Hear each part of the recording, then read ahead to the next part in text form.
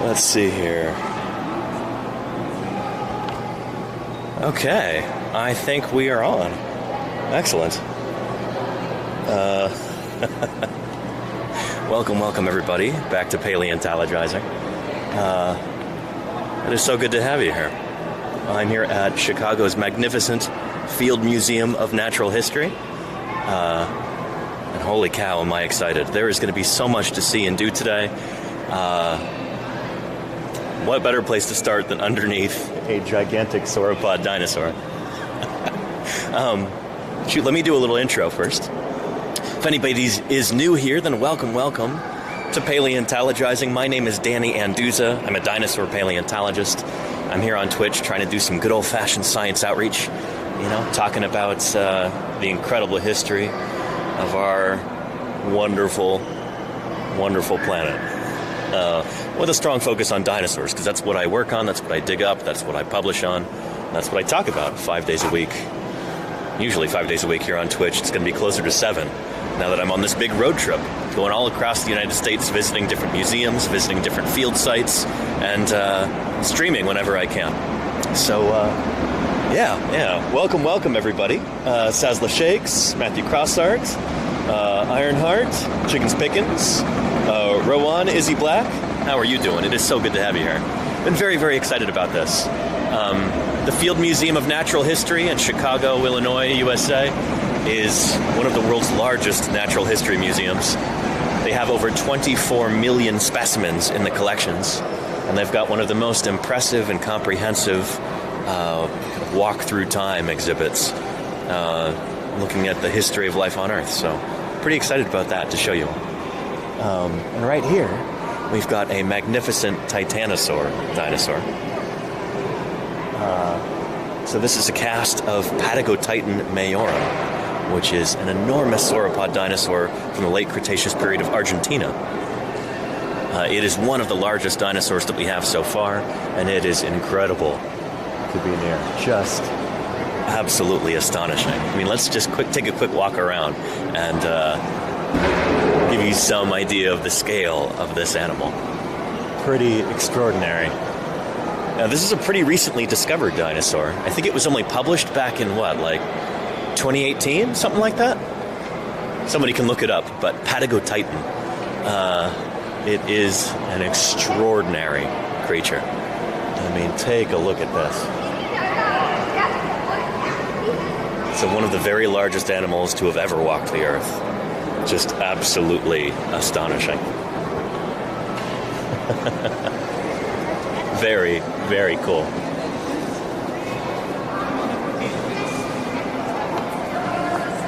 I mean, extraordinary. I hope you're getting some sense of the scale here. Each one of those femurs is taller than I am. The thigh bones. Look at those enormous ilia up there in the hips. Massive, massive vertebrae. Just absolutely astonishing. And take a look at the way that the femur kind of bows a little bit out to the side. This is a characteristic of titanosaur dinosaurs. You don't really have that in diplodocids like Diplodocus or Apatosaurus, but you do get it in titanosaurs. They've got kind of a bow-legged stance like that. Not sure why. It might just be something to do with, being able to support their weight. I don't really know. Yeah. But just astonishing. So this specimen here, this cast right here, is mostly based on real fossils. So at the site in Argentina, Diego Paul and co., Argentine paleontologists, dug up, I think, 3 individuals from this site. So we've got the majority of the skeleton. And you can imagine what a massive undertaking that must have been to dig up this entire critter. Or really, rather, 3 of them, Just nuts. Absolutely crazy. I mean, I barely come up to its elbow here. It is on a little bit of a pedestal, but still. Yeah, pretty neat. Yeah. Izzy says, I would hate to see what the size of their eggs were. They wouldn't be particularly large. Their eggs would be smaller than like a soccer ball. As far as we know, eggs can't really get bigger than that on land. The maximum egg size for a dinosaur or any other creature with a hard-shelled egg would be smaller than a soccer ball. So these guys actually had relatively small eggs. Probably a little bit larger than an ostrich egg, smaller than a soccer ball, something like that. Which is astonishing to think that when this animal first hatched out of its egg, beginning its life, it could fit in the palm of your hand. And then over the course of 30, 40, 50, maybe 60 years, it would grow to be this size. That is extraordinary. That is, that kind of extreme exponential growth. It's unheard of in big land animals today. But this was the norm back during the age of the dinosaurs. Pretty cool to think about. Pretty cool. So yeah. There you go. John F. McDropout. I would also hate to be following it with a baggie. Yeah, there's a word of the wise. If you're going to have a titanosaur in your parade, make sure it's at the back of the parade, So I was talking about the excavation down in Argentina. I'm talking about Diego Pol. Here he is right here, next to the femur as it was being dug out. And here is a cast of that same femur here. So it is on a little bit of a pedestal, so it looks even taller than it is, but it dwarfs me. I mean, holy cow. That is pretty astonishing. I mean, take a look at that. So this is the femoral head that fits into the hips right there. And then this is the knee down here. And so this is the animal's right femur. Pretty cool. Pretty cool. And there is the whole critter. Just absolutely huge. Yeah. And, oh yes, Izzy, they did grow up fast and the lifespan was relatively short. I think the oldest dinosaur that we have, like oldest when it died, meaning like it had the most years under its belt, it was the most mature, I think is in its 40s. I want to say like 48, and that was also a titanosaur. So yeah, most dinosaurs lived fast and died young. All right. I hope that the sound is okay right now, too. Let me know if it's not. I do not have the microphone on the camera currently. Because, well, it kind of draws a lot of attention. I want to kind of fly under the radar here. They don't have an official policy against live streaming, as far as I know. And you're allowed to have selfie sticks and stuff like that, so... But still, I don't want to be obnoxious, and having a big fuzzy microphone on top of my camera can be a little bit obnoxious. So, yeah, we're eschewing that for today. But yeah, sound is perfect. Thank you, Rooster on Ryan. I appreciate it. And welcome to Paleontologizing. Holy cow, yeah. And Arlette, yes, beautiful museum indeed. The Field Museum here in Chicago is one of the world's great public natural history museums. So this is the main hall right here. Upstairs, we're going to go see You're not doing so badly some stuff about Sue, the T-Rex, who I think is currently in a traveling exhibit right now. And also, we've got a special Jurassic Oceans exhibit that we're going to check out. I think we'll do that first before we do our main kind of walkthrough of the what they call Evolving Planet, which is kind of a walk-through time on planet Earth, showcasing the evolution of life on our planet. Before we go into there, let's just do one more walk around, and I also want to show you this big Quetzalcoatlus that they have. Giant Asdarchid pterosaur up there in the corner. That is life size for this critter. The largest animals that ever flew. Pretty extraordinary. I mean, take a look at that. Also pretty wise use of space. I mean, there's nothing else going on up there, so stick a pterosaur there. It's beautiful. I mean, holy cow. Just extraordinary. I am agog at this. And this is pretty lovely, too. I love that they've got this is a big bull African elephant right here. This is the largest animal walking around on Earth today, is a bull African elephant. Loxodonta africana, I think. So it's pretty big. absolutely dwarfed by the titanosaur, though. Yeah. There's a whole bunch of different skeletal adaptations that allow dinosaurs to get so very big like this. But we'll go over that later. I want to get into the exhibit before more people get here and it gets more crowded. I might even put my mask on if we're going to go into a more confined space. So let me do that real quick, and we will, we'll go check out Jurassic Oceans. So hang on just a minute. Let's see.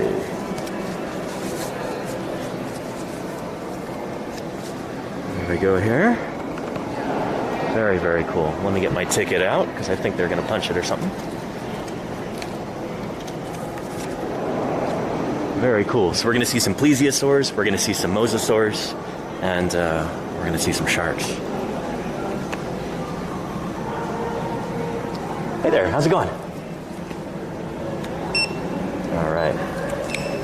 Okay, you're good to go. Thank you very much. Yeah, holy cow. It's a Megalodon Jaws replica. We still don't know exactly how big that shark's jaws were, but...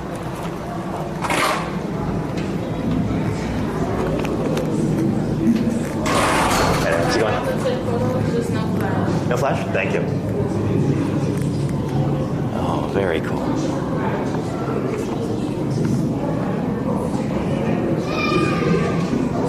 This is a big temnospondyl amphibian right here. There we go. Yeah. Paracyclotosaurus davidii from the Jurassic period. Just tap your lightning bolt icon. Yeah. Very cool.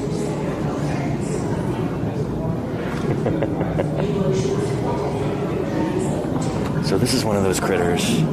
They're pretty common during the Triassic period. We call them metoposaurs. So we've talked about these a little bit. I worked with some specimens of this of critters related to this at the Badlands Dinosaur Museum in Dickinson, North Dakota. We had a cast of, I think it's Metoposaurus proper. It's got a big round flat head, even flatter than this, but it's significantly smaller than this.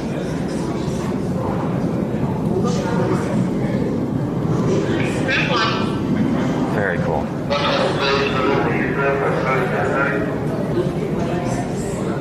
Pretty neat. So basically kind of like a giant salamander. So this is from the Triassic period, around the same time as the first dinosaurs, about 235 million years ago. Pretty neat. All right. Let's see. And very cool. We've got an ancestral marine reptile, a Skeptosaurus, from the Triassic, a little bit older here. So this might be a nothosaur.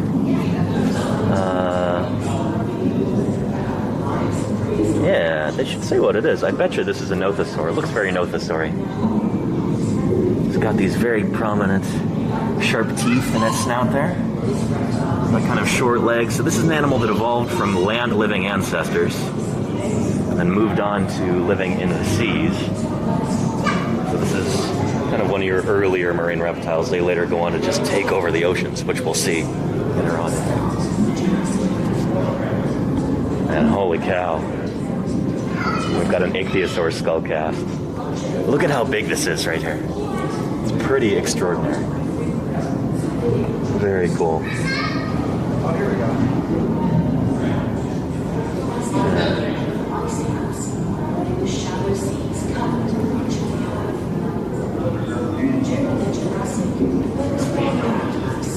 Very, very cool. Look at that big old eye right there. So those are the sclerotic ossicles inside. Those are eyes that are, or excuse me, bones that are inside of the eye. And they would help to, basically those bones help to keep the eye from getting compressed by water pressure as the animal's diving down into the depths. This long pointy snout with all those beautiful teeth in there. Very, very cool. Yeah.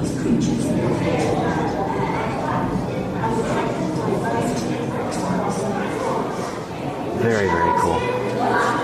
And so, everybody, you know this remarkable woman right here, Mary Anning, who we talked about earlier. kind of the patron saint of early paleontology. Some people call her the mother of fossil science. And it's true. Anyway, so she found the very first ichthyosaur to come out of England. Let's protect them. And it was a specimen not too different from this. Would have been smaller than this one here. This is Temnodontosaurus. I think she found Ichthyosaurus. But yeah. Very cool. Yeah. Neat stuff. Oh, and thank you, Puppy Girl Rar, for the Prime sub. Really appreciate that. Thank you. Thank you for your support. Very cool. So here's the nostril right here. There's that enormous eye. Ichthyosaurus had the largest eyes of any vertebrate animal that ever lived, as far as we know. The biggest eyes of any creature with bones. Maybe the biggest eyes of any creature that ever lived. It's hard to say. Yeah. And right here we've got another ichthyosaur, Symbospondylus. What you're seeing right here is the back part of the skull. So you can see the eye right there. The front part of the skull is all sheared off. But here's the back of the head. And then up there are the vertebrae and the ribs. So if they look particularly kind of dense and chunky, it's because they are. So ichthyosaurs and other marine reptiles exhibit something that we call pachystosis. So they've got very, very thick bones. And that helps them to stay neutrally buoyant in the water. Even though these are air-breathing animals, their lungs are full of air. They'd have to come up and breathe, and they dive back down. So all of that air in their lungs would be trying to pull them up toward the surface. So they had to evolve other means of staying beneath the waves, and evolving big, thick, heavy bones as one way of doing that. Very cool. And so this ichthyosaur was collected in the Augusta Mountains of Nevada in 1999 by a team led by Field Museum paleontologist Olivier Rico. Very cool. So I actually tried to visit Berlin Ichthyosaur State Park near Augusta, Nevada, at the beginning of this trip, and I didn't make it there. One of the roads was closed, and I had to turn back. But it would have been really, really cool to see. So it's so cool to see one of these ichthyosaurs from that site here in the museum. It's some kind of consolation, I guess. Pretty cool. Yeah.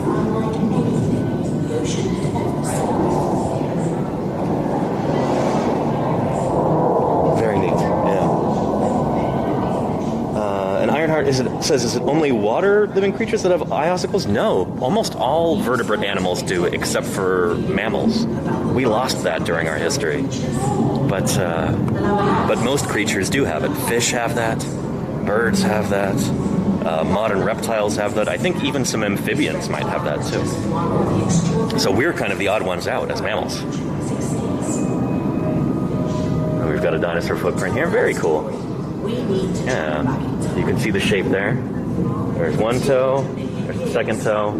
There's the third toe. Very pretty footprint. I've gone and collected dinosaur footprints in the Frontier Formation, like early Cretaceous of Montana. They were not as pretty as this. This is a pretty beautiful one.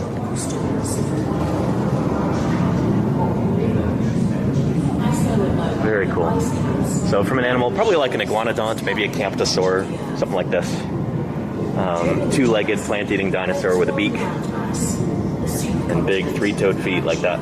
The word ornithopod, which is the group that this animal belongs to, it's an ornithopod. That name means bird foot, and you can see why. It's got that three-toed foot just like a bird. Very cool. Yeah.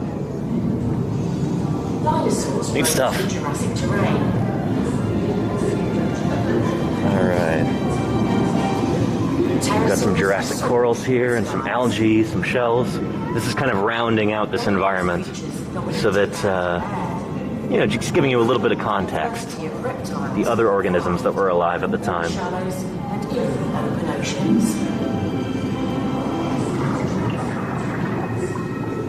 And then we've got a horseshoe crab here. Very, very cool. So we talked about horseshoe crabs a lot a few months ago on stream.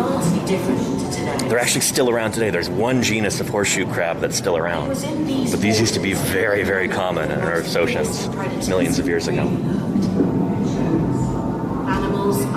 Very cool. the ocean had ever seen before. Oh wait, maybe there's more than one genus. This doesn't say Limulus, it says Tachypleus tridentatus. I guess there's more than one living horseshoe crab genus. New scientific techniques are revealing more Very cool. about the lives of prehistoric creatures. But that is actual size for this animal. In a whole new light. Take a look at that. Pretty neat. That's, Exists now. This reptile was just one of the extreme just beautiful. predators that roamed Cool stuff. Yeah. To tell their story, we need to travel back in time. Over 200 million years to the start of the Jurassic. Ooh, here's some Jurassic sharks here that we're going to get into. So sharks evolved long before the dinosaurs, and they are still around today. And here is, famous Hybodon shark. Take a look at that.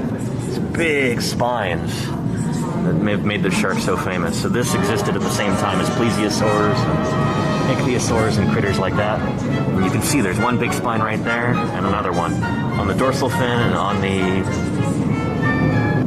post-dorsal fin, or whatever you call that one. Very, very cool. Yeah. Such a well-preserved specimen. I mean, you can actually see this has been like partly carbonized. You can see the outline there of the body. You can see those fins. You can see the internal cartilaginous skeleton. Very, very cool. Yeah. Neat stuff.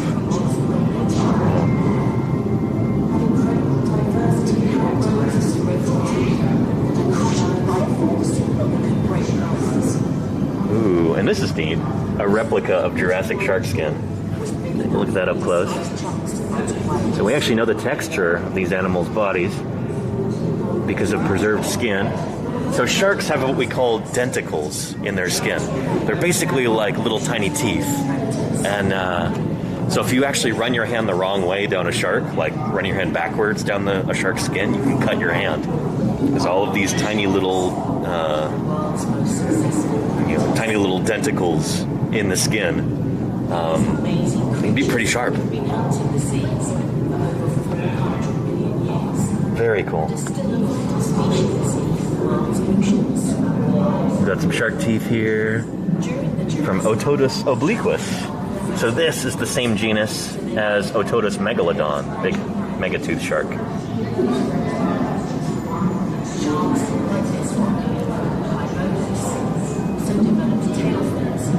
Some more sharks like that. And that is pretty neat. So this is from a shark called Acrotis.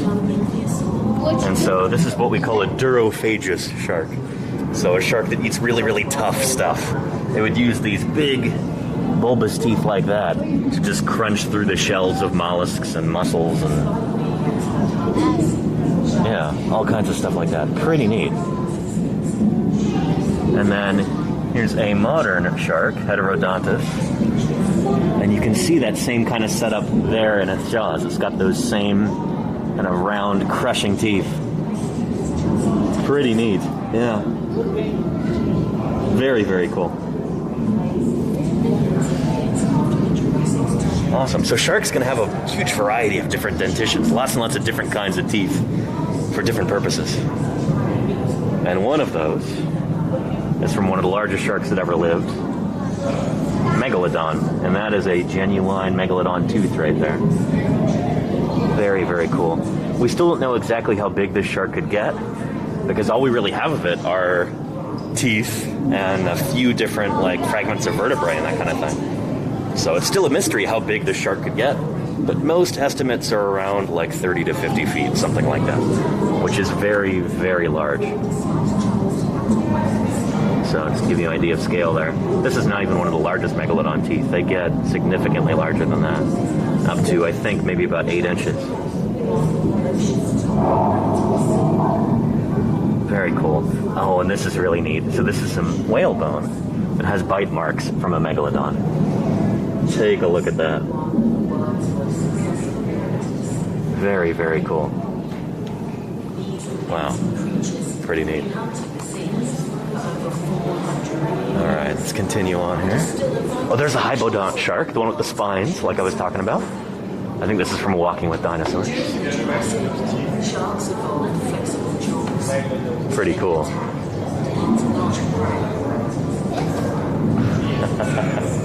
Neat stuff. Like this one, called Hylonis. Also developed And then here, oh, I know this fish. This is lead zichthies. So this is a giant filter-feeding fish from the Jurassic. And it actually shows up in our Paleontologizing logo. The big blue thing. Here, let me show you. I'm going to switch to the starting soon screen. See if you can find the big blue guy with the gigantic mouth.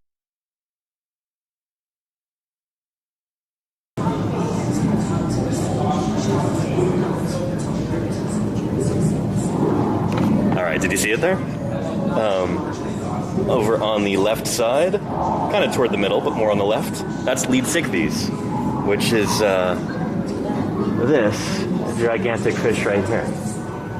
Yeah. So I think we might see some stuff related to him here in this exhibit. In fact, I think I see a video over there that might be featuring lead zichthies. So yeah, very cool. But before we get to that, there we go. Here's some other assorted little bits of marine stuff. It's a Jurassic fish head. Very cool.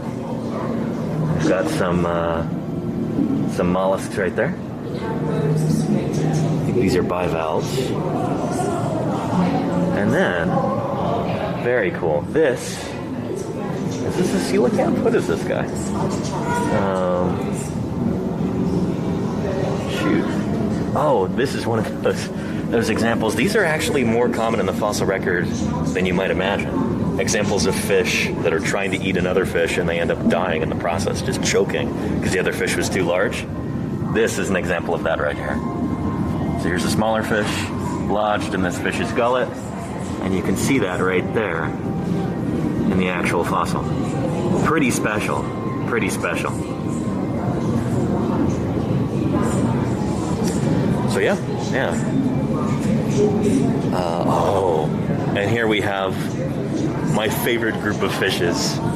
Favorite group of non-tetrapod fishes, I should say. A coelacanth. So I know we've talked all about coelacanths on this channel before. And here's a photo of a modern coelacanth, and there is a fossil one. So I think that's the original fossil. I don't think that's a cast, but it's been preserved in resin around it. It's an interesting way to prep that. But yeah, very, very cool.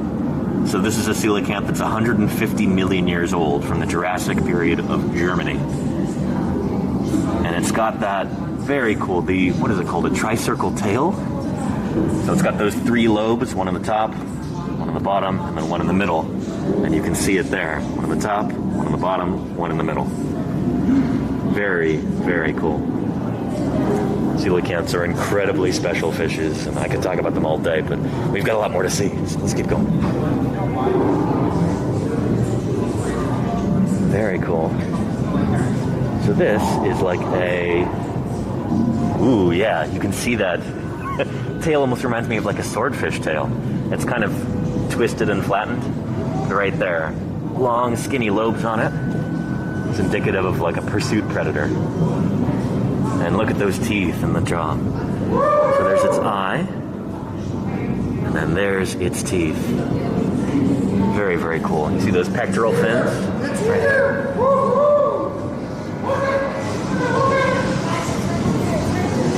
Very neat. Very, very neat. Like a pike, says Hasler Shakes. Yeah, the teeth are very pike-like. Yeah, for sure. Pretty neat. Pretty neat. All right. Ooh, and it's funny. We already saw this replica earlier in this trip. Our pterodactylus right here. So that's a cast of really famous pterodactylus specimen from Bavaria, I think. Yeah. And I guess it's since been renamed Aerodactylus. Okay. And we've got a lovely teleost fish right here. So teleost fishes, they're the group of fishes that are dominant today. So most modern fishes that you see swimming around are teleosts. But this group really comes into its own during the Cretaceous period. They didn't used to exist, like during the time of the origin of the dinosaurs, but later on they evolve and then they just go nuts. They take over the oceans. And so this is a Spitorhynchus. Okay. Name sounds familiar. To the global and Very serious cool. And game again, of kind of preserved in paleontology. resin like that. Interesting stuff. I guess they wanted to prep away all of the matrix and just kind of embed the fossil in resin. It's probably done a very long time ago. You can see remnants of plaster around the edges. This is probably done back in like the 1950s or earlier. Very cool to see. Very, very cool to see. Yeah. And Pendrix is tiny or scaled down? Are you talking about the pterosaur back there? No, they're that size. Do you think dinosaurs are put together correctly? So The pterosaurs bones. vary in size really, really You're wildly. smart. What do you think? So the very largest of them have like a 40-foot wingspan. But there are other ones that are the size of small birds. And this might be a juvenile right here. But yeah, that is actual size right there. Not all pterosaurs were huge. They were pretty diverse in terms of their size. Alright. And then, ooh, large Jurassic fish that lived in the Tethys Ocean. Take a look at those ganoid scales. Look how beautiful those are. They remind me of gar scales. I wonder if this is a relative of modern Lepisostean fish like gar. Very, very cool.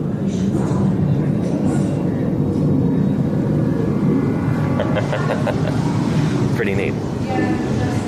Oh, and we have coprolite, fossilized dung. So first identified by Mary Anning. She first discovered fossilized droppings and deciphered what they were. And this is a cast of one right here. Very cool. Fossil poop.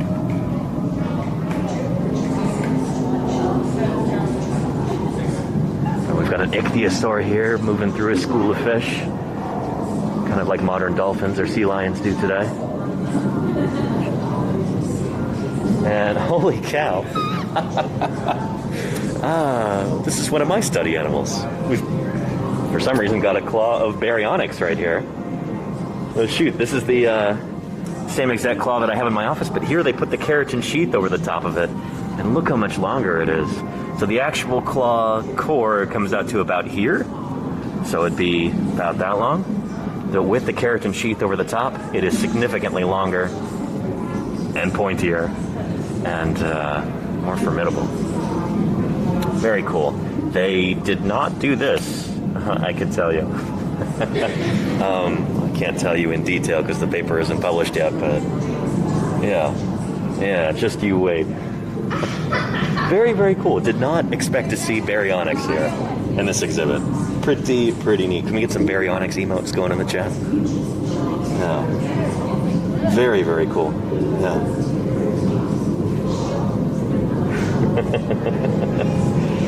That makes me happy. All right. Oh, and I can see why they have this here. So this claw would have been used to catch fishes like this. Is this Sheenstia here? It is. Very cool. So this is a coelacanth fish. I think it's a coelacanth, isn't it? But this has been found in the same rocks in the early Cretaceous Wealden as baryonyx. And so also scales from this animal were found near the original baryonyx holotype specimen. And it's thought that baryonyx, this fish-eating dinosaur, ate fishes just like this. So cool to see. So you'll see this in older books too, but it usually goes by the name of Lepidotes. Apparently that name, I guess it got split up into multiple different genera or something like that. Of dinosaurs So this one now is called a the Sheenstia. evolution of large mammals to our own existence. But if you look in for that older matter. books, it's often shown next to baryonyx under the name of Lepidotes. Very, very cool. Although this is saying it's Jurassic, whereas the one that was coeval with baryonyx would be Cretaceous. So I'm not sure what's going on there. Yeah, but right here, you've got a dental plate from one of these animals, and you can see those almost spherical teeth. They're like very round. Again, used for cracking open shells and stuff like that. This animal probably ate crustaceans, mollusks, things with shells that it would crack open using those bulbous teeth. Very, very cool.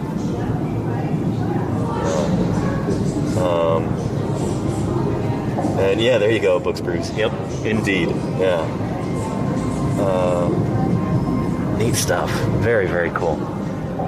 Again, imagine this claw being used to catch critters like this. Pretty neat. Pretty neat. And here we've got like a touch replica of what the scales would be like. You can see the pattern right there. But shoot, this is almost unnecessary. I mean, you can see that pattern just as beautifully right here. And you can imagine what it would be like to touch it. And this one, just absolutely gorgeous. Take a look at that. First armored tank. This is a replica right here. I don't think that's the original. That trunk is completely covered with thin, bony This one in the back, I think, is an original. Just exquisite. And look, you can see those teeth in the front of the jaw, too. And they even got a little mirror back there so you can see the back of the head. It's a clever display. I like that a lot. Cool stuff. Very cool. Yeah. And right here, ooh, we've got a ray from the Jurassic period. This looks kind of similar to like modern guitarfish and stuff like that. Very cool. Rays first evolved in the Jurassic. This one is female. She doesn't have the two claspers by her tail that males use for mating. Very cool. So I'm sure everyone here is familiar with stingrays from today. They got their start back in the Jurassic period. Pretty cool. And what a beautiful specimen. You can see that notochord going all the way down. Spinal column.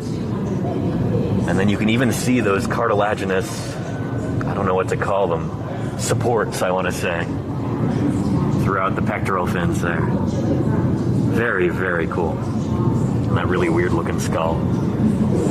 Sharks have very strange looking skulls, and so do rays. And this is a modern brown stingray. It's been preserved, looking very, very brown indeed. But yeah, they get pretty big. Hang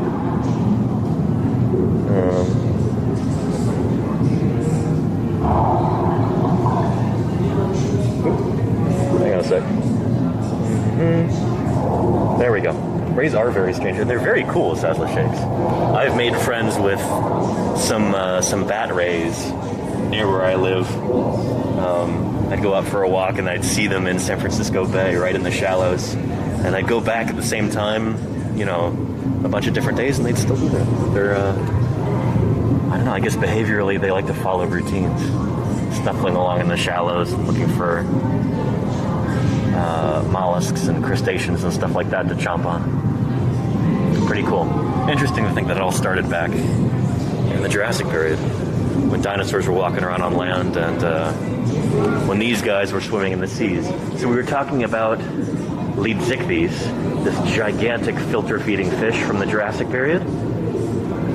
This is the tail of Leadsichthys right here. Take a look at that. So this is a ray fin fish, and you can see those fin rays right there. Just extraordinary. So this critter is like probably bigger than a whale shark. I have some estimates that I've seen put it at like over 80 feet long. Let's see what the sign says here. Leadsichthys, up to 9 meters or 30 feet. Okay. Not very fierce according to the fierce factor. It's a filter feeder. Just like modern whale sharks and basking sharks, critters like that. So this is an animal that fed on marine microorganisms, would filter them through its mouth, so it would just take big gulps of water, and then probably in its gill rakers would filter out that organic matter and eat it. That's what it subsisted on. Pretty cool. So, a gentle giant.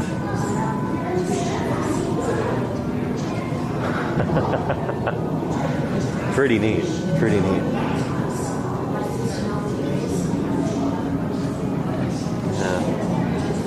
Oh, and Paleostream, 15 meters is the max estimate currently. Thank you, Paleostream. That's good to know. Yeah. The Lenina gifted Look Paleostream at a that. subscription. The Lenina gifted a tier 1 sub to Paleostream. They have given 149 gift subs in the channel.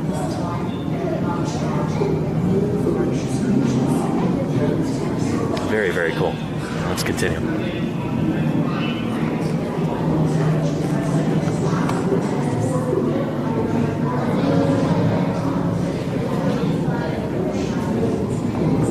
All right, and now we're getting into our marine reptiles. Stuff that I find really exciting. So we've got Matriorhynchus over there, an ocean-going crocodile. We've got wonderful streamlined ichthyosaur, and here is a paddle from an ichthyosaur. These are super cool because these are homologous to our hands. So ichthyosaurs, like all marine reptiles, evolved from land-living reptiles, terrestrial reptiles.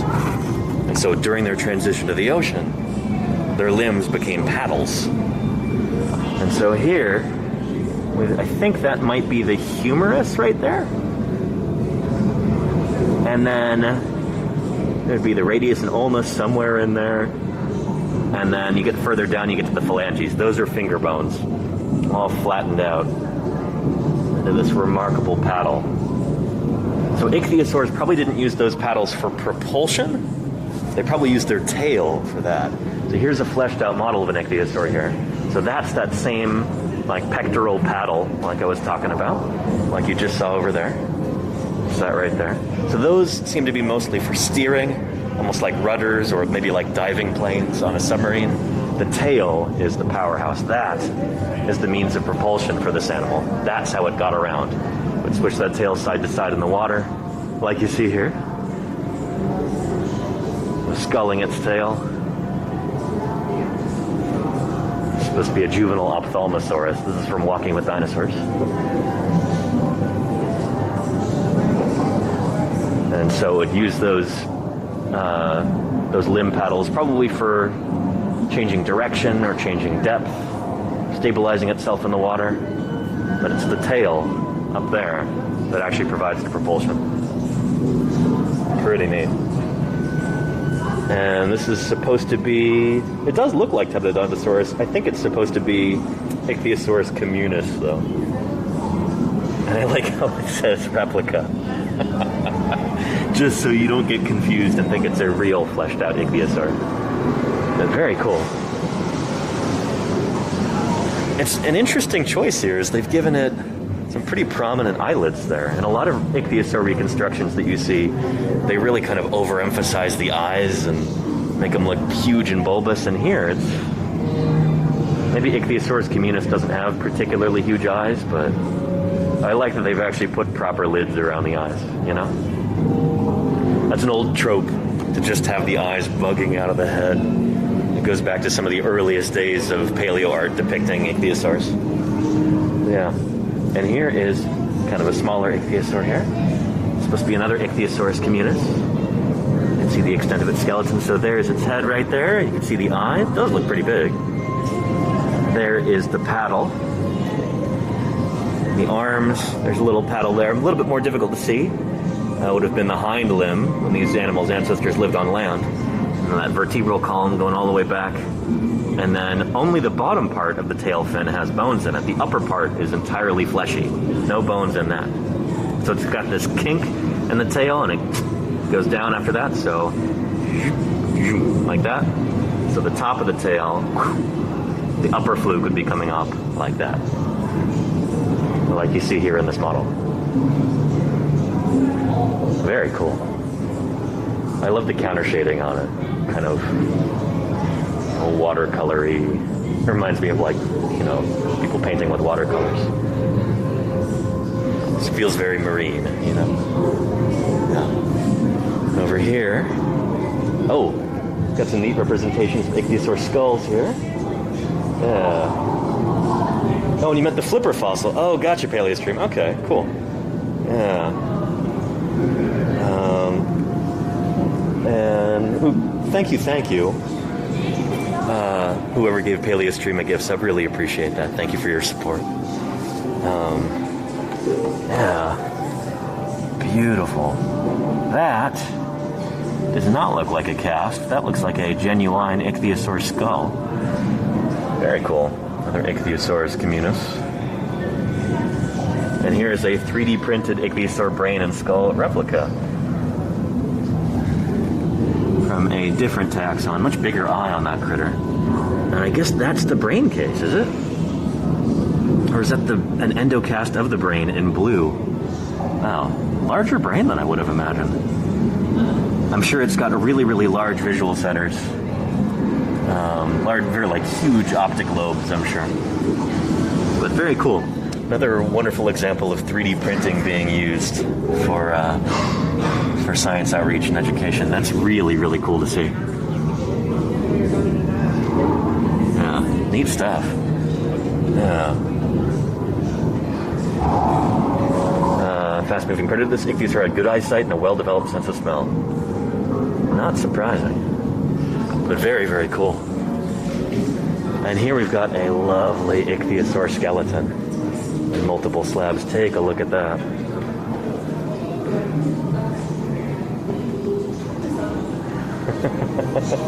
I like how the sign says pregnant or well-fed ichthyosaur. This is Stenopterygius, which is one of the most famous of the Jurassic ichthyosaurs. We've got a fossil of one of these guys, big one on display at the museum in Berkeley, California. It's one of the few public displays that exist there. Definitely worth a trip if you're ever in the area. See that, some of the other stuff. Their specimen's a little bit bigger than this one. You see, there's the skull right there, kind of compressed and crushed a bit. So you're basically looking at her upside down. So there's those long, thin jaws. There's the eye socket up there. You can actually see that little bit of, almost looks like pineapple ring right there. Those are the sclerotic ossicles. So that's the interior of the eye, the little bones that are there in the eye. And so her skull's kind of squashed flat. And there is that pectoral paddle. What used to be the forelimbs of these critters' ancestors. And it's got some interesting stuff going on in the rib cage there. It says that she's either pregnant or very well fed. I guess this is like a more expanded rib cage than we're used to seeing in ichthyosaurs. Very, very cool. An exquisite specimen. So Stenopterygius specimens like this, there are a lot of them from, where is it in Germany? I forget. But they're in museums all around the world because back during when a lot of natural history museums around the world were first starting to expand and they wanted to grow their collections, they would sometimes do trades back and forth, and they would trade one specimen for another. And so apparently at Berkeley, they got their Stenopterygius skeleton by trading a Smilodon, a saber-toothed cat, which are common in Southern California, or in the La Brea tar pits at least. So yeah, this kind of trading used to be pretty common, and I bet you that's how this specimen came to be here in this collection. Very cool. Yeah. And I totally agree, Lenny. Yeah, that would be pretty awesome to find a super giant ichthyosaur like that. Like PaleoStream says, there's fragments, and that's why Lenina is saying that. She's heard me talk about this a bunch. I think it's probably just a matter of time until we find bits of an ichthyosaur that are maybe larger than some of the largest rorqual whales today. Then you'd have to rewrite the books about the blue whale being the largest animal that ever lived. I don't think it was. I bet you someday we'll find an ichthyosaur that was bigger. But no, we'll wait and see. Really cool critters. Very, very cool. So the ichthyosaur stomach contains bits of other animals it ate shortly before it died. If you look closely, you can see shiny fish scales. Take a look in there. So that's this mass there inside the rib cage. And yeah, I can see what look like little fishy bits in there. Very, very cool.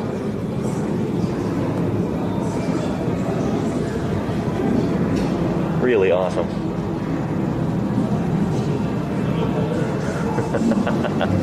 Pretty cool, pretty cool. And then, this is not an ichthyosaur. Who can tell me what this is? Look at this tiny little pelvic remnants there.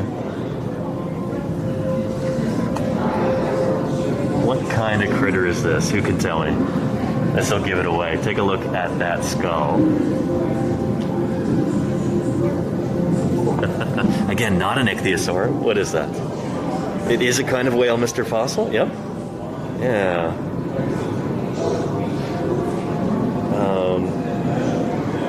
Oop. It's very close to an orca, Mr. Fossil. Yep. Yep. Yeah. Not a mosasaur, Jody Fish. Not Basilosaurus caravan. This is an animal that's still alive today. What is it? It's reconstructed kind of weird. Like the rib cage doesn't seem quite right. Looks a little bit too deep.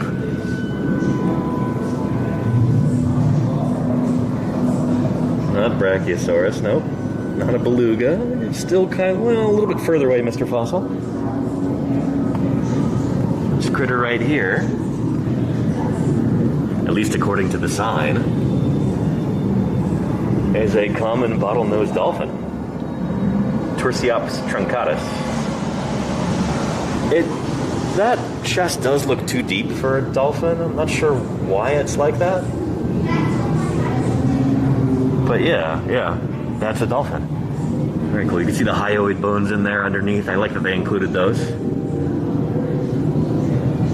You can see how their forelimbs, I mean, those are your typical mammal forelimbs, just modified into a paddle. Pretty cool. Got humerus, radius and ulna, carpals, and phalanges. Carpals, metacarpals, and then phalanges. And then the back limbs, the hind limbs, are just gone. All that's left are these little remnants there of the hip bones. But those demonstrate that these animals had a terrestrial ancestor, you know? Yeah, that was one of the first clues that, like, hey, whales evolved from some kind of mammal on land, because they've still got remnants of their hind limbs in there. Pretty cool. Yeah. Yeah, and these are the actual bones. Yeah, Jody Fish, yep. Mm-hmm. Oh, and Paleostream got it? Shoot, I missed that. Yeah, that's a dolphin right there. Very cool. So it's interesting how different groups of animals, as they go from, you know, terrestrial to marine, they follow some similar tropes where they reduce their limbs, they evolve paddles, but it'll be variations on the same theme depending on where they started from. So like with ichthyosaurs, they've got those horizontally sculling tails because they evolved from reptilian ancestors on land. And reptiles' vertebral columns go from side to side. If you ever watch a lizard or an alligator walk, you notice that it's kind of moving from side to side. That's the direction its spine is flexing in. But with mammals, like, our spines evolved to basically move in a vertical plane. So think about like when you see a cheetah or a dog running, the spine is flexing vertically. So think about whales, think about dolphins. Their spines flex dorsally, up and down, just like a cheetah running or a greyhound or some other kind of dog like that. So their tail fluke goes up and down because that is the way that a mammal's, you know, vertebral column evolved to flex. For an ichthyosaur, or say a mosasaur, one of these animals that evolved from land-living reptiles whose spines flex from side to side, they swim with a side-to-side sculling motion. Very cool.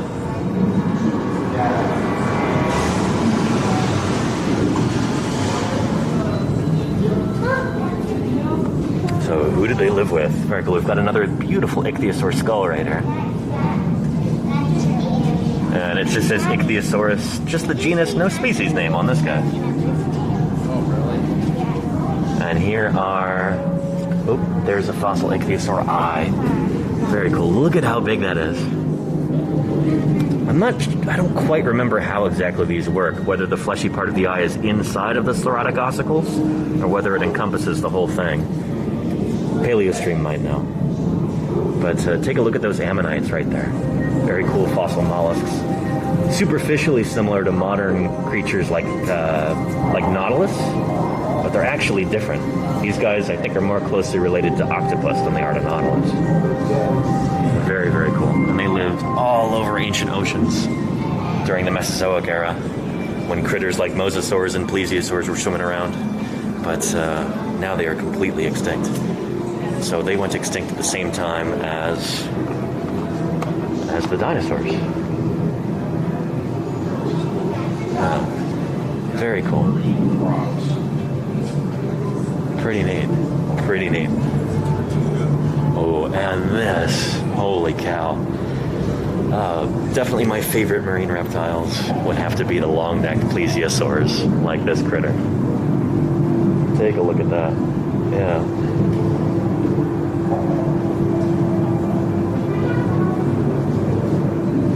Just beautiful. Take a look. So, who is this particular critter? Oh, Futabasaurus. Okay, very cool. From the Cretaceous of Japan.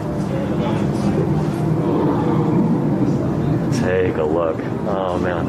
There's just something so graceful about plesiosaurs, especially long-necked plesiosaurs. Something really special about them.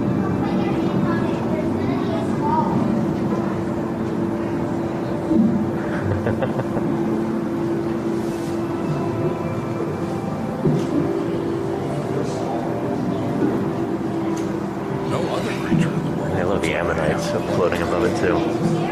Such a well done display. This is really, really cool. Glad to see you having a great time.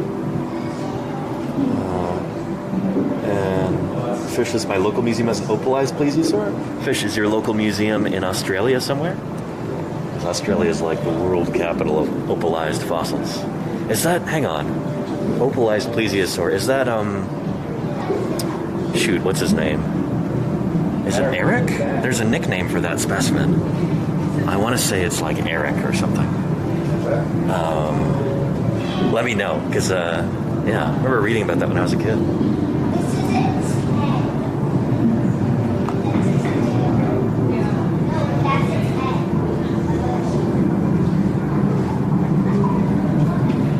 Very cool. Take a look at that skull.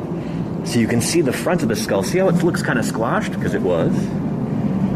These guys still have relatively delicate skulls. But the back of the skull's been reconstructed. See how it looks so much smoother like that? Very, very cool.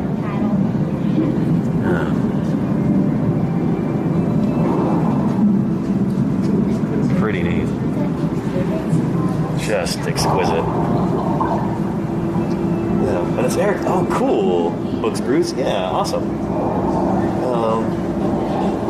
Very, very cool. Yeah. And here we go. Oh, here's a Cryptocleidos paddle. So similar to an ichthyosaur paddle, except distinct in certain ways. So ichthyosaurs, you remember they've got the finger bones, the phalanges basically look like hockey pucks or something. They're just like flattened discs. And plesiosaurs, they are still kind of elongate. They're still recognizable as phalanges. They still look like finger bones. Yeah. Very cool. That might well be because plesiosaurs are kind of more recent compared to ichthyosaurs. Yeah, ichthyosaurs had a much longer time in order to fully adapt to the ocean and, you know, become full-time ocean critters. So they've had more time to evolve their flippers and to, I don't know, to flatten out those finger bones and stuff. So with our plesiosaur, it's still got fingery bones in the paddles. They're not all like wafery discs like you have in a mosasaur. And these are the actual fossils right here too. Very, very cool. Super neat. And you'll notice they've got many more bones in their fingers than you do. And that's because for whatever reason, it's really easy for reptiles to evolve. Just more bones in their digits. It's crazy. And for us, how many bones do we have? In your index finger, you've got 1 bone, 2 bones, 3 bones, basically. And these guys, they've got so many more than that. Pretty cool to think about. A lot of stuff like that is conserved over time. It doesn't really change. but reptiles just change that stuff willy-nilly, and they're able to do that for whatever reason. Pretty cool. Yeah, and here we've got a replica. I don't think this is life-size, is it? Yeah. And here's a long-necked plesiosaur right here. That actually might be life-size. It might just be a small one. Because the proportions seem kind of odd. I bet you this is life-size. Pretty neat. Pretty neat. And this is neat. It says, is your hand like a plesiosaur's paddle? Just like human hands, plesiosaurs paddles also have 5 rows of bones. Here's the separate fingers, but theirs were held together inside one large paddle. So I think you go like this. And I don't know what that's supposed to do. That doesn't really seem to do anything. But yeah. Very, very cool.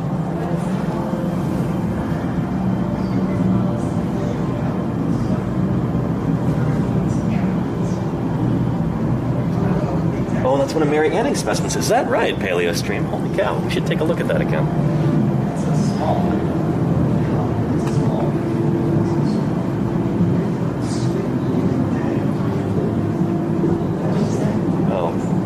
Well, and PaleoStream, I wasn't saying that plesiosaurs were less adapted to marine life, just that they hadn't been at it as long, you know?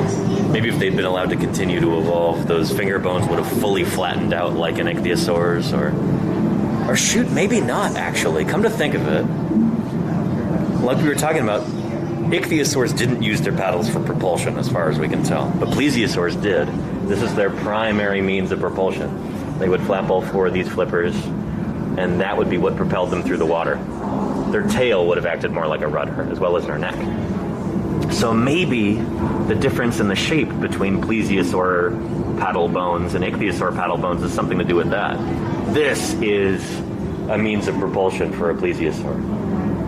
So maybe it behooves them to have stronger forelimbs that are kind of more rigid than those of an ichthyosaur or something like that. I don't know. Again, I don't work on marine reptiles, so yeah. But yeah, there's quite a bit of muscle in there. Yeah, PaleoStream, yeah. So very cool. So this is one of Plesiosaurus hawkins, huh? One of Mary Anning's specimens. Super cool. So I guess the original would be, presumably, in the NHM in London, the Natural History Museum, the original. Very cool.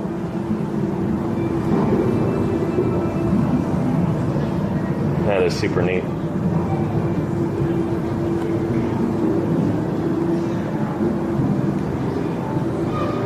All right. There's our gorgeous plesiosaur Futabasaurus right there from Japan.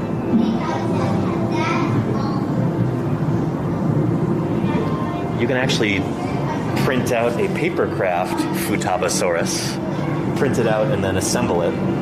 Like, it's not origami, it's a papercraft. You have to use scissors and glue and put it together.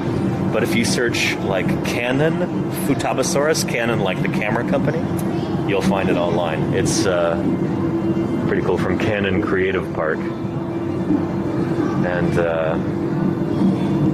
yeah, I printed that out and had it assembled and was hanging in my living room when I lived in Montana with those 3 other paleontologists.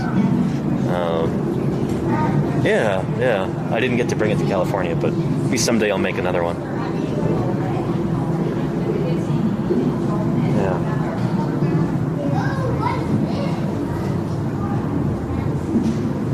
Very cool. Oh, and C-Film says, so there are giraffe-like dinosaurs? Oh, just to be clear, none of the animals that you see in here are dinosaurs. So Futabasaurus, this plesiosaur, and the ichthyosaurs, and if we see any mosasaurs, these are not dinosaurs, these are marine reptiles. So when dinosaurs were doing their thing on land, these critters were swimming around in the oceans. So marine reptiles, like these guys, they're from different branches on the reptile family tree. Like plesiosaurs are, I don't think we know where they fit exactly. Same with ichthyosaurs. But mosasaurs, whom I think we'll see later, they're actually giant marine lizards. And then you've got marine crocodiles that took to the ocean and became fully aquatic. They traded their limbs for flippers. And then sea turtles, which obviously are turtles. So none of those critters are dinosaurs. Just to be very, very clear. Sorry, I should have said that earlier.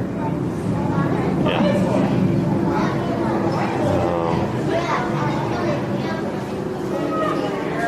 Very cool. We've got a Jurassic ammonite from Madagascar. Very cool. And this is really neat. You can see the internal structure of this ammonite here. It's been cut in half. So you can see all of those different segments, those different chambers, we call them. So as the animal grows and matures, it develops these new chambers, and then it moves into them. So they start off really, really small when the animal is very young, and the more it grows and develops, the bigger those chambers get, and the actual, like, squishy part of the body, with the head and the arms and everything else, like this, it basically lives in a new chamber. It just keeps adding on more and more and more and more as the animal grows. Pretty cool.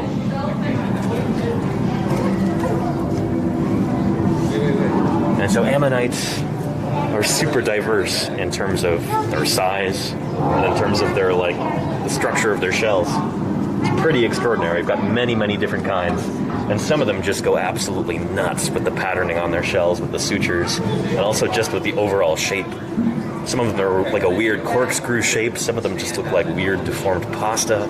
It's really strange. And they do that during the Cretaceous period. They just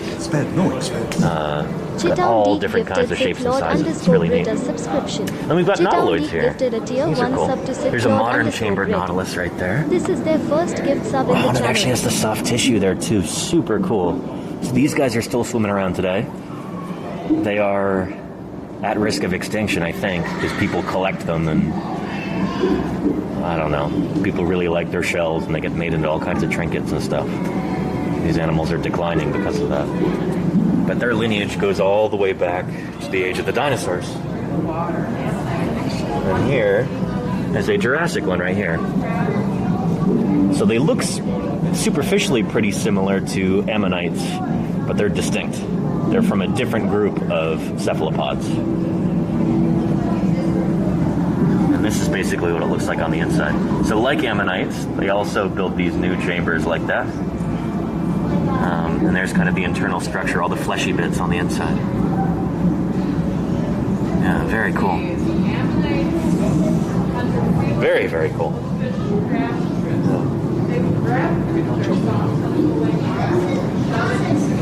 All right.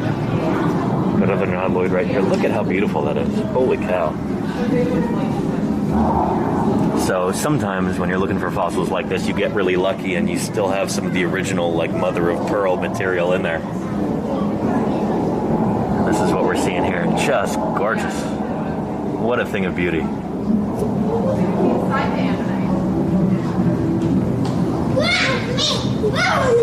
That's pretty neat. We've got a fossil squid. Very, very cool. So these guys, squid do not have a great fossil record because they're mostly soft parts. They don't have a lot of hard bits that become fossils easily. And so it can be difficult to really trace their history because, you know, they mostly just kind of decompose after they die.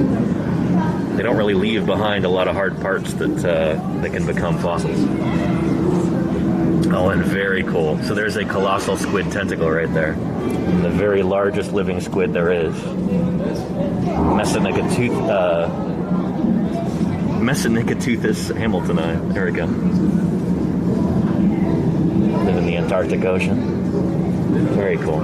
So these critters we know go back at least to the age of dinosaurs, maybe further. I don't actually know. They probably don't go back into the Permian. They probably originate during the Triassic, I'd imagine. But yeah, been around for a very long time. And this is neat. It's talking about marine crocodiles earlier, and there are some actual bones from a marine croc.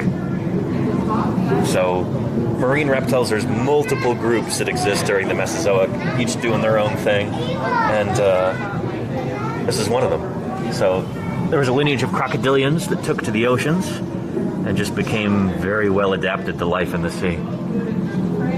So this is from Dacosaurus, There's a famous National Geographic cover that shows this animal leaping out of the water, like toward the camera. It's very dramatic.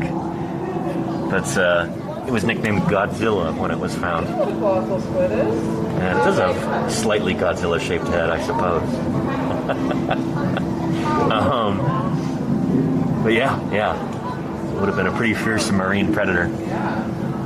So, like a crocodile, it's still got that same body shape, but the tail has evolved into a sculling fluke like that in order to propel itself through the water. Its arms and legs have become flippers, and it's lost that characteristic armor that crocodilians have. It's become smooth and streamlined for minimal drag swimming through the water. And there's that downward bend to the tail that you see that kind of forms the fluke, just like an ichthyosaurus. So these guys both basically like have the same solution to the problem of moving through the water. Ichthyosaurs and marine crocodiles do the same thing. They both develop that kind of fishy fluke like this. Now we think mosasaurs actually did the same thing too. Pretty neat. So here's another one here. Very cool. Super neat. Oh, so these are Dacosaurus teeth. Oh, I get it. So these are the teeth of this guy. And these are all skeletal elements of this more gracile marine crocodile. Much more slender. Gracilinustes leadsi. Must be named after the same guy that Leadsichthys is named after. Very, very cool. Yeah. Yeah. What is the oldest still living marine animal since sea films? Shoot. That's a good question. Some kind of microorganism, probably. I don't know. Yeah. Very cool. All right, let's continue on here.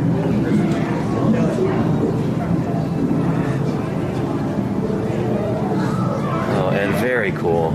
I like that Pelagosaurus. Delivers what it promises. It's a marine reptile, Pelagosaurus. Very cool. And it's got jaws. I like this. It's pointing out that it's got similar jaws to a modern gharial, a fish-eating crocodile. Like I've been looking at for an upcoming paper. Pretty cool.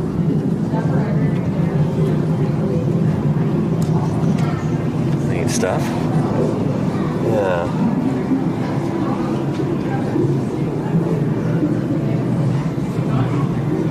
This is interesting, from Teleosaurus. So this is one of those critters that still had some remnants of its armor, but it's got that classic crocodile-y texture. I've found scutes like this in the Hell Creek and the Judith River formations, but this seems more streamlined. It seems less rough and bumpy. It's almost like a shell over the animal's back.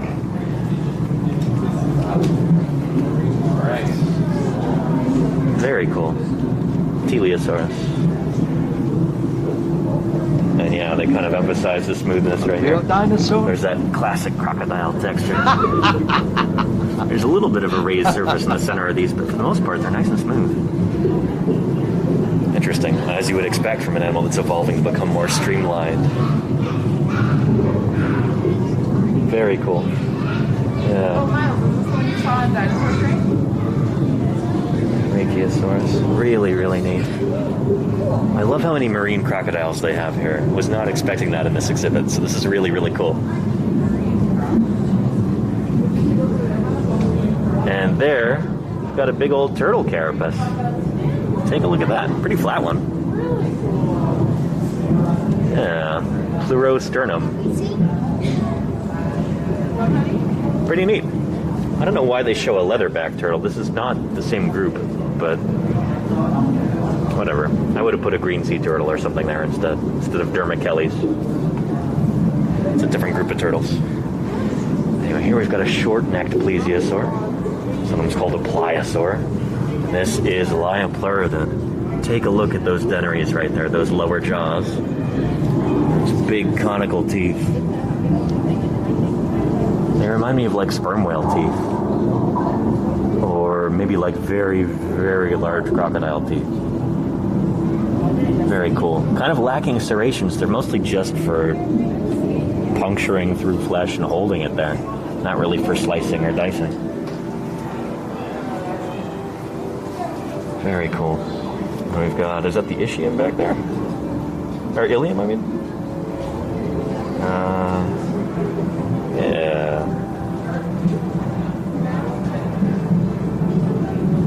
Yeah, big ol' ilium. So this is the like upper hip bone there. And here's a rib. Very cool. So this is an animal that would have looked something like this. Let's see. What do they eat? Sharks occasionally. There you go. Wow, pretty cool. And Smorphosaurus is Kronosaurus. It's related to Kronosaurus, but different. Kronosaurus, I think, is mostly from...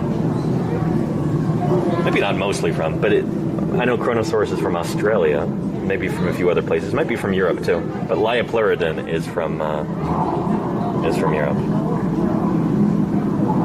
Let's see, how do they swim? Very cool. So almost like a double penguin. You know how penguins have their wings that they flap in order to move through the water really quickly? These guys have got two sets of those, basically. And, did they have scales? There we go. Smooth and without scales, a bit like a whale to help them glide through the water. But we've never actually found their skin. That makes sense. Yeah, pretty neat. So I like this. This is an interactive display that actually adds something. That's well done. I like that a lot. Pretty neat.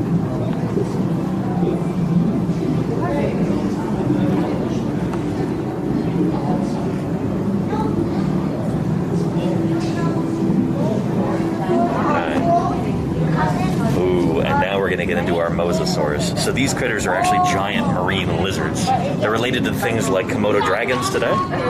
It's kind of a mystery for a long time what mosasaurs, like where they came from. But now the general consensus is that they are lacertilians. They are marine lizards. And you can see that in the structure of their skulls. So there's a replica of a mosasaur skull right there. Very cool. Yeah, mosasaurs are close cousins of snakes and lizards. I think, yeah, here it's putting them closer to snakes than to lizards, which is interesting.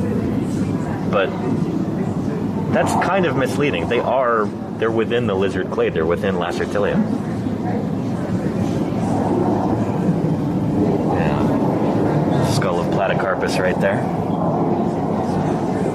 Pretty neat. So these would have been the top predators in their ecosystem. So during the Cretaceous period, the short-necked plesiosaurs like Liopleurodon and Kronosaurus, critters like that, they disappear, it seems. And mosasaurs swim in to fill that gap. And they become the top predators in the ocean. And there is a Tylosaurus jaw. Tylosaurus is one of the very largest of the mosasaurs. Second maybe to only Hanosaurus or Mosasaurus hoffmanni. These guys get huge, up to like 40 feet long, something like that. And the teeth are kind of broken there, but you can get some idea of their size. Pretty cool. The sign over there calls them the T-Rex of the sea, and I guess that's appropriate. Yeah. Pretty cool. Here is an actual mosasaur tooth. Pretty neat. Yeah. There's a mosasaur right there. Very cool. Yeah. And it's still kind of a debate if they're closer to snakes or monitors, tricky stuff. Yeah, I realize there's still some controversy about that. I remember talking to Jason Head about that a long time ago, who works on snakes and lizards. And I don't know, this would have been probably around 2010 or so. And he was like, yeah, there's some people who think that they might actually be like the ancestors of snakes. He did not buy that at all. He's like, no, they're monitor lizards. But yeah, I recognize that there's probably still a lot of debate over that. Yeah, very cool. Oh, so here we're moving into the modern day. And we've got the only modern marine reptiles still around. The only true ones are leatherback. Excuse me. Are sea turtles. And this, holy cow, that is exquisite. Dermachelys, leatherback sea turtle, the world's largest living turtle. So sea turtles are the only group of marine reptiles that survived the end of the Cretaceous period, with that gigantic asteroid slamming into the Earth and wiping out the majority of Earth's species. The majority of species on land and the majority of species in the sea, too. It's estimated that between like 50 and 75% of species on Earth were wiped out during that extinction. And sea turtles are the only group of marine reptiles that actually made it through. Very cool. This is not even that big for a leatherback. They get significantly bigger than this. I think they get up to about like 10 feet long. Like about 3 meters. Pretty cool. Really awesome.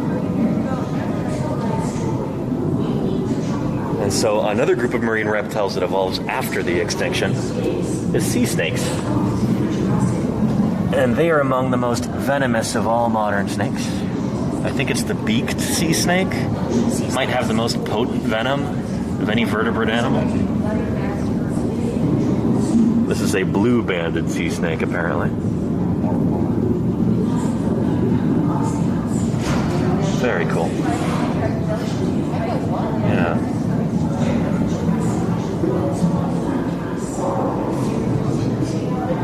And then I see they're kind of stretching the definition of marine reptiles here, but that's okay. Got a saltwater crocodile. Very, very cool.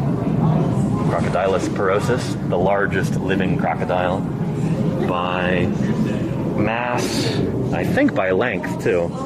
There's some gharials that also get very, very large, and they might be slightly longer on average, but saltwater crocodiles are definitely bulkier. They could be up to like 20 feet long, if I remember correctly. Pretty formidable animals. Pretty cool, yeah. But yeah. And they have been seen in the open ocean? Yeah, Hugin, that's how they got... Apparently that's how they made it down to... Well, no, I guess they would have been able to go by land, huh? But no, they will definitely swim between islands great distances. And yeah, they've been found with like strictly marine fishes in their stomachs. So we know these guys occasionally go out to sea to hunt. There's a famous photo of a saltwater crocodile that had a juvenile bull shark in its mouth. It's like hauling itself up on the beach. It's like, yeah, just eating this shark. They're pretty formidable critters.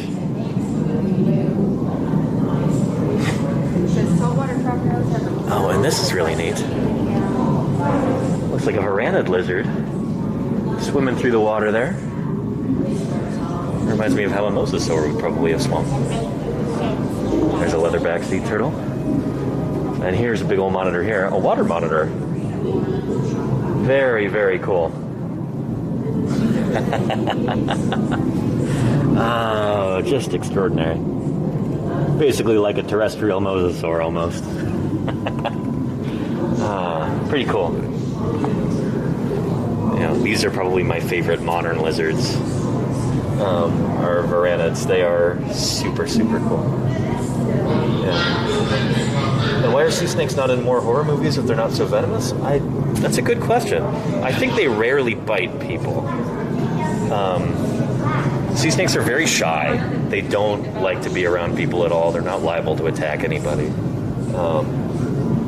Yeah, water monitor. There you go, Golganek. They are super cool. Look at that face. There's so much charisma there in that face. Look at that smug grin. It makes me happy. That's very cool. Yeah. You're very shy too, Hugo? Is that right? Well, speaking of marine iguanas, like some people in chat were, here is a marine iguana. So these are guys who are kind of approaching marine reptiledom, I guess. They are slowly evolving toward being true marine reptiles, you could say. And they are so cool. So marine iguanas like this evolved from regular old terrestrial iguanas from the mainland of South America. Probably split off like 2 million years ago, something like that.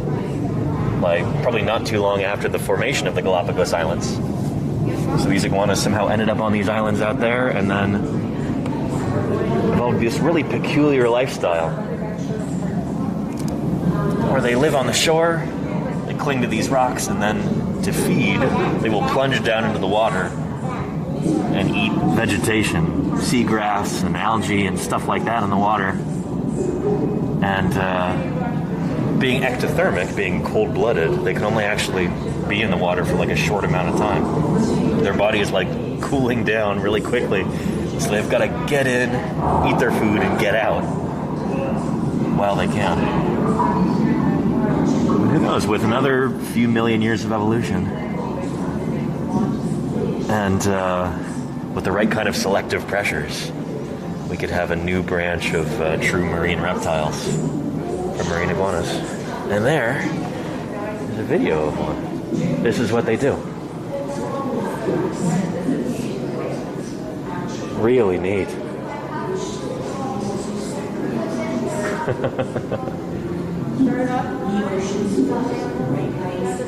And look, they just almost effortlessly make their way up to the surface again because their lungs are all full of air. And there's a sea snake. Very cool.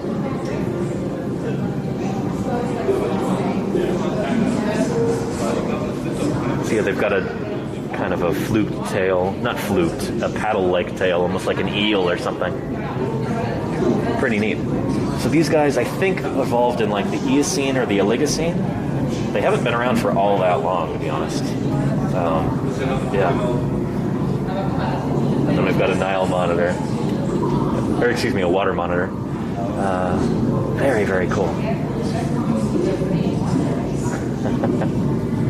Neat stuff. Yeah. Alright, and then some relative newcomers to the ocean realm are whales. So this right here, believe it or not, ladies and gentlemen, is a whale. That's Pachycetus right there. So this is one of these early terrestrial whales. We can tell that it's a whale by the structure of its ears, by its dentition, by other aspects of its skeleton. Whales used to live on land, which is pretty cool. And I say this is a whale because this is like after that group had already split away from all of its relatives, and they're already doing their own thing. And later they become increasingly aquatic. And it's not a straight shot, obviously. You've got different branches that kind of go off and do their own thing, but for the purposes of this discussion, yeah, we'll just say that they become increasingly aquatic. Look at the orbits, the eye sockets on top of the head right there. This may have been maybe kind of like a crocodile-like predator. Maybe it ate fishes and other critters like that under the water, but maybe it also would have lunged out and grabbed land-dwelling prey, because you can see those orbits, those eye sockets on top of the head right there. That's indicative of like an ambush predator, possibly. So yeah, I don't know. I don't know enough about the fossil history of whales. It'd be cool to have Bobby Bosnecker here to talk about them. But yeah, I don't know. Very, very cool. What you're looking at here The is world's a very first early armored whale. tank, you might say. That trunk Yeah. is completely covered with thin, bony plates. And those teeth are so huge. Yeah, muscle, aren't they cool? Very cool. So you've got teeth at the front. You might call those raptorial teeth. Those are teeth for seizing prey. They're just kind of cone-shaped or peg-shaped for like latching on and sinking into the flesh of their prey. But then they've got those big shearing teeth in the back. They almost remind me of like carnassial teeth, aren't carnivorous mammals. And that is for slicing up flesh. Very cool. This is what we call heterodont dentition. Got multiple sizes and shapes of teeth. A hetero meaning different, dont meaning tooth. So yeah, pretty neat. Yeah. And here, we've got another early whale skull. This is a really weird looking one. Genducetus. From the Paleogene of Australia. Very cool. So I think this might be an ancestor of the Mystacete whales, the modern toothless baleen whales. Very cool. It's got such a broad skull. Yeah. Pretty neat. Yeah. All right, let's continue on. I think, is that almost it? Ooh, check out this guy.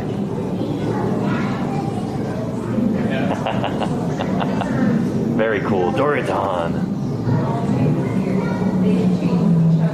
Take a look at that.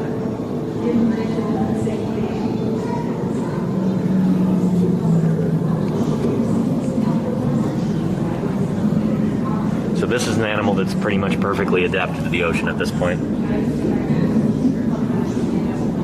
It's still got tiny little hind limbs back there.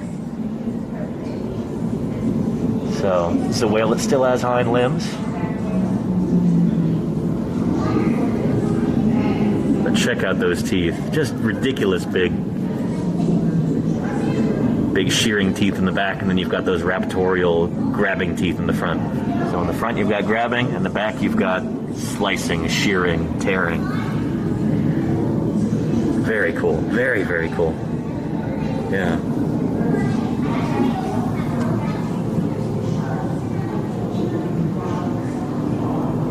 Pretty neat. Dorodon. A whale from the, I want to say the Miocene? So let's take a look. It might be Oligocene.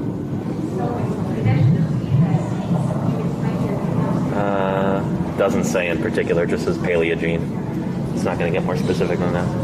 But very, very cool. Let's go right here. There's some of those teeth close up. Those are the actual fossils right there. Very, very cool.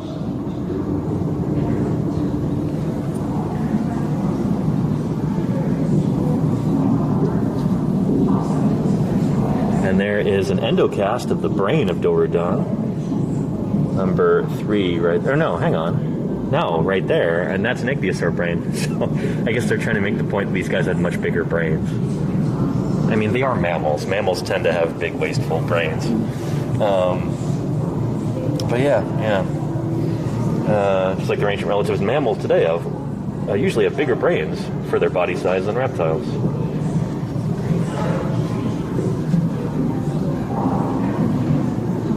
I don't know. Whales are pretty intelligent animals, though. I don't want to disparage them too much. I mean, take a look at that. We've got brain of a harbor porpoise, a human brain, and a sperm whale brain. Pretty cool. And look at all the folds, just like we have in a human brain. You can tell this one's been 3D printed. Look at the striations on it. Very cool. This has been 3D printed too. Neat stuff. Very, very cool. Yeah. And this is from a finless porpoise. Oh, look at these guys. Very cool. They've got the most ridiculous shaped heads. And here is an orca.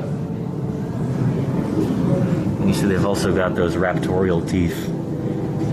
Not for shearing, not for grinding, not for crushing, just big conical teeth for grabbing. You can kind of pronate this. Some of the teeth kind of point forward like that. Interesting stuff. Very cool. This might be the most fearsome predator on planet Earth today, would be an orca. Pretty neat. Pretty neat.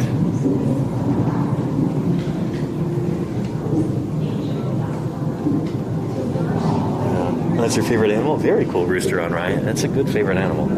Show as well. Who could tell me what this is the jaw of?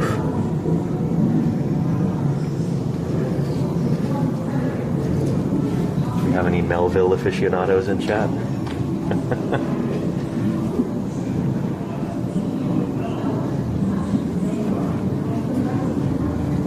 This is not really a crooked jaw like in the book, but yeah.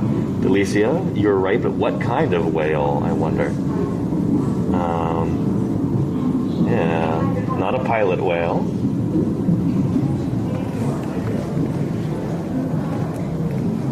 Let's see, this is the largest kind of predatory whale that we still have today. Unless you consider mysticeid whales, baleen whales to be predatory, which I guess you could. This is a sperm whale. Oh, sorry, I realized you might not be able to type that in chat. Might be a blacklisted term, apologies. But yeah, that's a sperm whale lower jaw. So they've got teeth on their lower jaw, but not on their upper jaw. I wish there were a picture here to show you. But they basically just have these, like, you know, negative spaces in their upper jaw to accommodate those teeth. They only have teeth on their lower jaw. Pretty cool.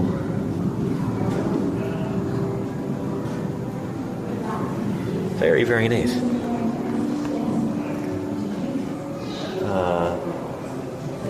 So there we go. Everybody, that was an exploration of the history of big animals in the sea. Pretty cool stuff.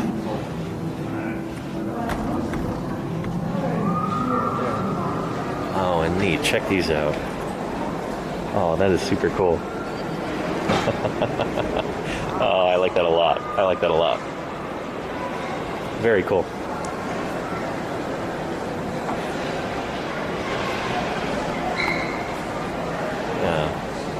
Let's see. Continue through here. Thank you.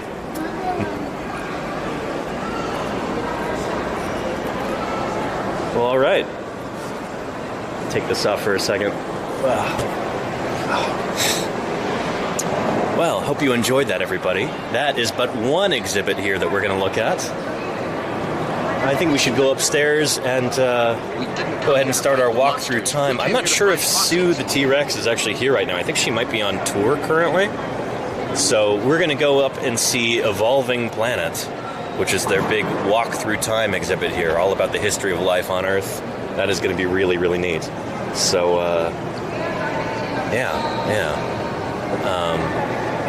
but I hope you enjoyed, what do they call it, Jurassic Seas? It's not just the Jurassic. We went all the way from the Triassic period up until the modern day. That was 245 million years of Earth history in the oceans there. Pretty awesome. Well done exhibit. That was pretty cool. Really liked the number of actual specimens they had on display. I wasn't expecting that. It's pretty neat stuff. All right, let's go take a walk under this Titanosaur right here. Then we'll go upstairs and go do Evolving Earth.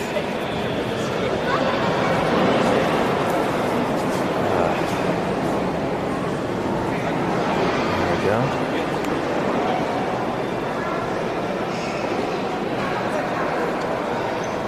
Before the onslaught of the beast. Oh, that is extraordinary. The beast. Just amazing. The beast from 20,000 fathoms.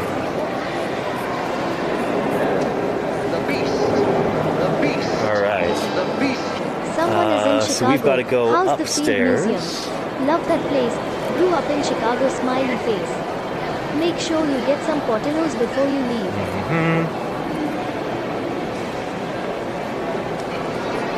Can we get there? Where's the staircase? I don't want to go outside of the admissions area. It's hiding around here somewhere. Gorgeous gargantuans and authentic. but this is an enormous museum. This is one of the largest museums in North America. It's one of the largest natural history museums in the entire world. They have over 24 million specimens in the collections here. And that's both biological specimens, fossils, anthropological artifacts, all kinds of cool stuff. Here we go. Here's our stairs. With sincere appreciation Let's and go gratitude, find thank you very much to the Evolving 100 Earth. bits. There we go. I found the stairs, everybody. You don't have to freak out. We're fine.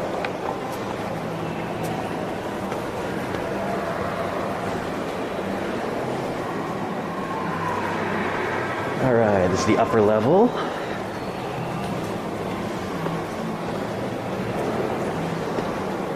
Oh, holy cow.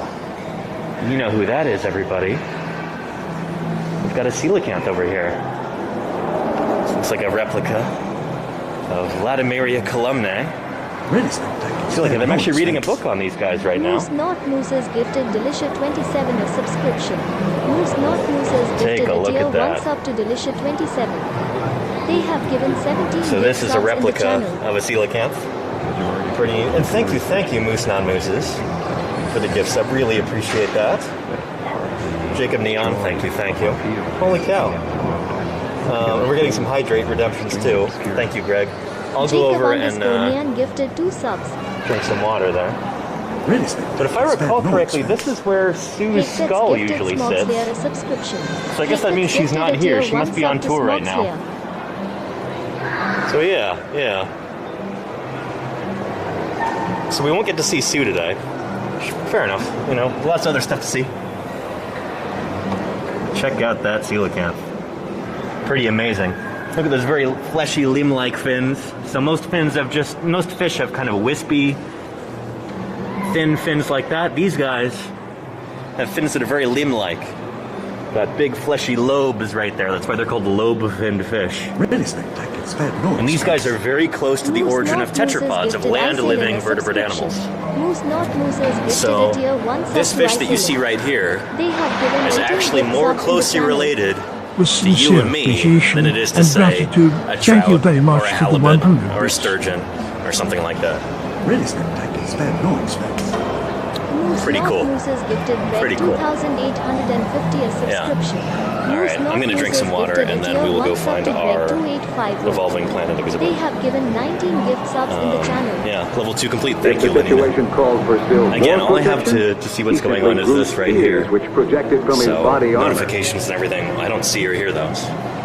So it's good to keep me informed. Thank you, Lenina. Appreciate it. All right.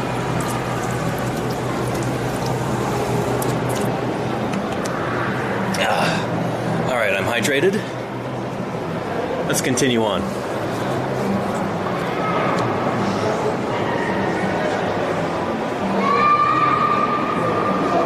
And our big old Quetzalcoatlus right there. Holy cow, look at that big flying reptile. There's our Titanosaur. You can see how wide that animal is. Sauropods are well known for being very long, but some of them are also very wide, especially Titanosaurs. Paleopato 3 Very, Hypertiger. very bulky torsos.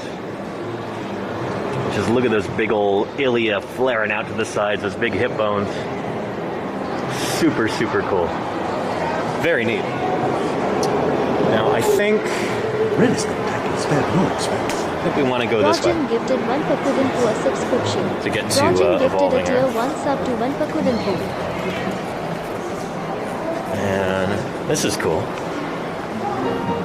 A bird? A dinosaur? No, a pterosaur. Indeed. These guys, I've said it a million times and I'll say it again, not dinosaurs, nor are they birds. These are ancient flying reptiles that lived at the same time as the dinosaurs, but were not dinosaurs themselves. Here we go. Oh, and holy cow. They've got a Moldorama machine here? The Quetzalcoatlus? I'm gonna have to do this. Shoot. I have to do this before I go. That's super cool. Really neat. Yeah. Yeah. And The dinosaurs had not died, perhaps in some catastrophe. No reason to think dinosaurs wouldn't still be here. again, level wouldn't 4. still Thank be you, dominating Golden the Egg. Earth. Holy cow. Alright, I'm gonna try and reconnect to the Wi-Fi in case we lose signal in here.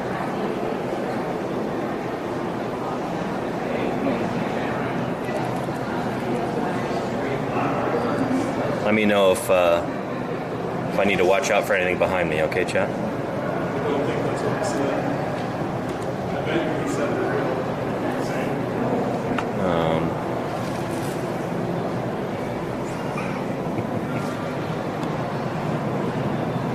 Looks like just like the one that we saw in Minnesota.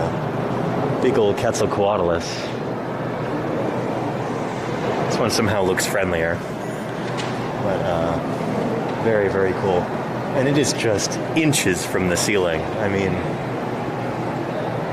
just slightly taller, and it wouldn't even fit in the room. Just extraordinary. Yeah. We're about to see it. Ready? But yeah. Are the fingers the same? We will take a look, Zen. Here, let's look at this one in the meantime.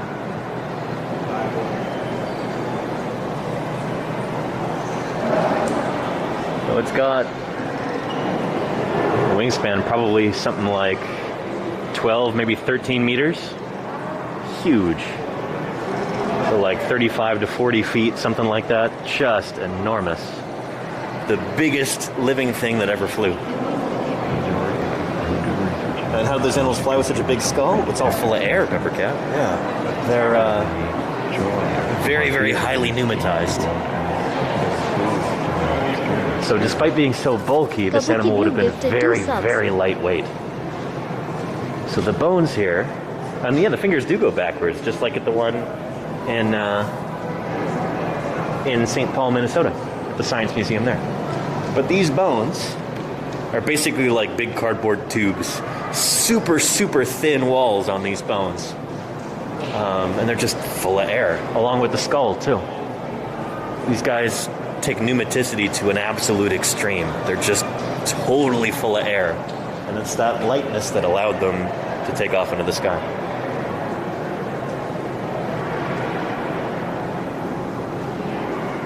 That is pretty awesome.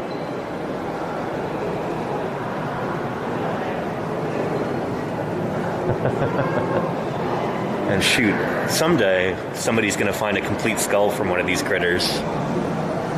They might have the longest skull of any animal that ever lived. That looks longer than a blue whale skull.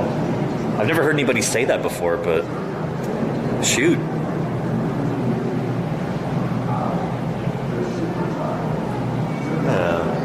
Somebody in chat look up how long the record blue whale skull is, because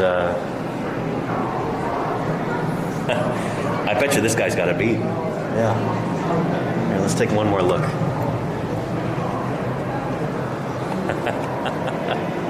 Just nuts. Very cool. Oh, and this is neat. Over here they've got the prep lab. This is what we call a fishbowl or a viewing lab for fossil prep. Nobody's working in it today because it's Sunday. But yeah, this is where some of the magic happens. This is where fossils are cleaned and prepared. So you'll see dissecting microscopes and dust collection devices and those things right there with the noodly arms. Those are lights, little spotlights. I forget what we call them. And there's a pneumatic system that runs along the wall there that the air scribes hook up to. These tiny little pneumatic drills that we use for cleaning fossils. And there's a fossil jacket right there. It looks pretty fresh, too. Brought back from the field. I don't know what that is inside. It might be a sauropod vertebra in there. But yeah, very cool stuff. And please do not tap on the glass. Fossil preparators at work. I like that. Cool stuff. Very, very cool.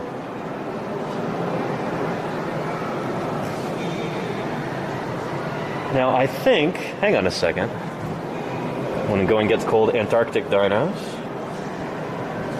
Remember when we were interviewing Rebecca Hunt Foster, who's now park paleontologist at Dinosaur National Monument. She talked about how she got to prep the holotype material of Cryolophosaurus, the first dinosaur to be named from Antarctica. And she did that, I think, here at the Field Museum. So I don't know if we'll see any pictures of her here, but very cool. Someday, I really want to go do field work in Antarctica. And this is what it would look like. Very cool. That might be Mount Kirkpatrick right there. Yeah. Cool stuff. It's too cold to make plaster for field jackets to protect the fossils. Instead, the fossil hunters saw huge chunks of fossil-bearing rock to bring home. That's nuts. I've never done field work in a place where it's too cold to make plaster jackets. That'd really be something. Now, before we go into there, I got to readjust these straps. So they are. Hang on a sec. I'm going to set the camera down really briefly. This thing's digging into my neck. All right, hang on just a second here.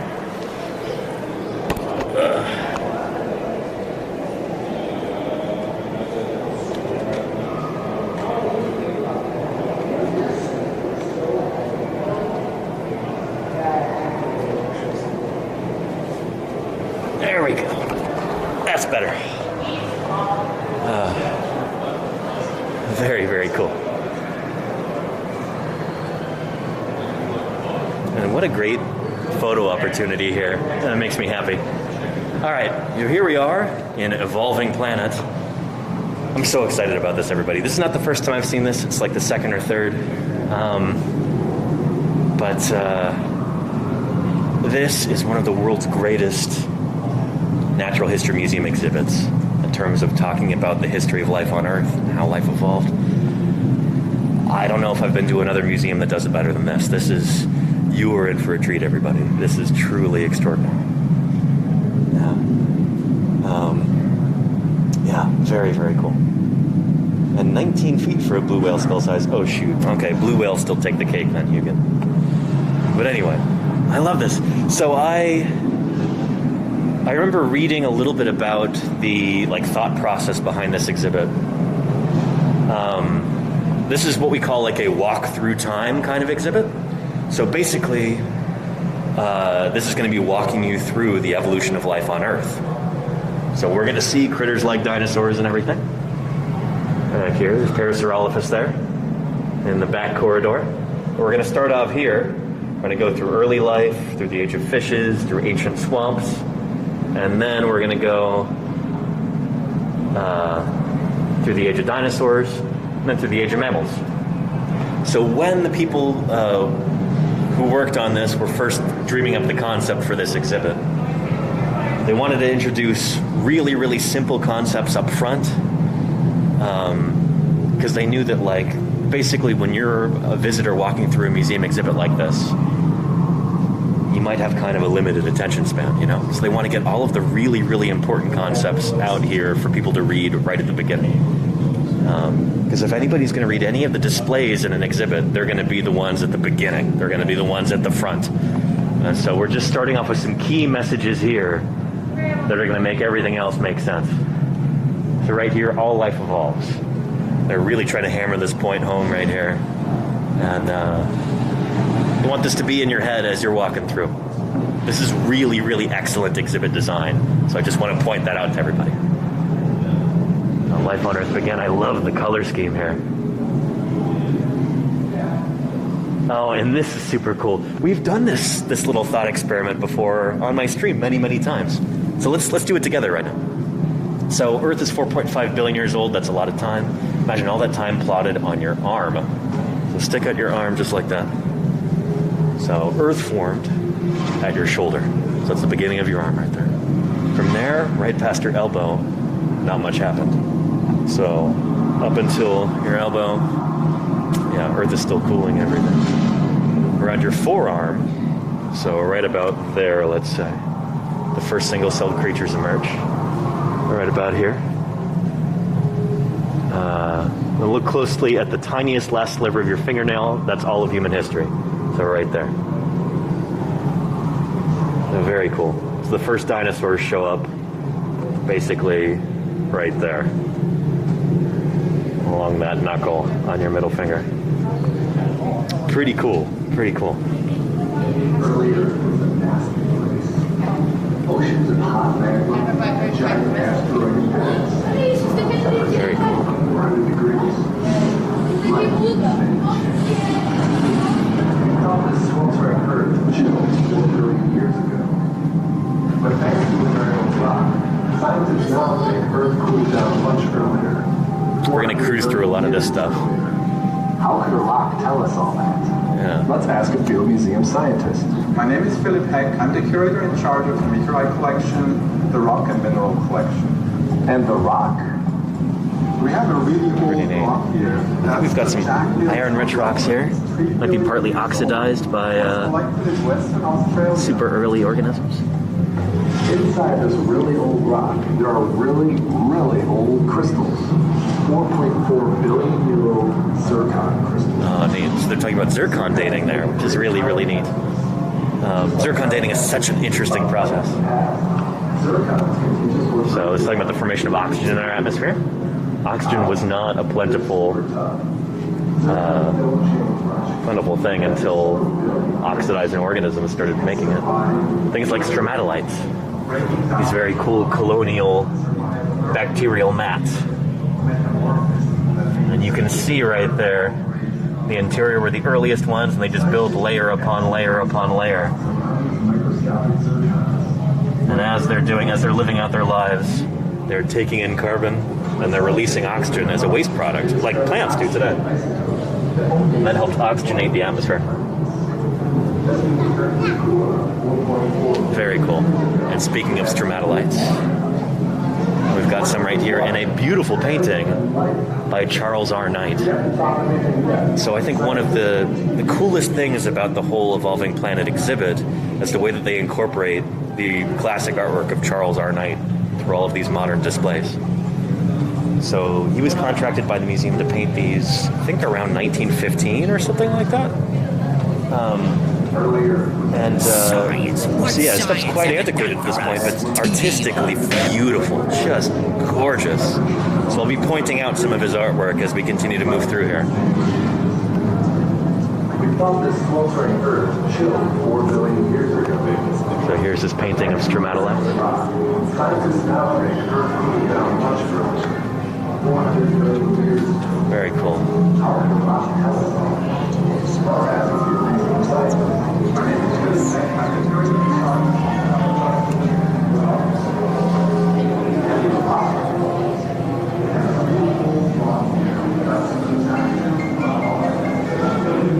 Oh, and this is cool. I think this is the Ediacaran biota. All of these super ancient animals. These, I think, are called... Is it Dixonia? They almost look like a sea pen or something like that. Let's take a look at the placard and see what it says. Yeah. Very cool.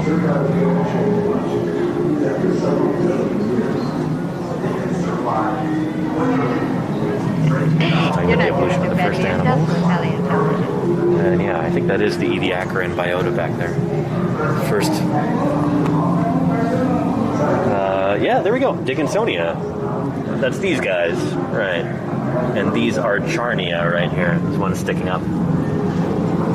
These are some of the first animals that we actually have fossil evidence of. Pretty cool. Yeah. And thank you, Diagonal, Dickinsonia, or the round flat ones. Thank you, thank you. Yeah. Very cool. And what are these guys? It's almost trilobite-looking critters. Sprigina. And those guys scooting along the bottom there. Very cool. So once life becomes multicellular like this, then you can have differentiation of different parts, different cells doing different functions. You've got animals, and then they take off after this. And so we're going to move on. Oop, yeah, we are right here, 541 million years ago. Again, this is a walk through time. So, yeah. Let's check out the Burgess Shale. We've talked about many of these critters before, and now you're going to see them.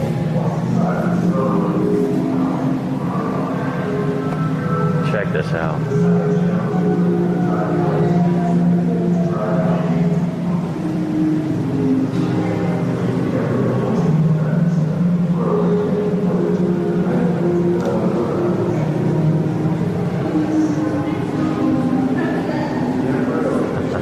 Opabinia down there, this really weird five-eyed kind of proboscis-mouthed critter,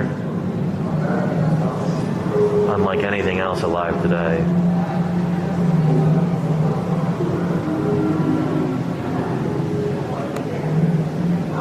Super cool.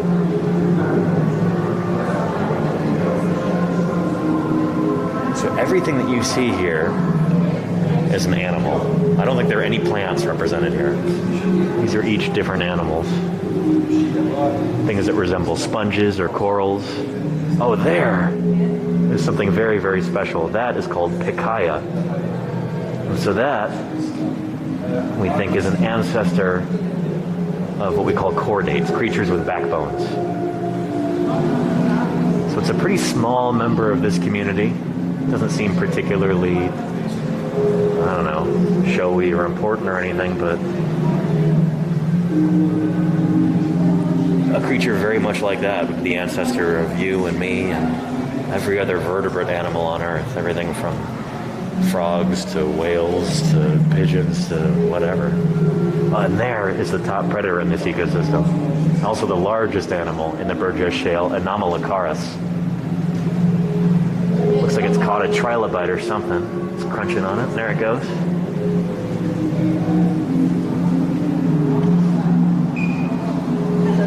Very cool. Really, really neat.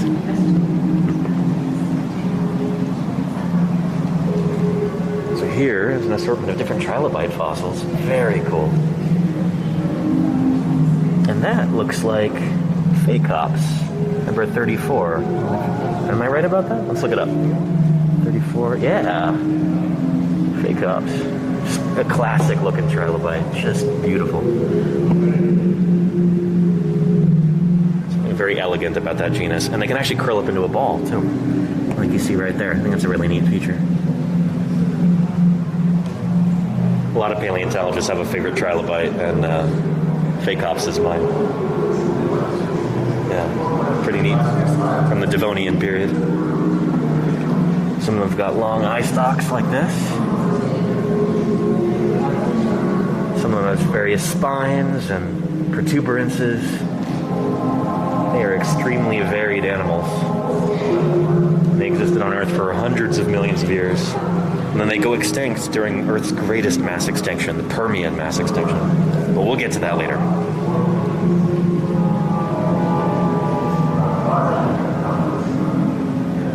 Very cool. So yeah, during the Burgess Shale, trilobites were already coming into their own, doing their own thing. And do you think dinosaurs they continue for a long time after correctly? The bones. You're smart. What do you think? Doing research on that, Oliver. I never. Oh, and hang on. I think this is. Look at this! I think this is one of our alerts. It's right here. Hang on a second. Here's a step-by-step guide to becoming a fossil. Step 1: die. Once you are dead, your remains may be scavenged by other organisms. Step 2: get buried fast. If you are buried rapidly, your remains won't completely decay or be carried away by scavengers. Your best bet for rapid burial is to die near or in a river, lake, or ocean, where water can deposit sediment over you. Yep. Step 3: soak in groundwater. I hope you're taking notes, everybody, if you want to become a fossil someday. Groundwater contains minerals. Over time, dissolved minerals can harden after filling in cavities in your skeleton. Or the water can dissolve your skeleton, leaving only minerals in its place. Either way, your skeleton will turn to stone, and you'll be a fossil. Step 4: wait to be exposed. As the years go by, if you're lucky, Sea levels can fall or rock can erode and expose you. Then, if your luck holds out, you might get spotted by a fossil hunter and wind up in a museum collection where scientists can study you to learn about evolution. Pretty cool. Well, everybody, now you know how to become a fossil. There will be a practical exam later. Alright. Let's go ahead and move on. There's another one of those big old orthocones, nautiloids. And then we've got mass extinction number 1. The end of the Ordovician period. So what died? And how much life was lost? At least 70% of all species were wiped out. But a few surviving species guaranteed that life would continue. And these panels are so well written. I'm just in awe of this. It's a supremely well done exhibit here. Just exquisite. Oh, and there's another one of these giant orthocones, like we saw at the museum just the other day. The extinction of dinosaurs is the absolute big old prerequisite to the evolution of large mammals, to our own existence for that matter. Yeah, very, very cool.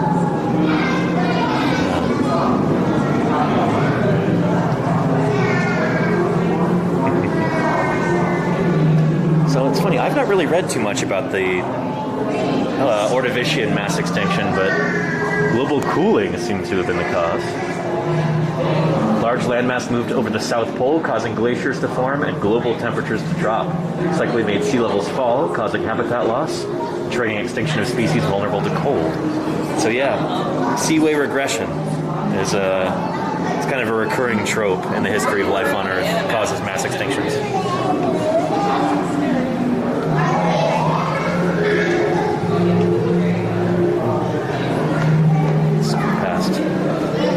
People coming in. And let me know if you can still hear me, everybody. With more people in here and with screaming kids and stuff like that.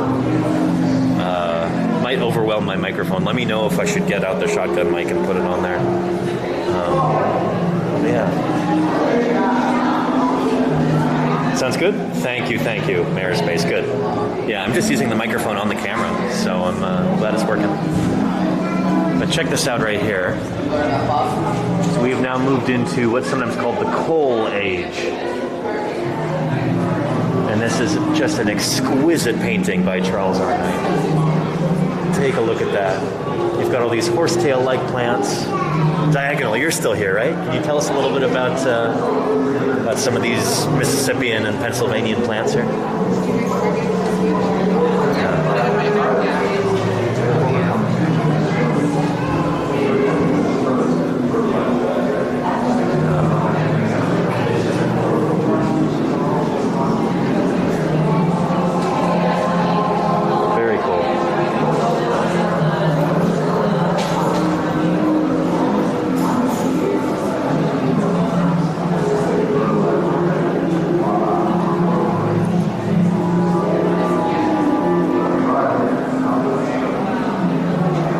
Shoot, what happened to the Devonian period?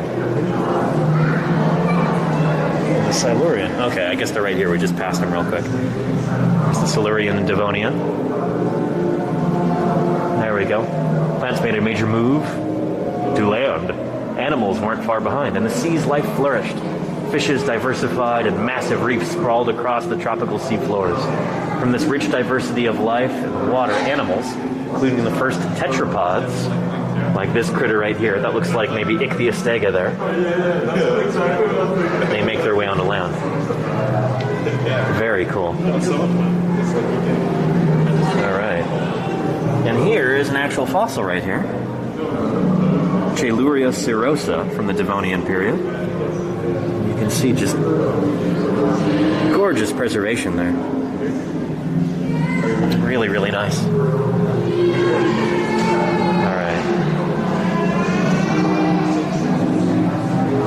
Though it may not seem like much, 500 bestows a long way towards supporting science are dreams here on Trish. Thanks for the science. Stomata, those little pores in plants that allow it to respirate. Very cool. So these are all really important innovations that allow plants to move onto land. And move onto land they do. They diversify, they spread out all across the continents. Earth becomes a green planet.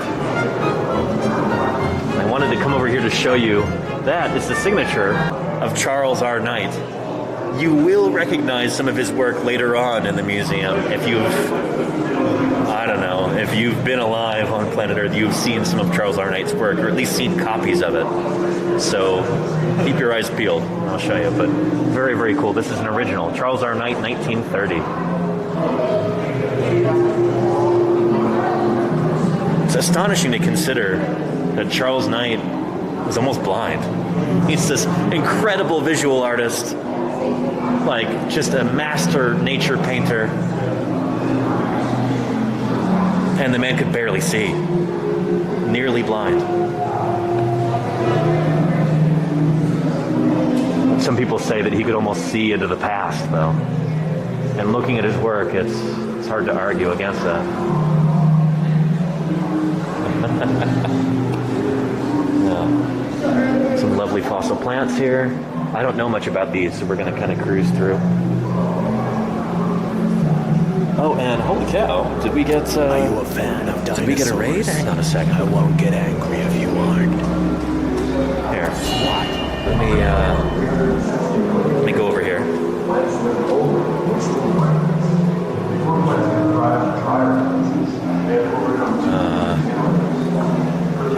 There we go. This will work. Well, welcome, raiders, to Paleontologizing. So good to have you here. Who raided, by the way? Somebody let me know and give them a shout out. But welcome. My name is Danny Anduza. I'm a dinosaur paleontologist. On a big road trip right now, going across the United States, visiting different museums, talking to other paleontologists. And right now, we're at the Field Museum of Natural History in Chicago. This is one of the world's largest, most magnificent natural history museums. And we're taking a walk through time. So right now we're in the Carboniferous period back there, about 350 million years ago, something like that. And we're inching our way toward the dinosaur hall. We're going to be spending the majority of our time. But yeah, so good to have you here. Yeah. Oh, just lots of new follows. Oh, gotcha, Lenina. Well, cool. Well, welcome, everybody. I hope you stick around. And if you followed, I'm so glad you did. Later on in the summer, I'm going to be doing some field work. Going to be digging up some dinosaurs in Utah. And I'm hoping to stream it.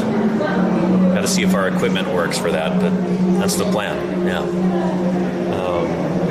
Anyway, yeah. And very cool caravan. That sounds like a good book. The Artist Who Saw Through Time. Charles R. Knight. Cool stuff. We're going to be seeing lots of his work here. So yeah. Anyway, mask back on.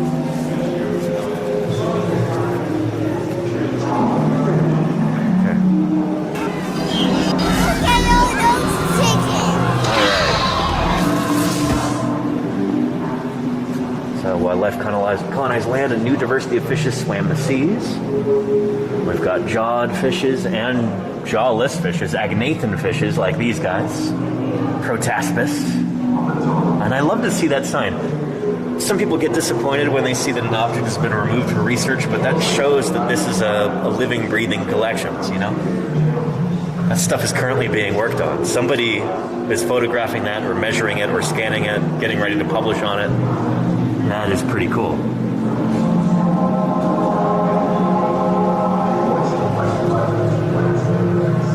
So it takes fishes a while to develop jaws, but they do that from their gill arches. So gill arches are jointed structures made of bone or cartilage that support a fish's gills and gill openings. And so, in some jawless fishes, those gill arches become bigger and bigger and eventually evolve into jaws. That, everybody, is where your jaws came from, and mine too. What I'm using to speak to you right now with. developmentally, that is part of the gill arch. The pharyngeal arch is what we call it. It's pretty cool to think about. But if you like go through human embryology, you can find like, you know, at one stage your embryo had gills. Well, one of those gill arches becomes the jaws. It's pretty neat.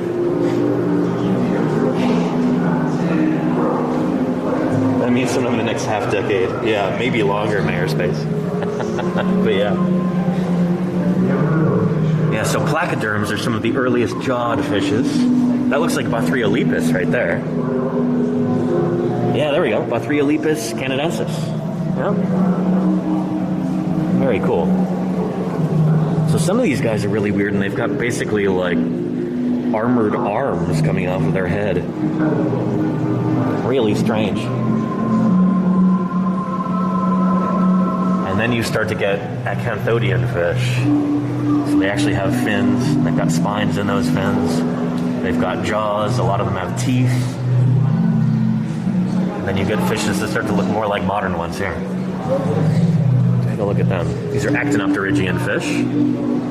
So modern actinopterygian fish would be things like sturgeons, things like paddlefish. Yeah. Very cool.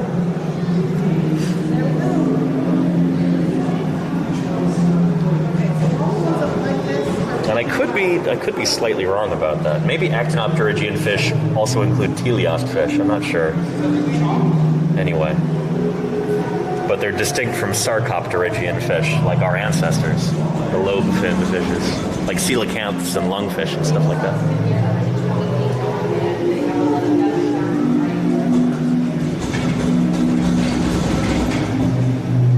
These are some chondrichthyan fishes right here, which include sharks and rays and chimeras or ratfish. Very cool. Oh, and these are from the same place as the Tully monster, Bandringa, from Maison Creek. Very cool. And there's Helicoprion. Holy cool. Holy cow, I mean, very cool. Did I just say holy cool? I guess it is wholly cool, like, yeah, like 100% cool. But yeah. Oh, and books, brews, and booze? That's a great question. The title of the coelacanth book is A Fish Caught in Time. That's very good so far. I like it a lot. Very well written. And not super technical. Certainly not. Yeah. Chondrichthyan fish. So these are cartilaginous fishes. And here's a bunch of their different teeth, different kinds. There's some megalodon teeth down at the bottom. Very cool. And I like, one thing that I appreciate about this is that these signs are up to date. They must have reprinted these placards. A museum with a smaller budget or a less dedicated staff, maybe they would just let the old name stand there.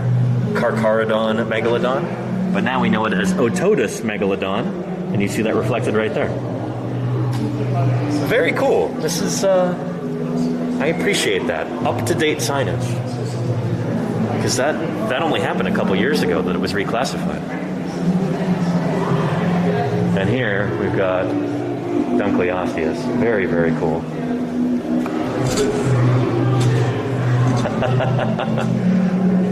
That's pretty neat.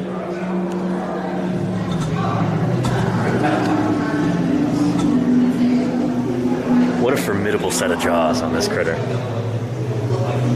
Check that out. So these were the top predators in their time. They just had these big bony plates over their heads, like armor plating. But those armor plates also form really sharp shearing jaws, almost like a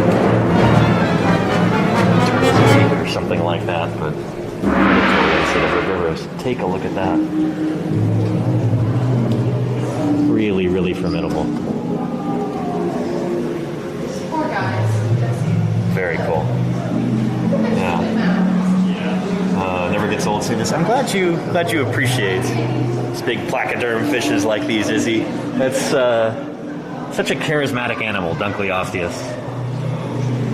And here in the American Midwest, you know, in Illinois, Indiana, Ohio, places like that, they may not have very many other fossils from the Paleozoic, or the Mesozoic especially, but they've got this critter, Dunkleosteus, and people here are very proud of that critter, as they well should be. It's incredible.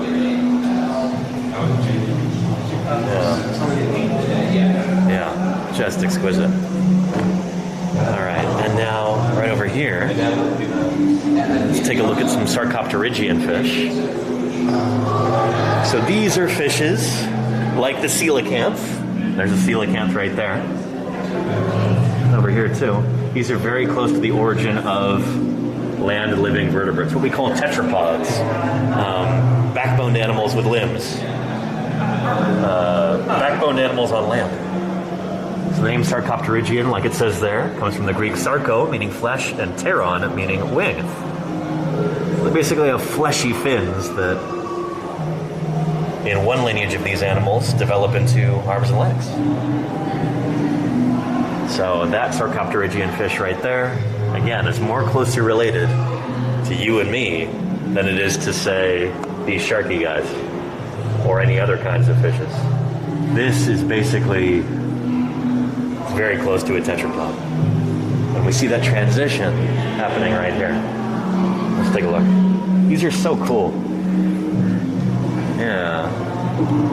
So there you see those bones, just like we have in our arms and legs, humerus and radius and ulna. And then you've got that in the hind limb, femur and tibia and fibula. Very cool. Pretty neat. And here we have Tiktaalik. This is a really, really famous critter. We've talked a lot about Tiktaalik on this channel before. In fact, at the very beginning of this big road trip, I stopped by my mom's place and we watched that documentary, Your Inner Fish, with my mom and Auntie Kathy, about the discovery and study of Tiktaalik.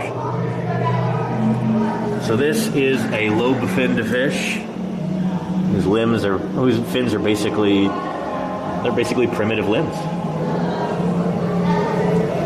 So right there is the left arm of this critter, and you can see it's got the shoulder blade up top in white. It's got the humerus, your upper arm bone, right here in blue, and then a radius in red and ulna in yellow. Those are the same bones that you have in your arms. Extraordinary. I love the story of Tiktaalik because it's an example of an experiment being carried out in field paleontology, and the results being really dramatic. Yeah, very, very cool.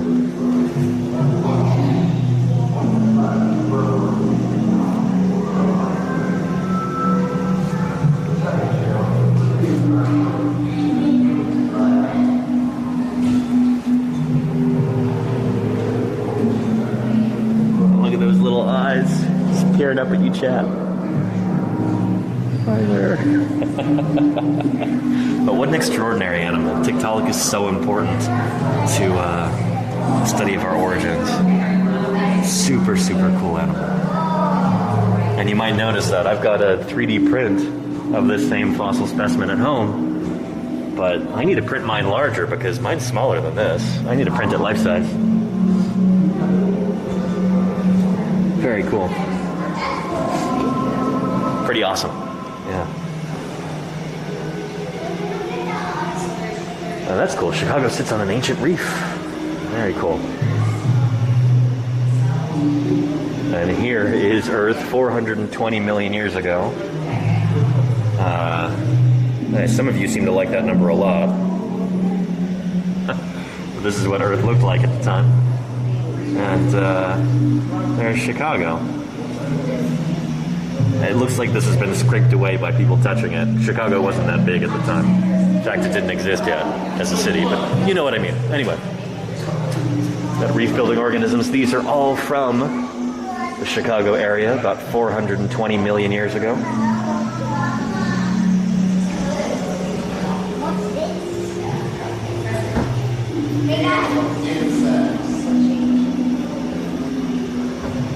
I love these older dioramas like this. These are so cool.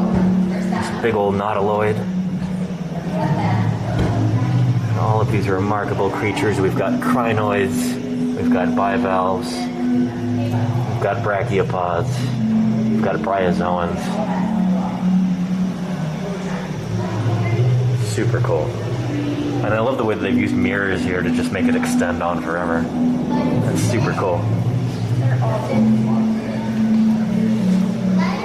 Really neat effect. Yeah. And here's some of these different animals that dwelled upon the reef.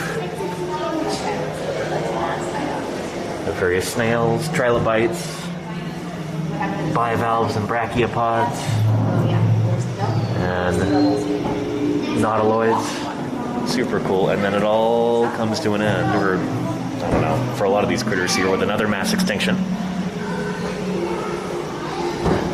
At the end of the Devonian, I think. There we go, yeah. Mass extinction. Number 2. Mass extinction 2. This time, it's personal. And fishes like Dunkleosteus, completely gone. So most of Earth's ocean life died out. This is primarily a marine extinction, if I remember correctly. About 70% of marine species died out. Reefs were devastated. Many corals, trilobites, mollusks, and other marine species disappeared. So, say goodbye to these wonderful critters here. Almost all these guys get wiped out. Only a few species from each of these groups end up surviving. And why did it happen? By the end of the Devonian period, continents had moved toward the South Pole. Because of the pole's year-round cold climate, snowfall accumulated on the continents, forming glaciers. So it seems to be the same sort of thing that happened at the end of the Ordovician. And again, global cooling, which causes seaway regression. All of this water gets locked up into Earth's glaciers. These glaciers form, and then sea levels drop. It changes the climate around the world, things get colder, and lots of critters end up dying. There we go. Much of Earth's water frozen into glaciers, sea levels dropped. Lower sea levels can leave life in the shallower oceans high and dry. So there you go. This is a common theme that we see again and again in Earth's history, is that when you've got seaway regression, a lot of critters die out. In fact, that was one of the prevailing hypotheses for why the dinosaurs went extinct. Until we started to find evidence for an asteroid impact. A lot of people thought that, seaway regression was what caused the extinction at the end of the Cretaceous period. We no longer think so. But yeah. Anyway, and now we're moving into the Coal Age. Very cool. So the Devonian sea that covered the Chicago area receded. In its place grew a dense forest home to arthropods, which are insects and centipedes and spiders and critters like that, and tetrapods, 4-limbed vertebrates. Welcome to Chicago 300 million years ago. Now this is going to be pretty cool, walking through a carboniferous swamp forest. There's lycophytes, very cool. Lycophyte trees.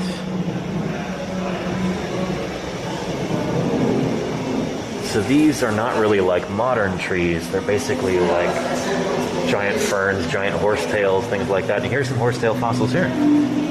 Take a look.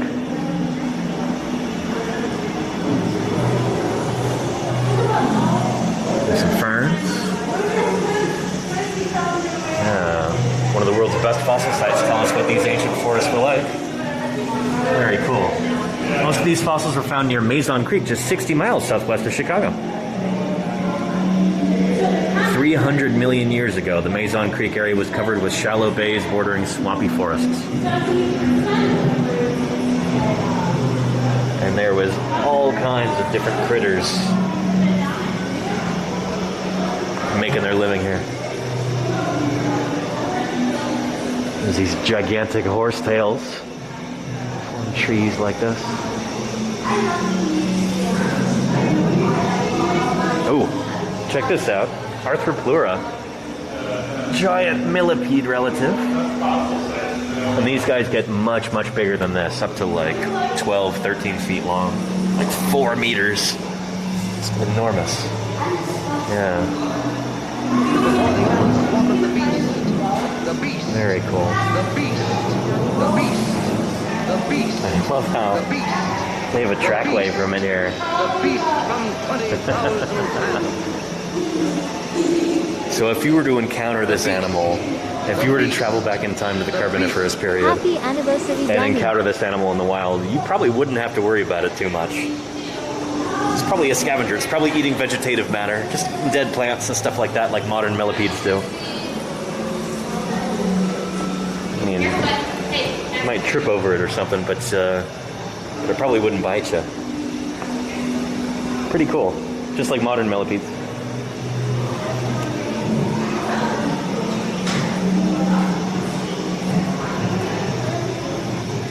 I love the attention paid to the plants here.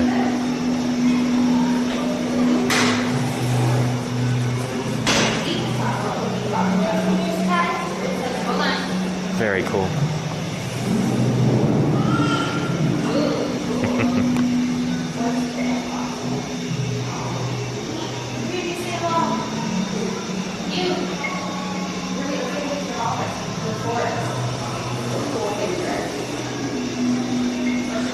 The painted backgrounds and all this attention to detail here.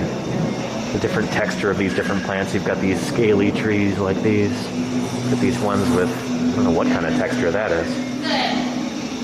But let's try and find this little tetrapod here. Amphibamus lioli. Where's that critter?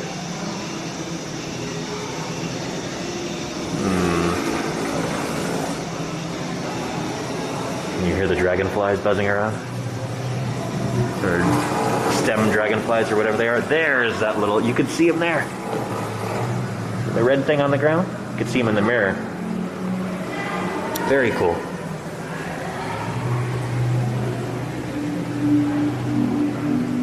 All right.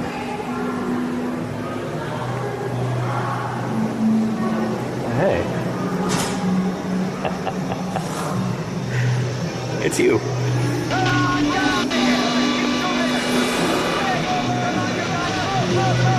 a dinosaur! A gigantic dinosaur attacking our boy! A dinosaur? What?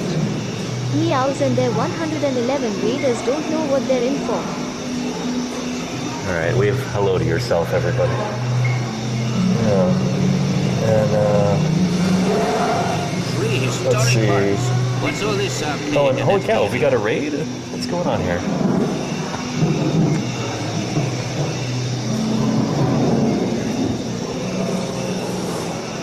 Shoot, let's go over here for a second. Welcome, welcome, raiders, to Paleontologizing. And Meows, thank you so much for the raid. Really, really appreciate that. Welcome. My name is Danny Anduza. I'm a dinosaur paleontologist. We're going to see some dinosaurs in just a few short minutes here. We've gotten up to the Permian period, so dinosaurs are not too far away now at this point. But, yeah. I'm on this big road trip right now, going all across the American West and into the Midwest, too. I'm in Chicago, Illinois at the moment, at the magnificent, world-class Chicago Field Museum, one of the biggest natural history museums in the entire world. They've got over 24 million specimens in the collections here, and they've got some truly extraordinary exhibits. Right now we're exploring the Evolving Earth exhibit, taking a walk through Let's time. protect our fossils, because So if they're removed, yeah. Thank you so much America for the raid, Meows. Really appreciate it. And yeah. And Steamy Brutes, thank you for the Prime sub. Appreciate that. Doing my best to not be obnoxious right now when there's other visitors around. But yeah, Meows, how was your stream? I hope it was great. Thanks for bringing everybody here. This is awesome. And if anybody's new here, don't be afraid to follow. I'm going to be streaming at different museums and field sites every single day, pretty much for the next week and a half. And after that, I'm actually going to be doing some field work in southern Utah, digging up some dinosaurs, and I'm hoping to stream that too if the equipment works properly. So, anyway, awesome stuff. Let's backtrack a little bit. We just made our way through a Carboniferous coal forest, and then we're going to work our way into the Permian period and see some cool proto-mammals and reptilomorphs, and we're going to start getting closer to the first dinosaurs. So, let's go. Put this mask back on.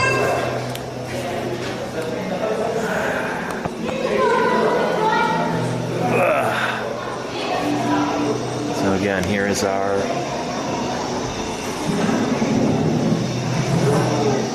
coal forest here. And there is what you look like.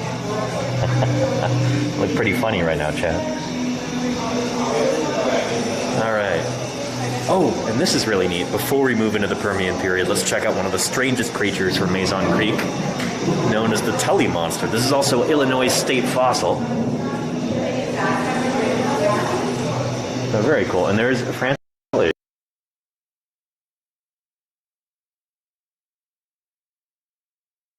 Big mystery. Like, what is this really bizarre creature? Is it a cephalopod? Is it a vertebrate? Is it like some sort of other weird, like, is it a fish? What is this thing? It's got a claw like a lobster, eyes like a snail, fins like a fish, and a strange body shape. He brought it to the Field Museum, in his words, to see if they could figure out what the devil it was. And I think there's kind of an emerging consensus that the Tully monster, whose Latin name is Tully monstrum, that it's related to the first vertebrates. But there is a reconstruction of what it might look like in life. So there's the mouth at the front. There's those eyes on stalks behind. And there's its kind of like weird, flattened, slug-shaped body. Really strange. And these are some fossils of it right there. This might be the best one right here. You can see that kind of leaf-shaped tail. And then you see that proboscis in the front with the weird jaws. Super strange. So, and they're saying it's a vertebrate here. Okay. It looks like a ribbon worm, but it isn't. Looks like a segmented worm, but it isn't. Looks like a gastropod, but it isn't. This is a creature called a sea elephant, and this is a hypothesis that I've heard that maybe the Tully monster is like a freshwater sea elephant. Looks like an arthropod, like Opabinia, whom we saw earlier with those 5 eyes and the proboscis in front. But it isn't. What is it really? They're saying it's a vertebrate. Yeah. Field Museum scientists did a complex analysis that makes them think Tully is a vertebrate. 2 important features stood out. It seems like it has a notochord, so actually like a spinal column right there, like you have in vertebrate animals. And some of them have bumps that run along the spinal area. Our scientists think those are nodes of cartilage. So basically it would have like a primitive kind of backbone almost, which would make it a vertebrate animal. Really strange. Sometimes evolution just comes up with these critters that are really difficult to decipher. The Tully monster is a great example of that. Anyway, moving on in time now to the Permian period. So, we started off here, the very beginnings of life on Earth, during the Precambrian. We've moved up here into the Permian. And so we'll be seeing plenty of synapsids like this, like Dimetrodon and Edaphosaurus. And I want to make it very, very clear, I should take my mask off for this. I want to make it very, very clear that these are not dinosaurs. So Dimetrodon and Edaphosaurus and these critters like that, they are long before the first dinosaurs. Dinosaurs hadn't shown up yet. These are actually more closely related to you and me than they are to dinosaurs. These are basically like weird proto-mammals. So we'll talk about that. 299 million years ago, the early Permian period. And this as a skull, a beautiful skull of Sphenacodon, which is an animal pretty similar to Dimetrodon, at least in its the shape of its head. Very cool.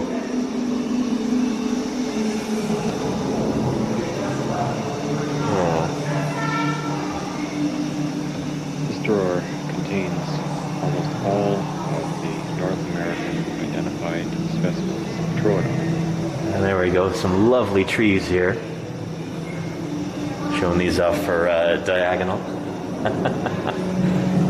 Look at those super well preserved leaves. These are things of beauty.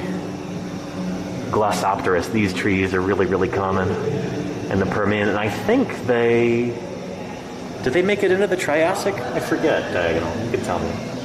Does Glossopteris make it into the Mesozoic era, or does it go extinct at the end of the Permian?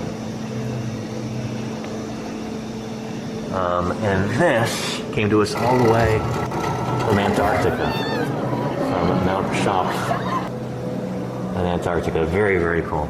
So during the Permian period, Antarctica was more temperate, and you had these magnificent plants growing there, like Glossopteris. Pretty neat.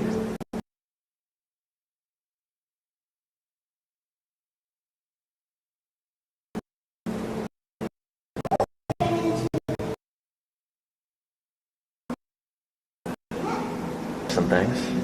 Again, none of these here are dinosaurs. We're not at the dinosaurs yet. Dinosaurs are going to be in the main hall over there. But these are critters that predate dinosaurs. These are ancestors of modern reptiles and ancestors of mammals. Here's a mesosaur, which is a really cool aquatic reptile. It's got these long, thin jaws for snatching at fishes. Yeah. Oh, and Glossopterids die out at the end of the Permian. Good to know, diagonal. Thanks. But yeah. And check that out. This big chunky boy is a pariasaur. Take a look at how robust those limbs are. I mean, look at this. Bradysaurus. I'm not familiar with that taxon. Yeah. These are the largest Permian period critters. Very, very cool. Look at how stocky those limbs are. Real Look at those kind of simple peg-like teeth.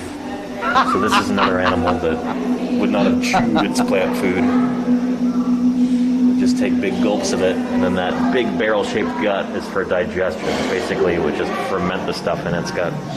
Pretty cool.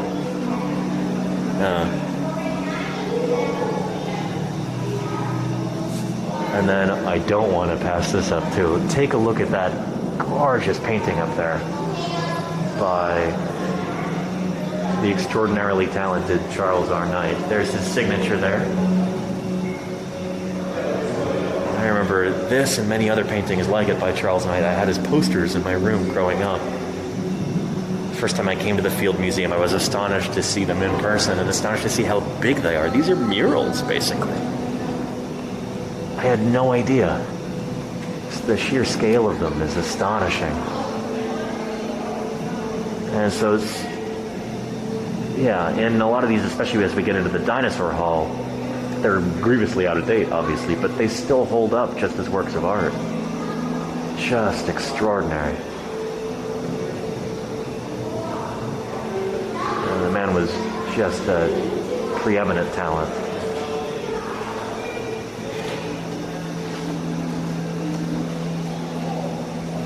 I mean, look at that.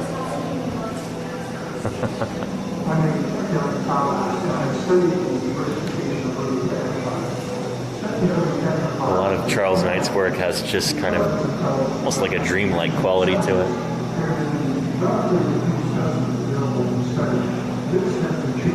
Let me see that here. Yeah.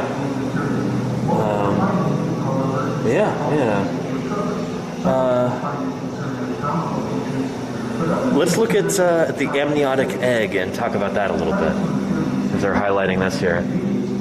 An amniotic egg protects the embryo and holds everything it needs to grow. Oh, an egg held the key to diversity in a drier world. So this is really what allowed animals like reptiles kind of take over the planet. So amphibians, their eggs are wet. They dry out if if they're not constantly kept wet, and that's kind of a liability for an animal. You can't really go out and exploit the land and move up across continents or anything if you always need to be near water. So having a hard-shelled egg like this, with an amnion, a yolk sac, allantois, corian, and an outer shell, these are all essential parts for like a self-contained, watertight egg that you can use to have offspring further inland. Very cool. Which in turn are used to decipher the tempo of evolution and work out the history of life. And there we've got beautiful Adaphosaurus. Just gorgeous. Yeah.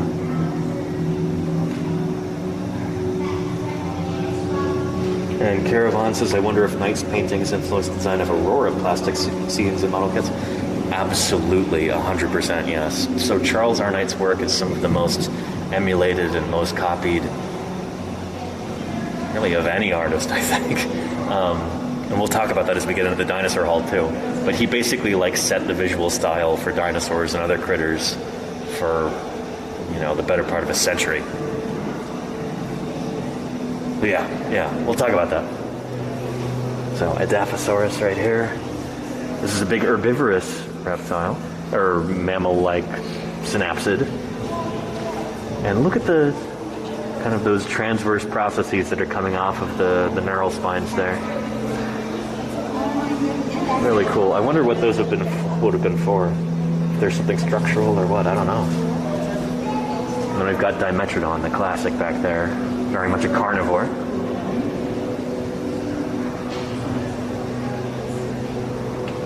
So again, just to be super, super clear, bears repeating, none of these critters here are dinosaurs. We're not in the dinosaur section yet. These are all creatures from the Permian period, before the first dinosaurs evolved. And these guys right here, the synapsids, are actually relatives of the first mammals. So yeah, pretty neat.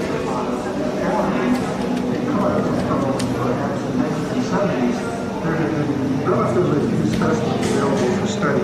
This has been changing rapidly, and we now have quite a lot of new material. Oh, is he looking at Temnus models? However, is not always easy to interpret. Some of these new findings concern anatomical features, but others concern time and space. Parties from the Field Museum in the 1980s collected many specimens of primitive tetrapods from a locality in southern Iowa. The most abundant of these was an animal that we named Wachiria. This animal is about 330 million years old and was surprising in some ways because it demonstrated the presence of certain bones that we had not expected in animals this age. Interesting. It appears to be, if anything, a bit too primitive for its age. This may be explained by the fact that in Scotland, a similar and in fact closely related animal was described. We're not going to dwell on this too much, but let's take a look at these. There's Diadectes here? Or is this... No, it's a different critter. Oh, and Diplocaulus. This is really cool. So this is the skull of this animal, shaped like a boomerang. So those are the eye sockets right there. There's the mouth in front. That's what the animal would look like in life. It's basically like a big, weird, flat salamander thing with a boomerang-shaped head. And I think the kind of prevailing hypothesis nowadays is this would have acted kind of like a hydrofoil. So the animal, when it wanted to rise up to the surface in flowing water, all it would have to do is kind of tilt its chin upward a little bit, and then it would just go and shoot up to the surface and be able to grab its prey that way. It's got its eyes situated on the top of its head, so it would kind of hang out on the bottom, maybe at the bottom of a river, and if it sees a fish or something else tasty swimming above it, all it would have to do is tilt its chin up just a little bit and then rocket up and catch it. Pretty neat. Yeah.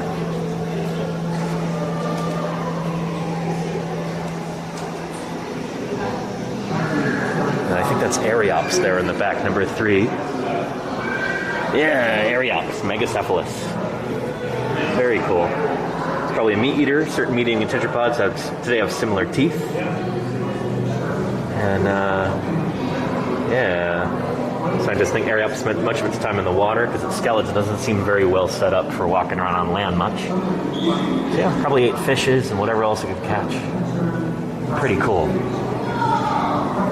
Pretty cool. Yeah. And yeah, that is, Mirgle, you're right. Yeah. One of the ideas for the big sails on these pelycosaurs, like Adaptosaurus and Dimetrodon, is that those would have been used for thermoregulation. Basically, this big sail on the animal's back to help regulate its temperature. It could soak up the rays of the sun with that and then maybe give off extra heat like the fins on a radiator. That very well may be the case. I don't know. I don't know enough about these critters. I don't know what the current thinking is on them. But yeah. Yeah. Pretty cool. They're pretty neat. And we get into some Dinocephalians, like Junkiria. Tips the scales at a all substantial Cephalodoners and 35 tons. So these critters are becoming increasingly kind of mammal-like. And then we might even have a cynodont back here somewhere. But yeah. They most of these creatures went completely extinct at the end of the Permian period. And so there was a massive magmatic flow.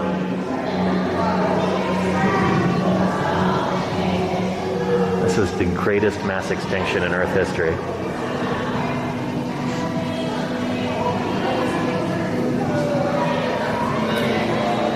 Just a runaway emission of greenhouse gases. Earth basically overheated. That's something like between 70 and 90% of life on Earth died out.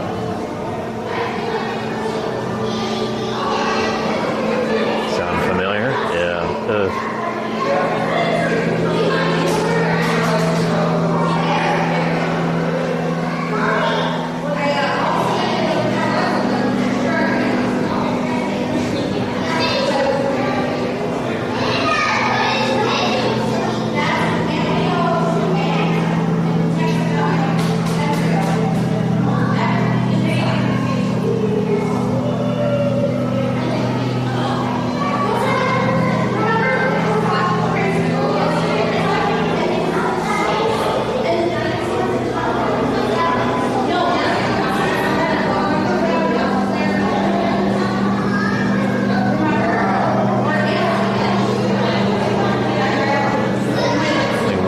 Species survive.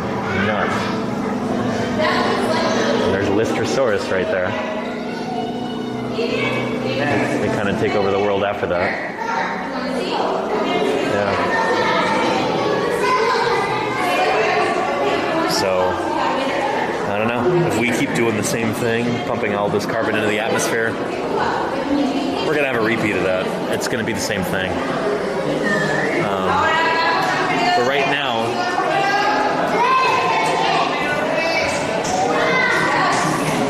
so the rate at which the Earth is warming today is significantly faster than at the end of the Permian period during that extinction. We have every reason to be terrified by what's going on right now. Because if we continue on our current path, it's going to be like the Permian mass extinction, but worse. Yeah. Anyway, I'm going to let this group pass by, and then we'll go ahead and go on into the dinosaur section.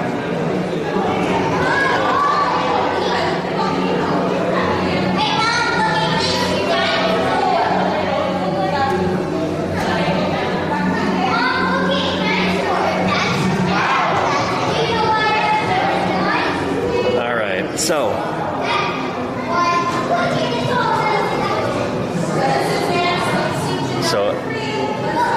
after that great mass extinction, biggest in Earth's history, not too long afterward, we've got the first dinosaurs that evolved. This includes Triassic, Jurassic, and Cretaceous. This is your land, Levi. This is all dinosaurs.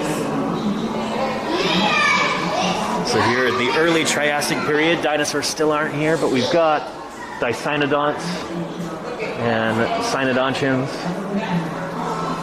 Lystrosaurus is one of these animals that it's there at the beginning of the Triassic period. It is found all over the world. It really kind of exploits these open niches at the end of, after the end of the Permian, and it just takes over the world. So I remember Lordy had a term of art for these critters. She called them, what did she call them? Little pig guys or something? They're kind of tube-shaped, little kind of proto-mammal-y things. And they really just go nuts at the beginning of the Triassic period. Life starts to come back. We've got these guys that have all phytosaurs. So these look kind of like crocodiles, but they're not. These are not related to crocodiles. I think there's some sort of weird archosauriform type critter. But yeah, these are basically crocodiles before crocodiles developed. They're, I don't know, think of them as like the beta version of crocodiles. We've got a rhynchosaur right here. These are some like pre-dinosaur creatures that used to be super widespread. There's a metoposaur. And we often call these guys like the toilet seat cover headed amphibians, because they've got big flat heads that kind of look like a toilet seat cover. Yeah.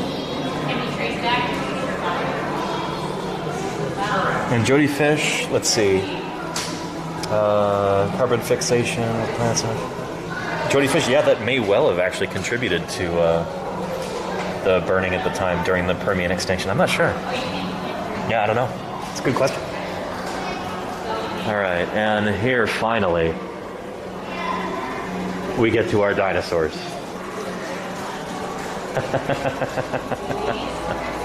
Very cool. Herrerasaurus right here. One of the earliest dinosaurs we have. In fact, Herrerasaurus right here,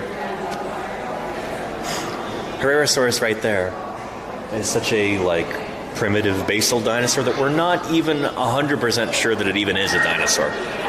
Herrerasaurus is so weird and primitive that it might just be a like dinosaur-like close relative and not a true dinosaur itself. We're still not entirely sure. There's its skeleton right there, and there's a fleshed out model. Yeah. Very cool.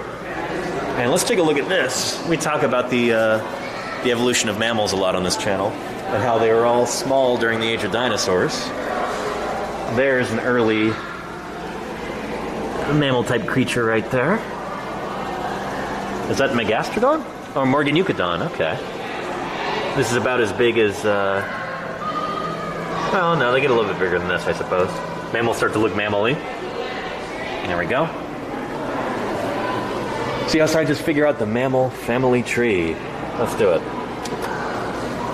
How do we know where mammals come from? By comparing them to all other organisms that have ever lived on Earth. Scientists look closely to see what organisms have in common and how they are different. At first, the process is simply about sorting organisms by the traits they share. Oh, I like this. Eventually, the sorting produces a kind of family tree. Here, for example, are all the animals with backbones. Some of the ones with backbones also have jaws. Within this group, some animals have 4 limbs with digits. Oh, I like this. And some of those produce special eggs that resist drying out. Amniot eggs. Among these organisms, one group has a characteristic skull opening. Yeah, synapsids. Some of the animals in this last group also possess features such as heels and a palate separating the nasal passage from the mouth. Finally, a relatively small number display a unique set of traits, which include hair, the ability to suckle their young, 3 bones in the middle ear, and a mouth equipped with different kinds of teeth for different jobs. Scientists call this last group mammals. So, now we know some of the characteristics that make a mammal a mammal. But how did mammals come to have these characteristics? They inherited them from an ancestor. There you go. Yeah. Using this logic, we can start to understand where mammals come from. Because organisms inherit features from their ancestors, it follows that organisms that share features share an ancestor. That's called homology. Yeah. Because mammals share certain unique features with other cynodonts, we know that the ancestor of mammals was a cynodont. And because cynodonts share certain unique features with other synapsids, we know their ancestor was a synapsid.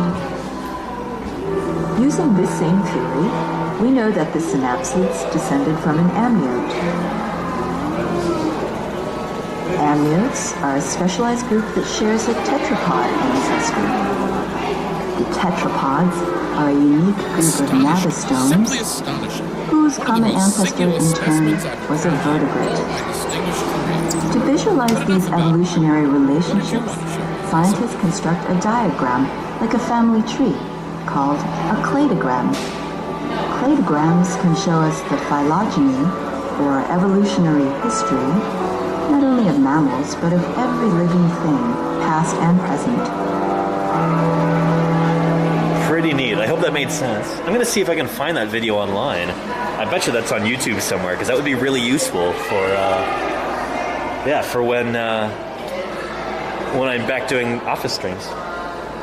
But yeah, very, very cool. We've got one of our earliest dinosaurs here, Herrerasaurus, along with some of the other creatures that it shared its environment with. Looks like an Edosaur right there.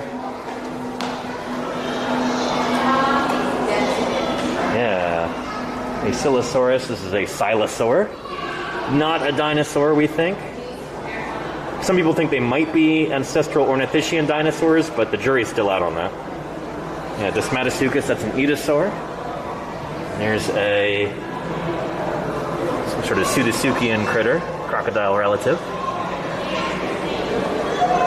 So dinosaurs don't start off super big. In fact, in the environments that they first evolved in, they weren't the top predators or herbivores or anything like that. It takes them a while to really get large, but get large they do.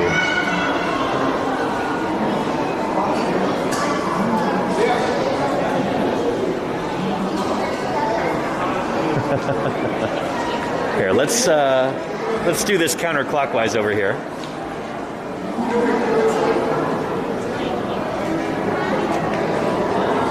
Very cool. Here's a really neat gymnosperm plant. I forget what these are called. Oh, there we go. Pennatites.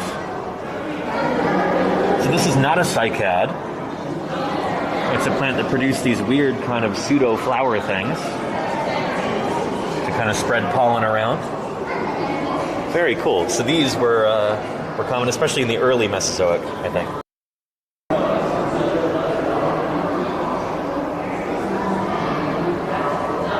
Okay, are we back? Let's see here. Let me know if you can see me now. All right, thank you everybody. Shoot. Thank you everybody who stuck around during that. I had to reboot my device. It just dropped all of its connections simultaneously. I don't know why. Just a bug with it. But yeah. We are here in the Dinosaur Hall at Chicago's magnificent Field Museum, and excellent. Shoot, for anybody who's just waltzing in now, welcome to Paleontologizing. My name is Danny Anduza. I'm a dinosaur paleontologist, and I feel very much at home here in the Great Dinosaur Hall. This is such an extraordinary place, and I'm so excited to share it with you. Let's go see some stuff. Put my mask back on. It's a little safer with that. Let's check out this Stegosaurus. There we go. Yeah. Here we go.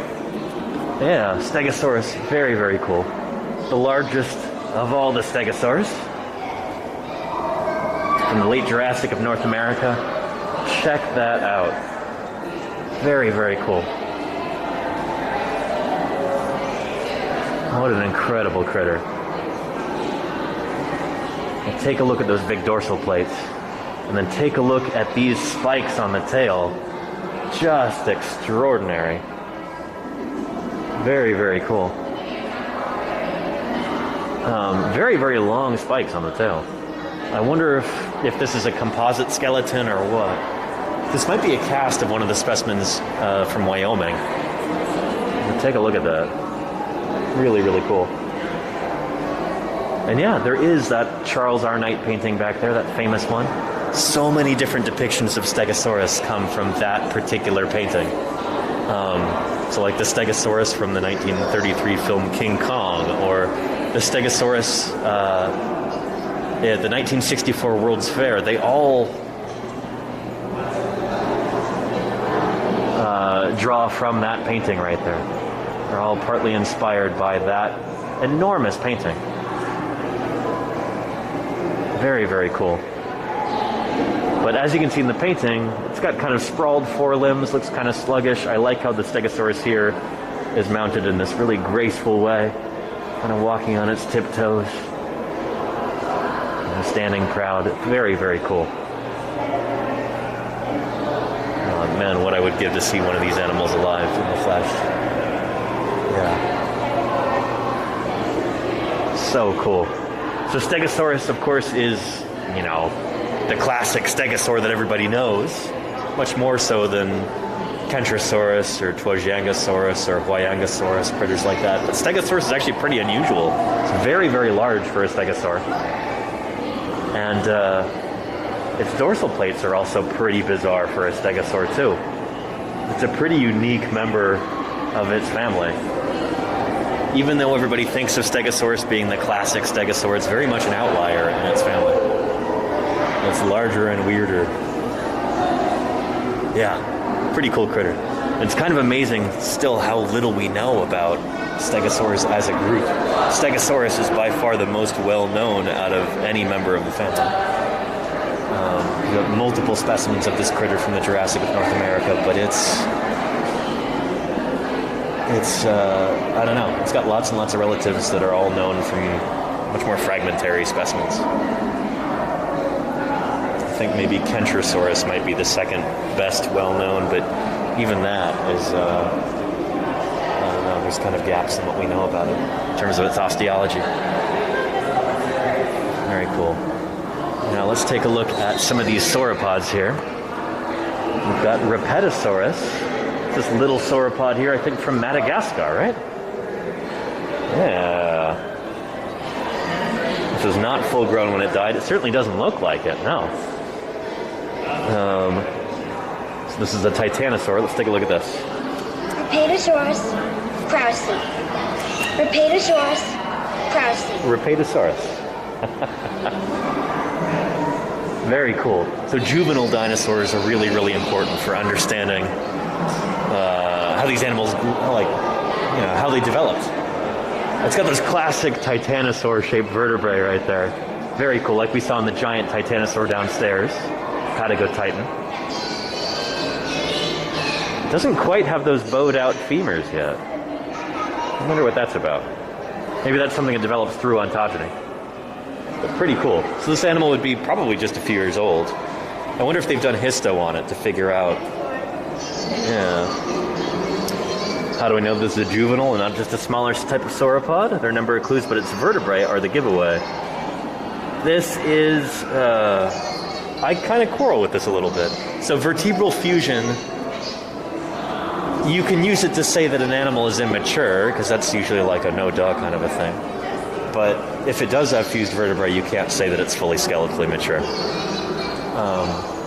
So I don't know, it's not the best indication of maturity, vertebral fusion. It really doesn't work that well. But it is pretty obvious that this animal here is not mature. And you can tell these are the real fossil bones too, because look at the armature. Look at the way that all of those bones are being held in place.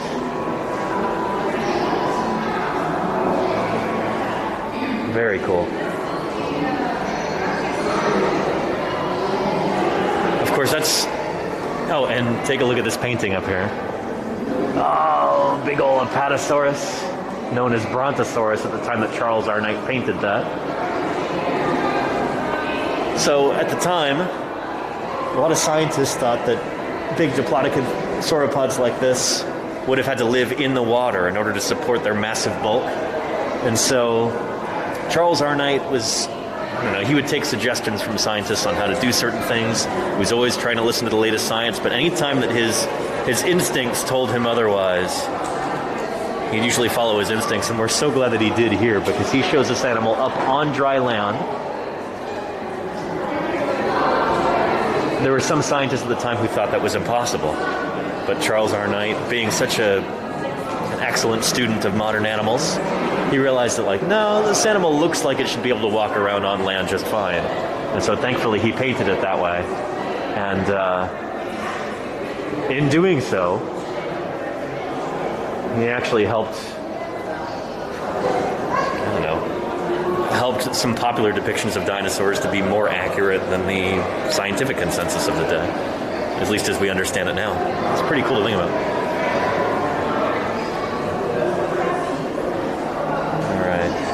Take a look at, oh, this is cool. We've got some vertebrae from Brachiosaurus here.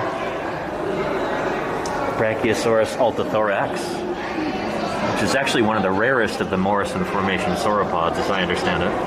Sauropods. So these are just backbones right here. So your equivalent backbone would probably be about this tall. Check that out compared to these. Just enormous. Yeah. And there is, what is that, a scapula? Looks like a scap, yeah. And there's a metal rod that they have affixed to that from when this was on display.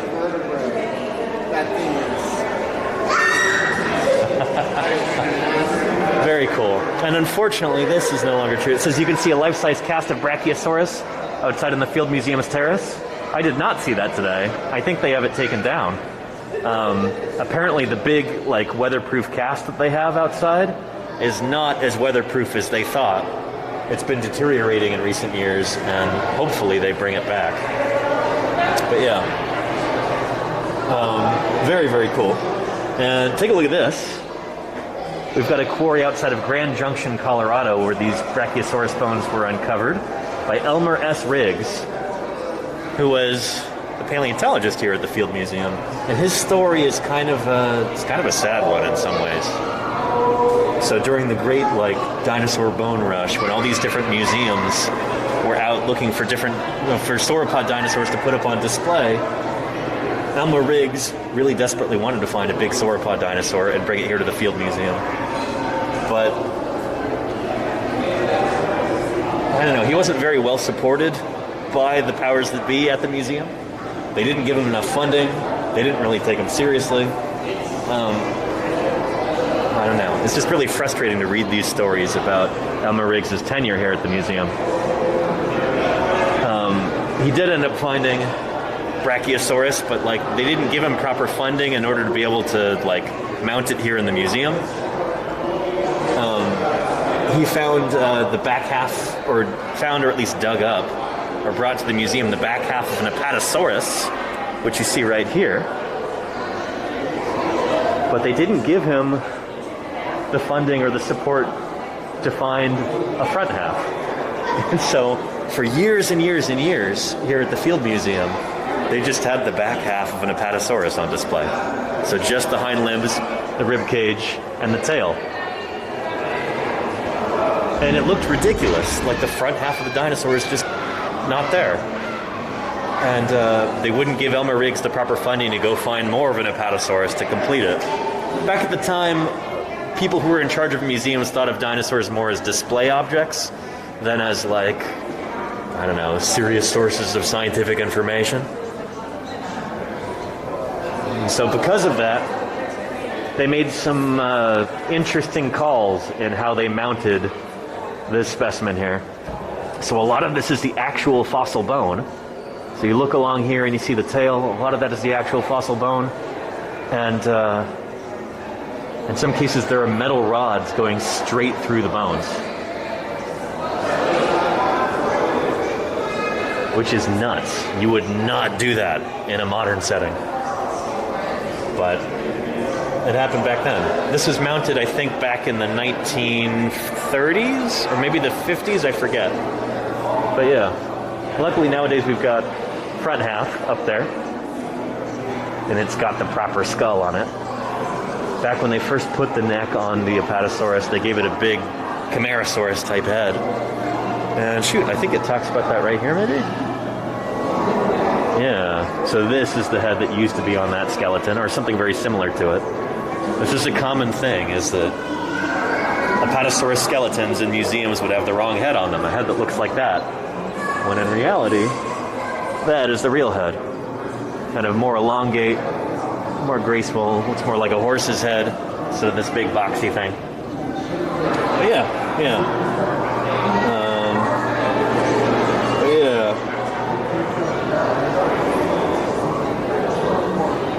Anyway, very, very cool. Apatosaurus is such a cool dinosaur, formerly known as Brontosaurus, of course. I mean, take a look at that.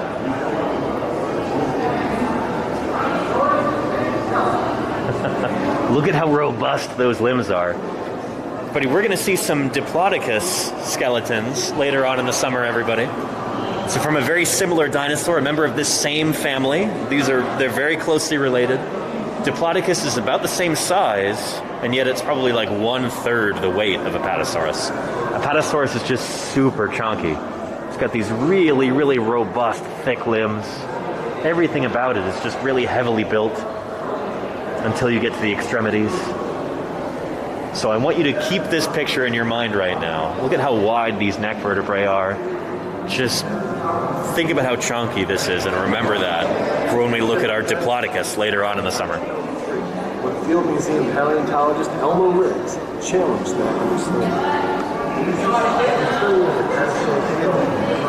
Very cool.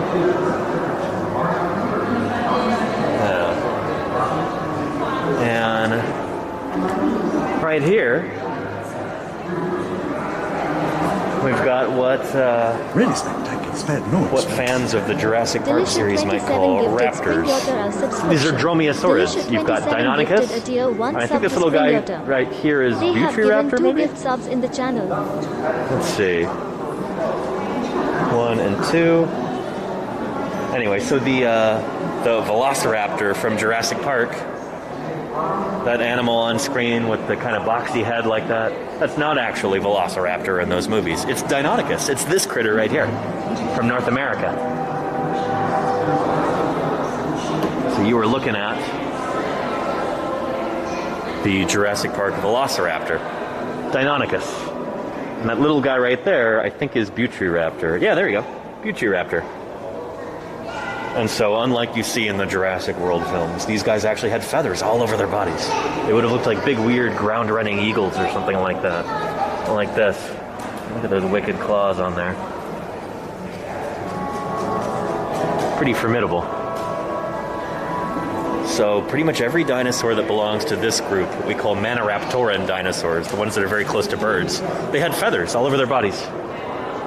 Do you think dinosaurs are put together correctly? Now we recognize that birds are living dinosaurs. You're smart. And doing research on that, Oliver. They make a lot more sense when you think about them that way. Both birds and dinosaurs.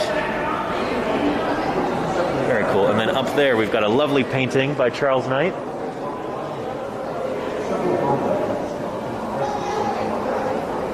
Very, very cool. Archaeopteryx and Compsognathus. Looks like Rhamphorhynchus up there. And here is the London specimen of Archaeopteryx. One of the larger Archaeopteryx specimens. That's a cast of it right there. Very, very cool. Not quite as pretty as the Berlin specimen that gets a lot more attention, but this was the first one, as far as I know. The ponderous Trachodon. 32 and this feet long and 14 feet first high. Published on 1,500 teeth. You can see the long bony tail right there with the feathers coming off of it.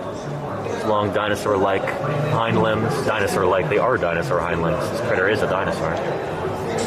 And then right there, what's that V-shaped bone in the middle, everybody? Kind of toward the top. That kind of shallow V. You know what that is.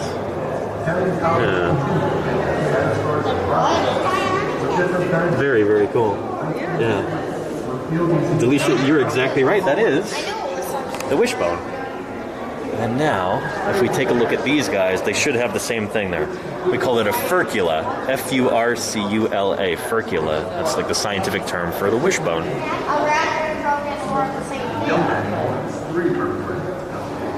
Let's see if they have that here in the skeletal mouth. Oh, they don't. It's missing. Shoot. It's missing on the Deinonychus. But you can see it there in Butryraptor. Got that furcula right there in the middle of the chest, the wishbone. Very cool. Wait, guys, hold on. This is not this. Neat stuff. Very, very neat. No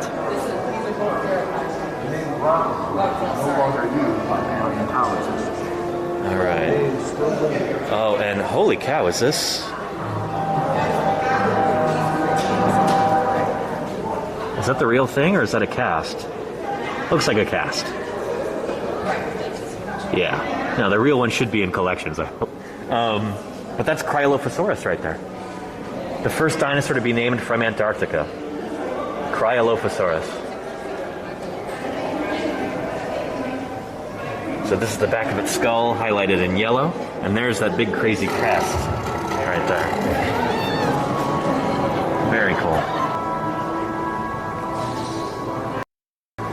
It would have looked maybe something like that in life. Probably really brightly colored. And there's a skull of what looks like Allosaurus right there. Kind of a wonky looking Allosaurus. But yeah. Very cool.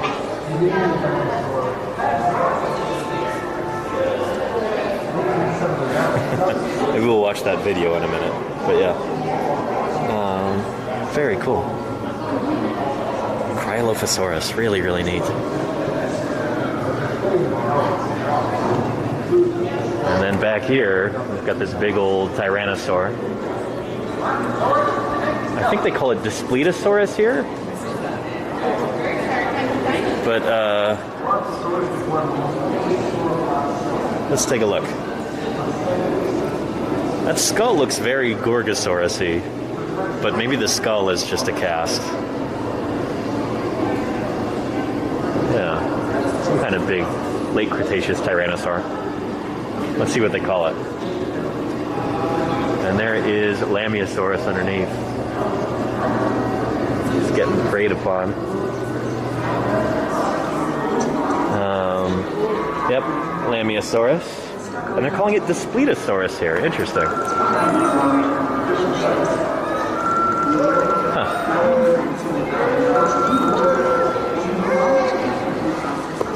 Interesting.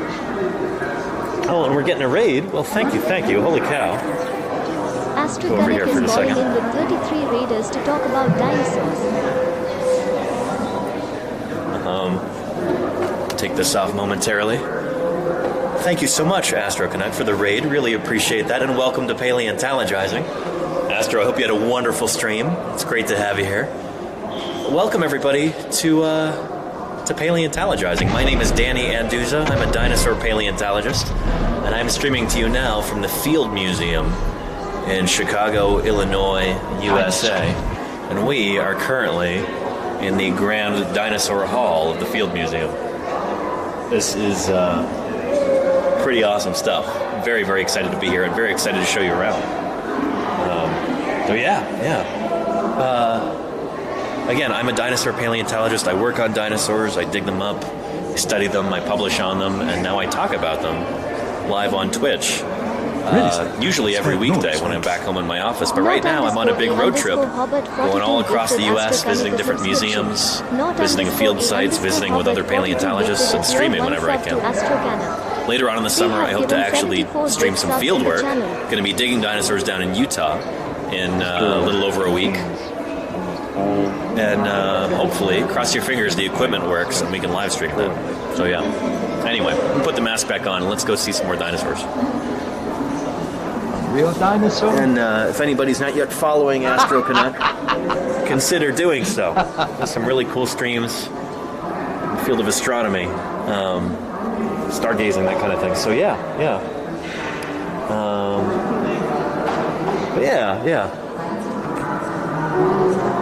A real mean kid. With 6-inch daggers for Here we've teeth, got he was the Displetosaurus. terror of his Which, neighborhood. again, that skull looks very Gorgosaurus-y. And if I dinosaurs wonder had what's not going on died, I there, whether imagine this is like a mammals would still be taxonomic small error, creatures or whether they like just have this the wrong living in the skull nooks on this and crannies critter or of their what. world, and we But that wouldn't be doesn't here. look like a Displetosaurus skull. I'm a little confused by this. Yeah, very cool. And let's see. Okay, so reconstruction is the hind limbs and the tail. Real skull by the east entrance. So yeah, this skull does not belong with that, looks like. Because to me, that looks much more like a Gorgosaurus or Albertosaurus skull. Displetosaurus, its skull is not quite as depressed like that. Doesn't quite have the same like big lacrimal crests. Oh yeah, yeah.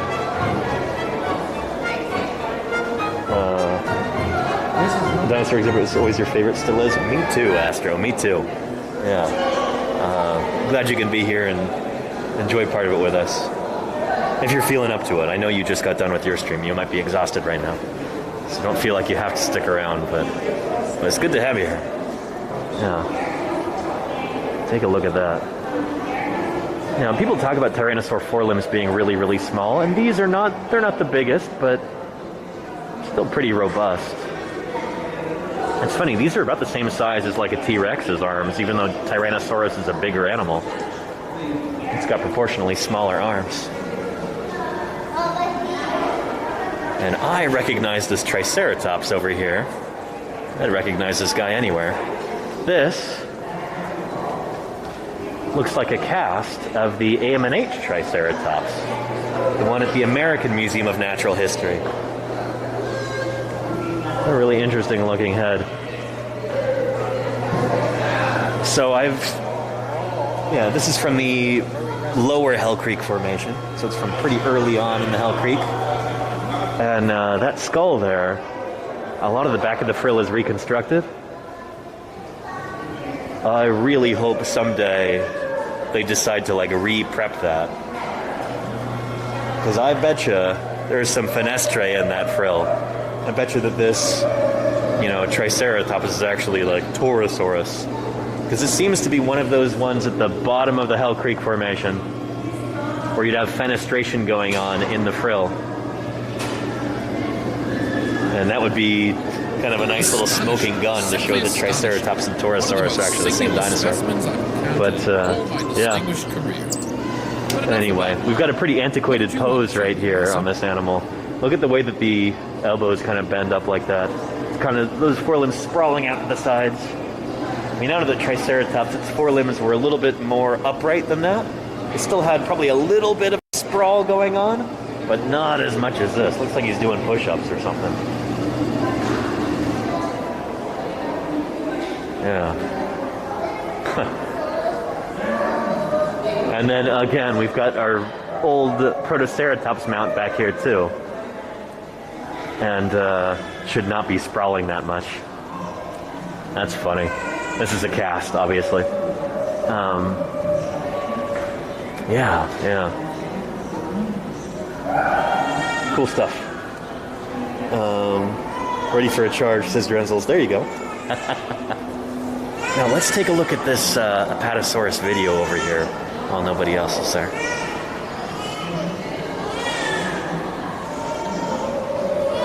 Okay.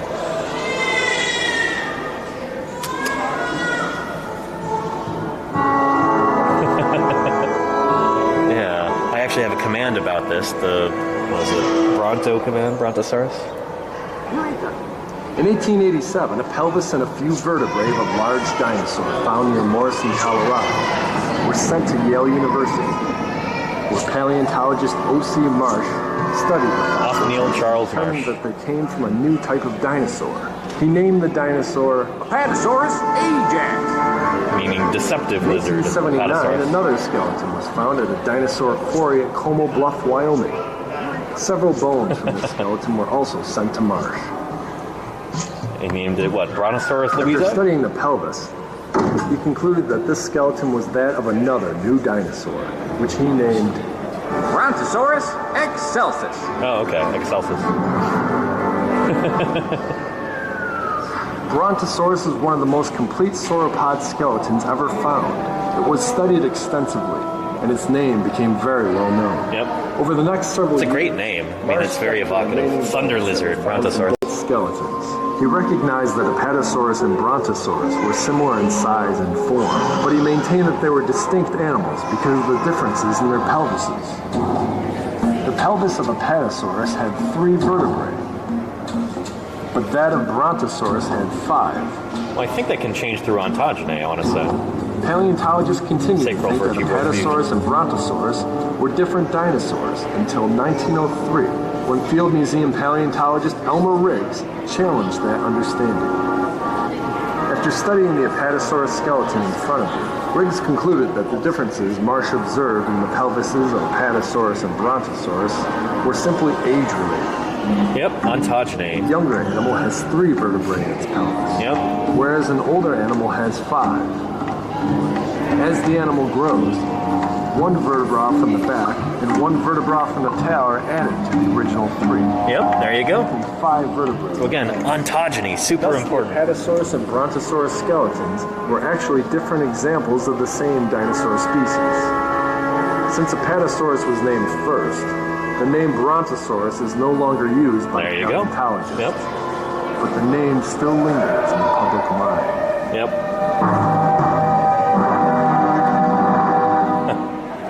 Pretty cool, pretty cool. That's a nice little summary there. It was actually Jack McIntosh back in the 1970s, I think, who demonstrated beyond a shadow of a doubt that they were the same animal. And today, some people have been trying to bring back the name Brontosaurus, and we'll see if it sticks. I don't know. I think they're the same critter. But yeah, I don't know. There's still a little bit of controversy about that. Anyhow, Apatosaurus, pretty cool. It's a very, very robust animal.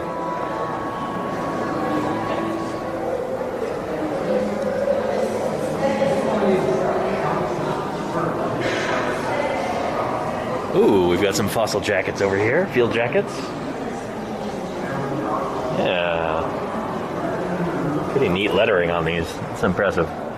But yeah, this is the kind of protective shell that we put around a fossil in the field when we're bringing it back to the laboratory in order to make sure that it's nice and safe during transit. If the situation called for still more protection, he simply grew spears which projected from his body armor. Ooh, and that looks like some skin right there. Holy cow. Yeah, see that pebbly texture? That is hadrosaur skin. Pretty neat. And look, there's some vertebrae on the inside too. It's kind of peeking out. One of them's got a specimen number written on it. Cool stuff. So this is what a jacket looks like when you saw it open. There's burlap inside that's soaked in plaster of Paris, which is why you get that kind of weird looking cross section. Yeah. So hopefully, if we're able to stream some fieldwork this summer, you're going to see plenty of that. Yeah. Anyway. Oh, and thank you so much, Astro, for the raid. Really appreciate that. Have a great rest of your day. Thanks for being here. Yeah. That painting right there. Are you seeing this right now, chap? Tyrannosaurus and Triceratops. So that painting right there was tremendously influential. It's become kind of a trope in dinosaur art, having Tyrannosaurus and Triceratops facing off against one another, just like that. And those particular depictions of those animals, like their proportions, their shape, and everything, that shows up again and again and again in all kinds of different art, both scientific art and also in lots of commercial stuff. So like the dinosaurs at the 1964 World's Fair, and before that, I think it was the 1933 World's Fair too. They're based on that. The dinosaurs in the 1933 film King Kong, and in the 1925 film The Lost World, those are based on the paintings of Charles Knight. And the Tyrannosaurus and Triceratops are based on this particular painting. Hugely, hugely influential piece of art there. And it's so cool to see it here in person. It's just amazing. And it's so big. I mean, again, I had this as a poster on my wall when I was a kid. It's on calendars and mouse pads and all over the place. The original is enormous. Just amazing.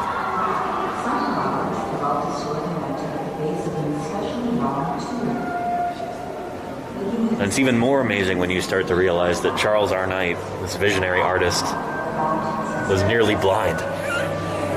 Today, he would probably be legally blind. He wouldn't be allowed to drive a car or anything like that. And yet he could paint like this. Just extraordinary. Here we've got some duck-billed dinosaurs. And we've got a Maiasaura here. I wonder how they acquired that. That's interesting. Well, we'll check out Parasaurolophus first. So this dinosaur right here, I think there are several people in chat right now for whom this dinosaur is their favorite. Parasaurolophus. Big old duck-billed dinosaur. Lambeosaurine, got that big crest coming off the back of the head. So this one here is probably not a fully mature animal because the crest is not fully developed yet. That changes a lot as these animals grow and develop.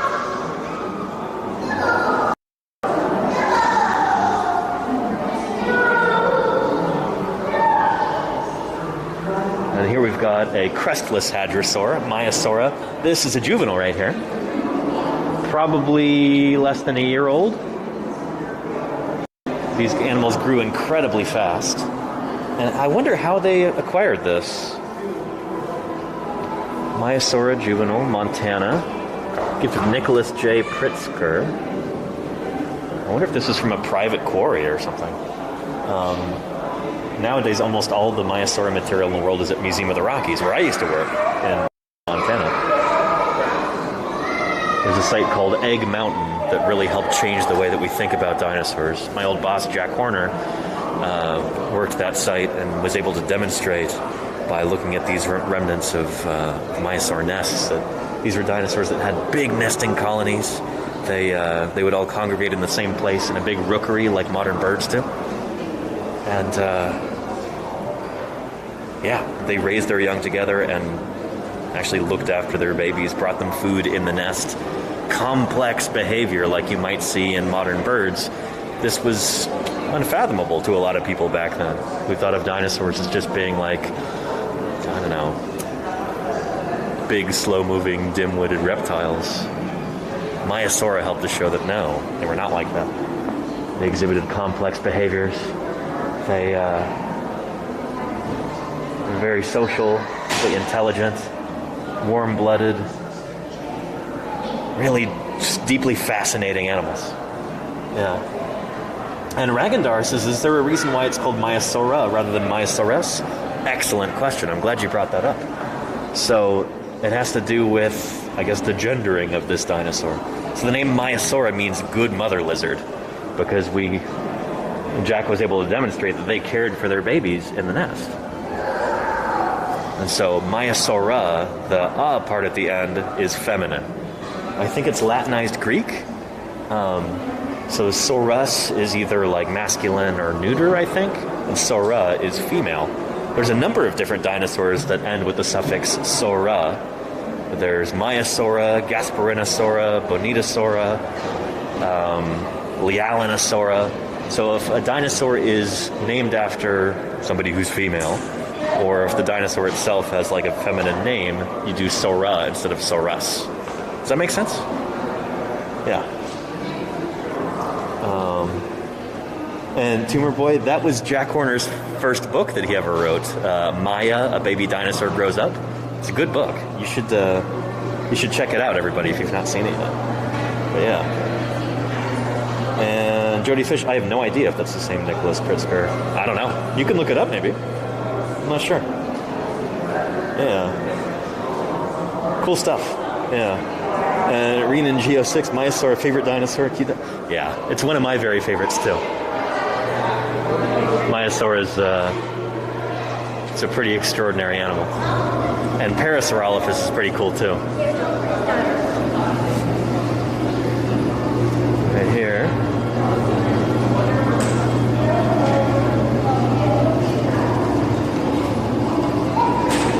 Let's take a look at it from another angle.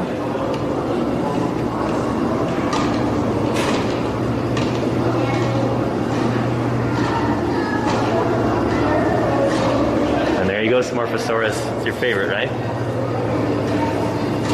Parasaurolophus. This is kind of a hodgepodge of a skeleton. The skeleton itself is pretty large. I think the skull is a little bit too small for it. Because that looks like a subadult skull. It doesn't look fully mature. Well, this is cool.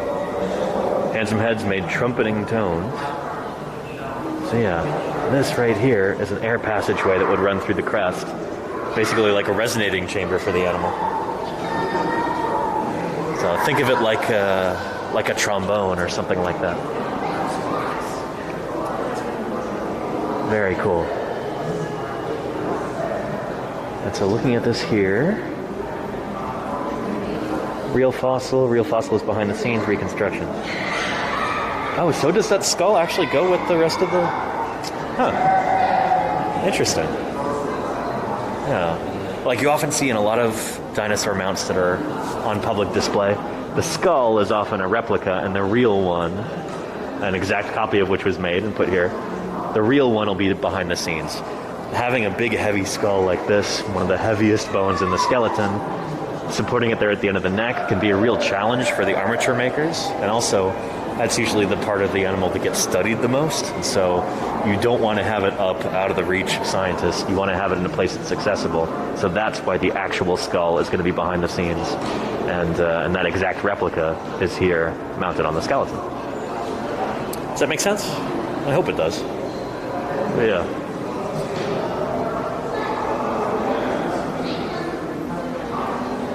We've got this gorgeous painting in the background with Parasaurolophus back there. It used to be fashionable to put kind of a flange of skin running from the crest down over the back.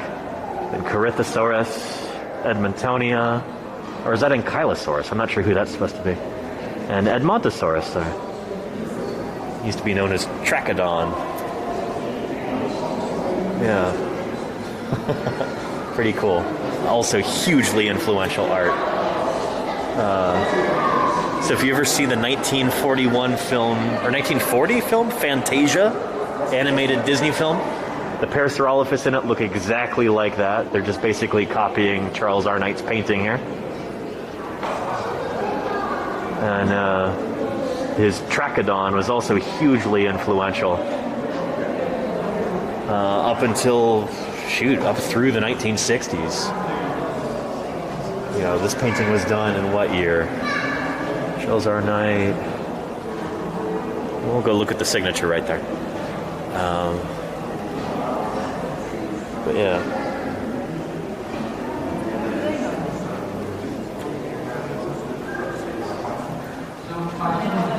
Let's see.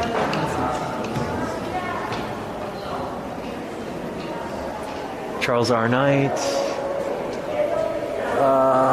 1931. There you go. Very, very cool. So yeah, shoot, for a solid almost 40 years, that painting was hugely influential, and that is the original right there, by the way. That's not a reproduction. That's the original canvas.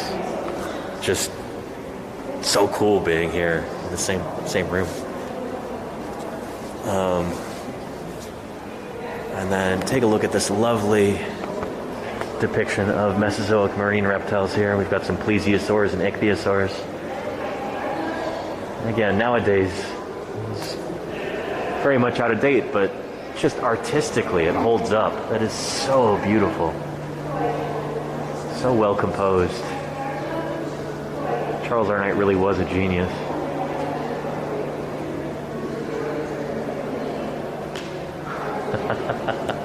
Incredible. And likewise, over here we've got Tylosaurus and Pteranodon, and what looks like Archelon over there. Very cool. At the same time, dinosaurs were walking around on land.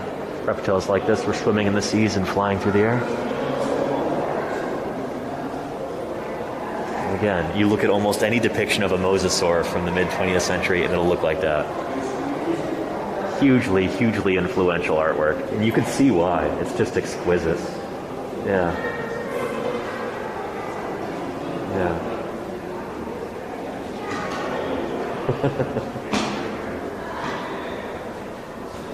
Really awesome. The ponderous Trachodon, 32 feet long and 14 feet high, 1,500 teeth, and not a from single here cavity. on. Oh, is Sue going to be over there? Shoot, let's go take a look. We might get to see Sue today. I thought she was on display in the main hall, but I guess I might be wrong. Let's see. Oh, here we go.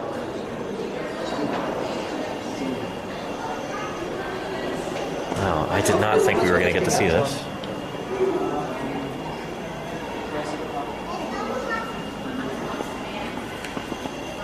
Welcome to the world of Tyrannosaurus Rex. 67 million years ago.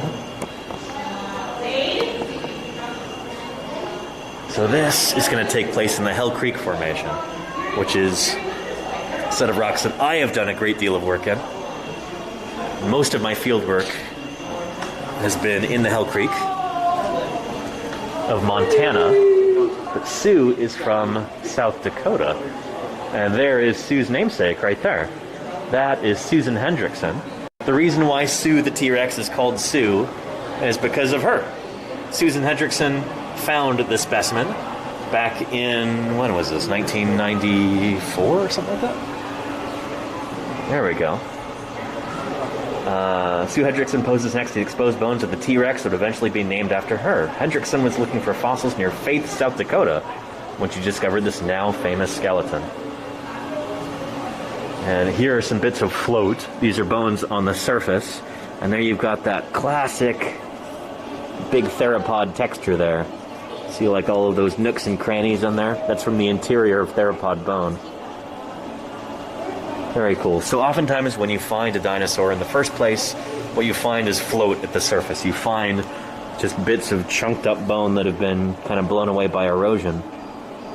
And hopefully that's an indication that there's more bone under the surface that hasn't been weathered away. So float can be a really good sign that can show you like, hey, there's a dinosaur here. Pay attention, you know? Yeah. Very, very cool. Yeah. Oh, and then here is the skull of Sue.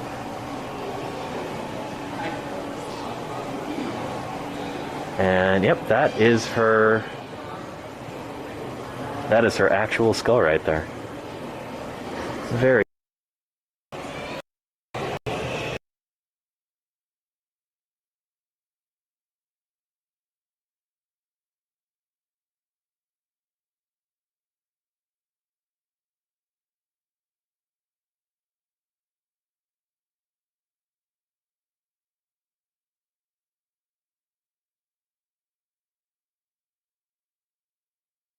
look at how it's kind of deformed. She's kind of squashed to one side.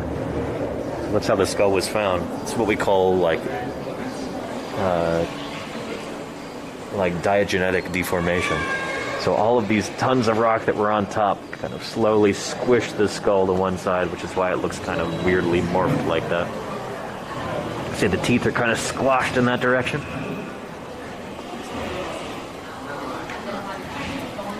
Very cool. And then take a look around these bones on the lower jaw, posterior to the dennary. You've got these weird pits and stuff like that. And those very well might be like signs of infection with this animal. We've also learned where Sue's gastralia, or belly ribs, would have been. They're down here. Now that they are in place, they give this fossil a bulky appearance. But we don't know everything. There are still some big questions out there. Was Sue male or female? What were those tiny arms used for? Did T-Rex have feathers? Did they hunt in packs or alone? We've learned so much about T-Rex in the last 100 years, and with each new discovery, more vividly we can see the towering, ferocious, battle-scarred predator that Sue once was.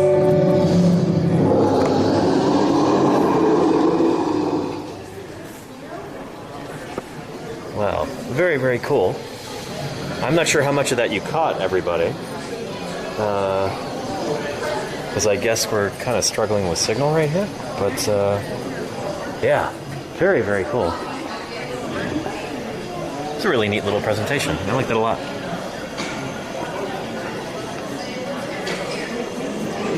The last 45 seconds or so? Okay, quick, Lenina. Thank you, thank you. Just the end of it? Yeah. Shoot, that was nothing that I was doing. That's just a signal coming in and out.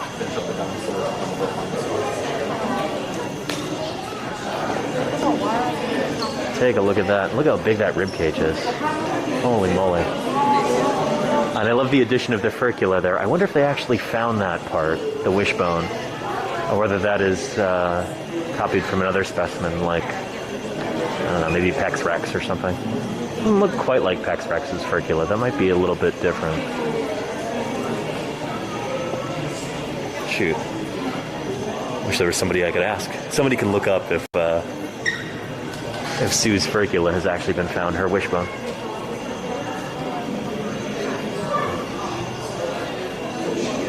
Very cool.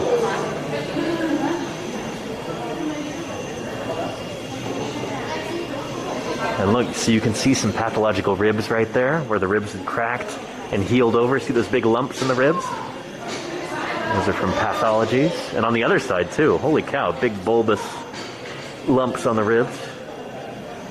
And then take a look at that, her fibula. What happened there? Holy moly.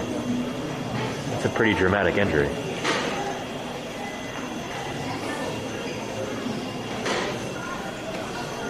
And there's those telltale marks. Those big holes in her lower jaw. Shoot, could somebody look up what is the name of the that like fungal infection that birds get in their beaks, but it can actually like eat away at the bone.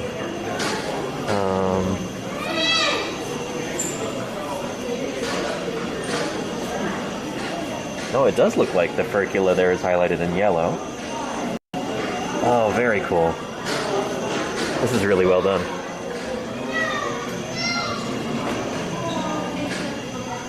The bones that are cast are her left arm and her left foot. And then some of her dorsal verts and some of her ribs. Very cool. Parasites and infections. There we go.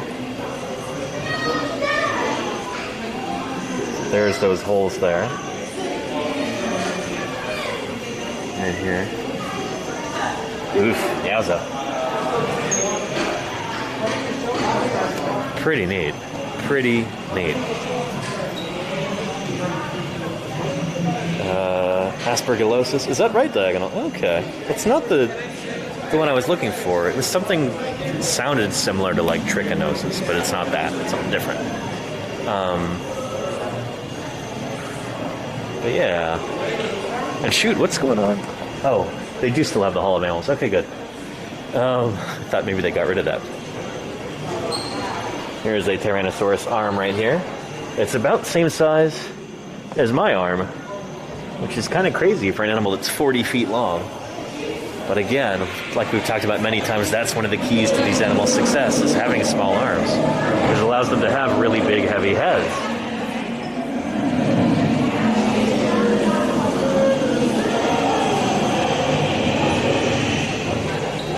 Very cool. I love that graceful curve to her tail. That's really nice.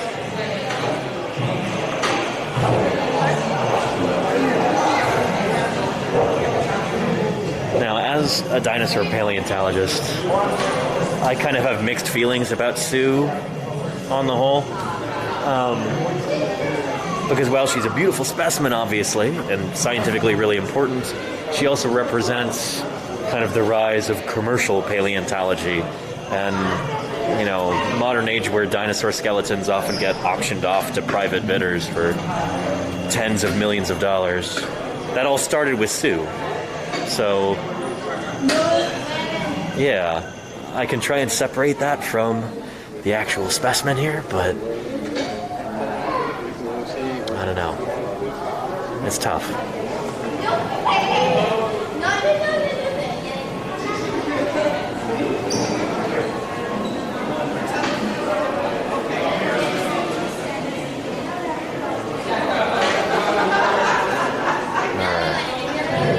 Take a look at a few of these other things.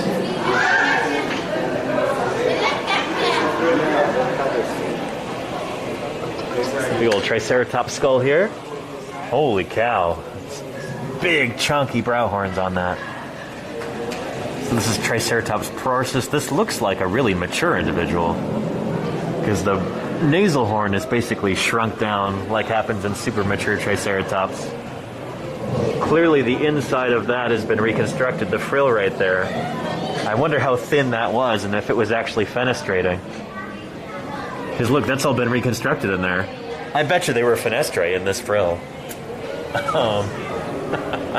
This is probably Torosaurus, what we're looking at here. Very cool. Wow. That needs some real work, though. Yowza, it looks bad.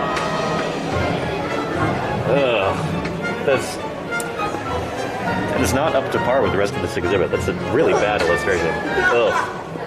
Looks awful. And again, this information is no good either. That's not Triceratops horridus. That's Triceratops prorsus right there. Or at least it certainly looks like it by the shape of the brow horns. I doubt that this is... I don't know. It really looks like a trike from the upper Hell Creek. You can see the horns. And you can see that he's armored. It really looks like an upper Hell Creek trike. Those big, robust bases to the brow horns. I don't think that's Triceratops horridus. I think that's Triceratops prorsus. Huh. Yeah. Why can't they get their trikes right? Well, yeah, it's a good question, Claire. It's a good question.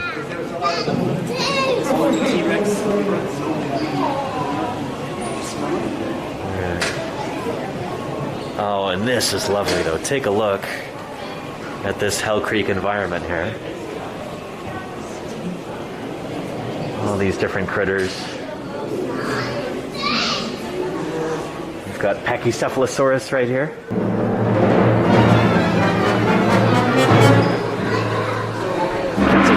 Or some kind of big Asdarchid pterosaur. We've got a paddlefish. We've got a gar. An alligatorid or some sort of crocodilian. Some turtles, a varanid lizard, Thescelosaurus, Triceratops up there. Some sort of salamandery amphibian. Ankylosaurus, Champsosaurus. Another amphibian, more turtles. We've got a troodontid right there, looks like. And that might be a dromaeosaur behind it. Big old Oviraptorosaurus, probably Anzu. And Edmontosaurus back there, these big old duck-billed dinosaurs. It's one of our little mammally ancestors. That might be Didelphodon right there. And of course, there's Tyrannosaurus. This is really well done. I like this. And the plants are correct, too. Got sequoias and palms and ferns. We've got a cycad peeking out right there.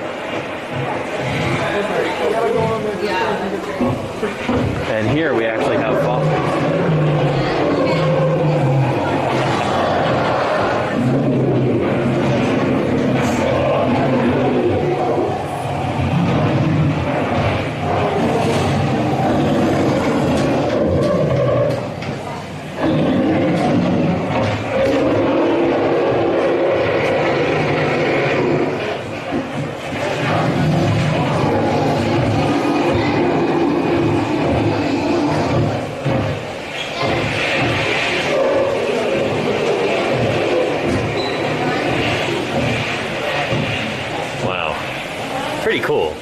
cool. I like they've done a lot with, I wouldn't call this a limited space, but it's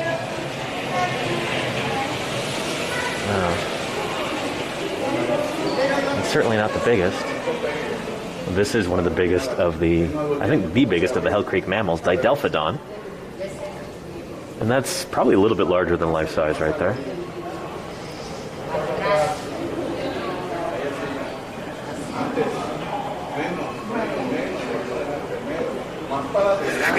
Different kinds of skin there. Tyrannosaur skin, ceratopsian skin like Triceratops.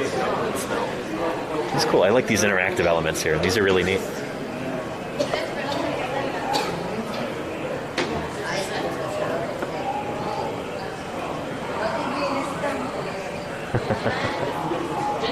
Very, very cool.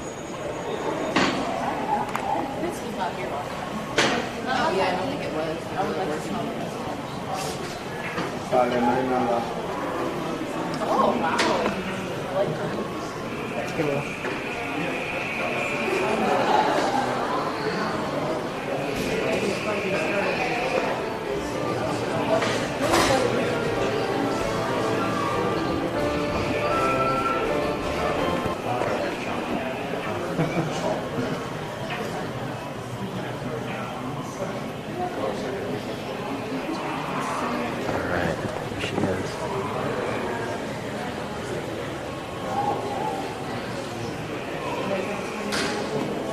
I feel like I should do kind of a standard disclaimer right now.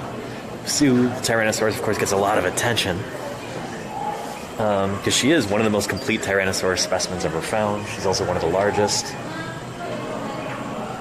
But I want to kind of dispel any ideas that Tyrannosaurus is a particularly rare animal. At least for a dinosaur, it's definitely not. It's like the third most common dinosaur in the Hell Creek Formation. And with enough time and enough people looking, if you're out in the Hell Creek, you will find T-Rex specimens. And someday somebody will find one that's bigger and or more complete than Sue. It hasn't really happened yet, but it will happen. Maybe somebody watching this broadcast right now will be the one to find a bigger and more complete T-Rex than Sue. Because they're out there. It's just a matter of time. Yeah. And Atreus says, I feel like in the past I never saw gastralia, or the abdominal bones under the ribs. Is that a recent thing? It is kind of a recent thing. I mean, it's become more common in Tyrannosaurus mounts, and part of the reason is because of Sue. She was found with some of those gastralia.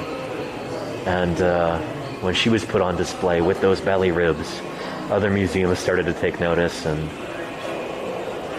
yeah. That's one of those things that also comes with more careful collecting nowadays. So it used to be that those are some of the bones that, I don't know, if you're working with a really limited budget, digging up a dinosaur for a museum, you might not pay special attention to all the thin little wispy bones that are found in a quarry. But Sue was collected relatively carefully, at least in terms of the actual excavation process.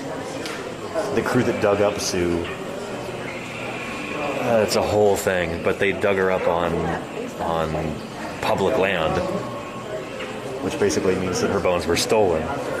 And there was a whole big court battle and all this other stuff. This is what happens when you involve a commercial group with excavation sometimes, you know? Anyway, so there's a whole, dramatic story behind how the fossils actually ended up here at the Field Museum.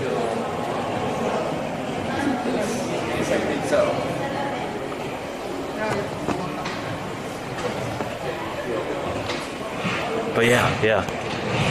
So anyway, gastralia. You see them in a lot of Tyrannosaurus specimens nowadays. Partly because of Sue,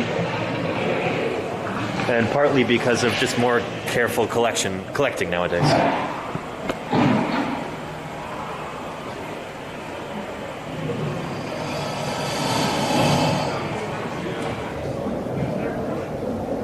Got a paddlefish. Oh, that's cool. That's very cool.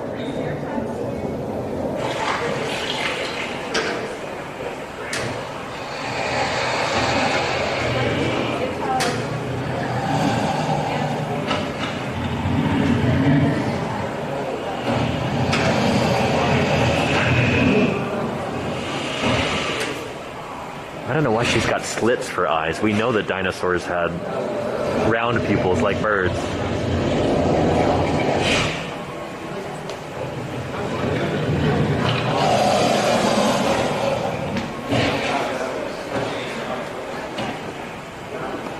Got a dead ankylosaur right there.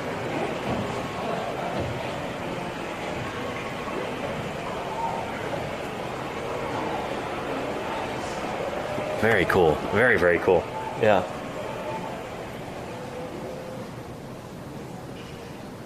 And Atri says those banner projections are genius for the space they have. Aren't they wonderful? Really, really cool. Yeah. There is a lot to say about this fossil. Come over here so you can see this leg bone, this skull, these tailbones, and these ribs. All these bones belong to one of the largest predators to ever walk the earth, a Tyrannosaurus rex. And this T-Rex is named Sue.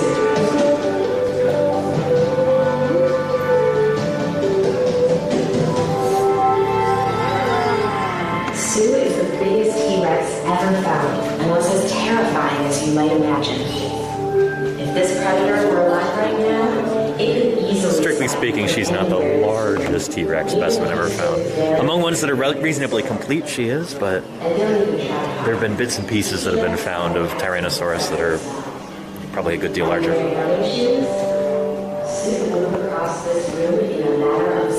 Anyway, very, very cool. And here is her actual skull.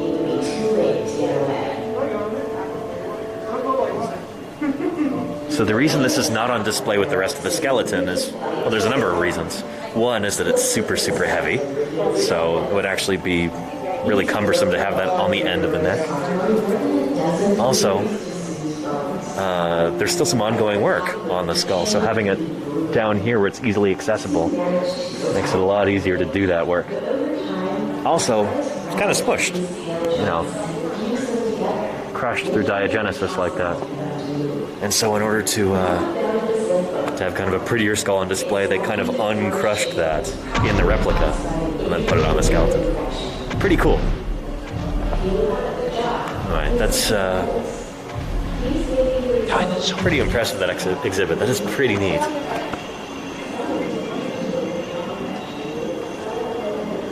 So there we go. You saw Sue, everybody. Yeah. Very, very cool. And then, of course, you've got mass extinction number 5, the most rapid of all Earth's mass extinctions.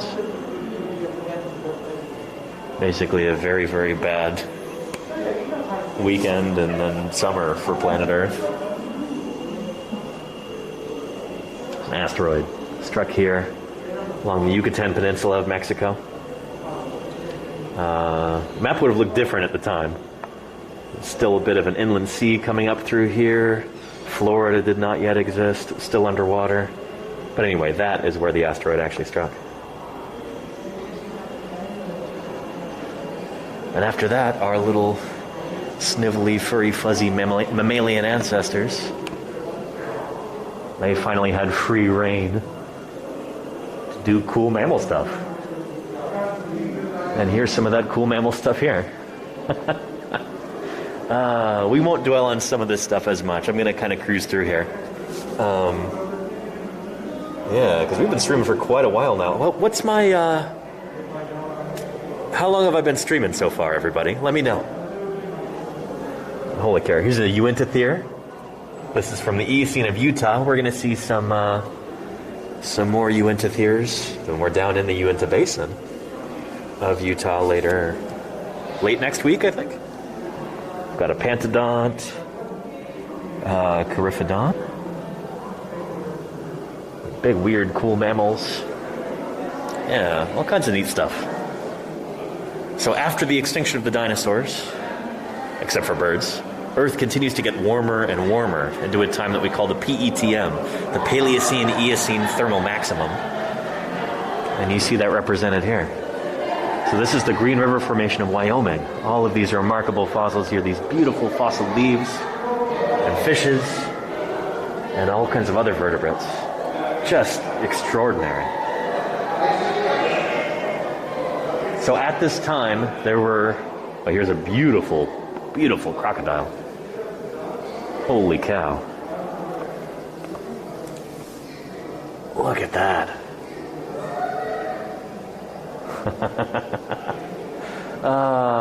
It's a big one.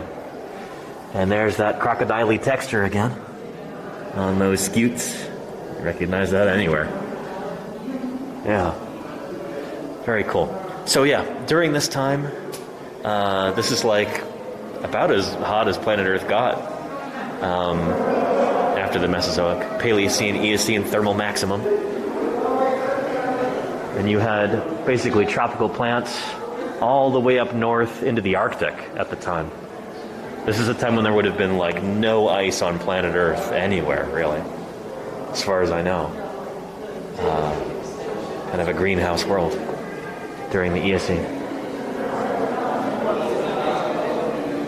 Take a look at this. Holy moly. An ancient lizard, preserved in exquisite detail. And just look at this preparation, too. It's like a work of art. I mean, all the rock chipped away to reveal those bones. The only species amazing. Amazing. The great dinosaurs. I try to imagine prepping this at having done, some work in prep labs. Danny. There must have been just a few bits of vertebrae exposed somewhere, and then they just kept following it through, and then turned out there's an entire lizard in there. Unbelievable. Amazing. Amazing. I'd love to know who prepped these out. I'd love to shake their hand. If they still have functional hands, I don't know. Prep work like this can really do a number on your hands, using an air scribe for that long. Yeah. Very cool. Here's a carnivorous mammal, related to modern dogs and cats and lions and tigers and bears and seals and things like that. These are carnivorous. Chuck! Chuck! It's Marvin! Your cousin, Marvin Barry! You know that new sound you looking for? Well, listen to this! Welcome, Volcano Doc. It is great to have you here. Holy moly. Welcome to Paleontologizing. Shoot. For anybody just joining us, let me introduce myself real quick. My name is Danny Anduza. I'm a dinosaur paleontologist. We've just moved past the age of dinosaurs here in the Field Museum. Here we go. There's the big impact. Yeah. We just saw Sue the T-Rex a few minutes ago. But yeah, we're doing a walk through time right now. Dinosaur. Well, shoot. Let's go see Sue again real quick. Why not? Let me. This is no re-entry. No, we're gonna continue this way. Yeah, the Volcano Dock. Yeah, pretty excited about this this road trip.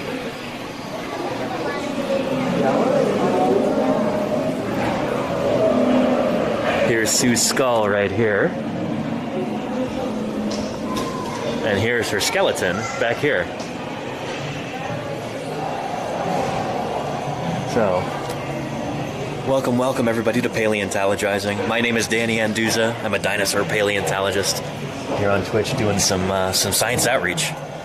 Normally I do that from home in my office back in California, but right now I'm on a big road trip and I've driven all the way out to the Midwest. I'm here in Illinois, in Chicago, visiting the Field Museum of Natural History, and there is the world's most famous T-Rex, Sue. Pretty cool. And yeah, so I'm touring different museums, visiting with other paleontologists on this trip, and then in a little over a week I'm going to be in Utah.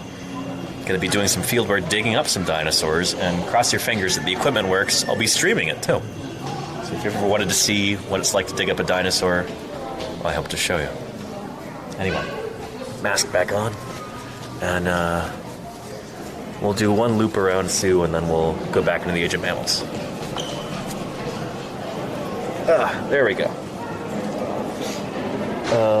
Yeah, and what percentage of Sue is real bone? Most of her, Volcano Doc, yeah. Shoot, I can show you.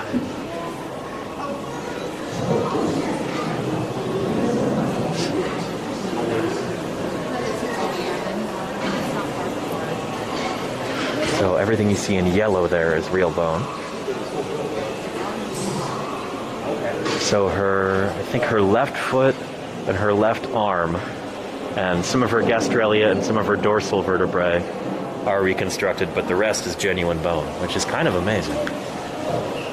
The most complete large Tyrannosaurus skeleton that we have. The most complete and one of the largest, I should say. Yeah. And the skull over here that you see on the skeleton is a replica, but the real one is behind that curtain over there, and we'll walk by that as well.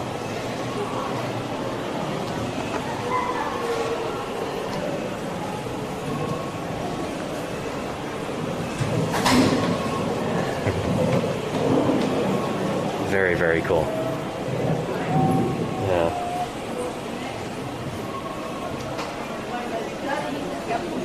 And Plane Shift says, what do you say to the people who think dinosaurs didn't exist? I don't think those people exist. They're not real. I mean, oops, gotta go around this way. Here's Sue's skull.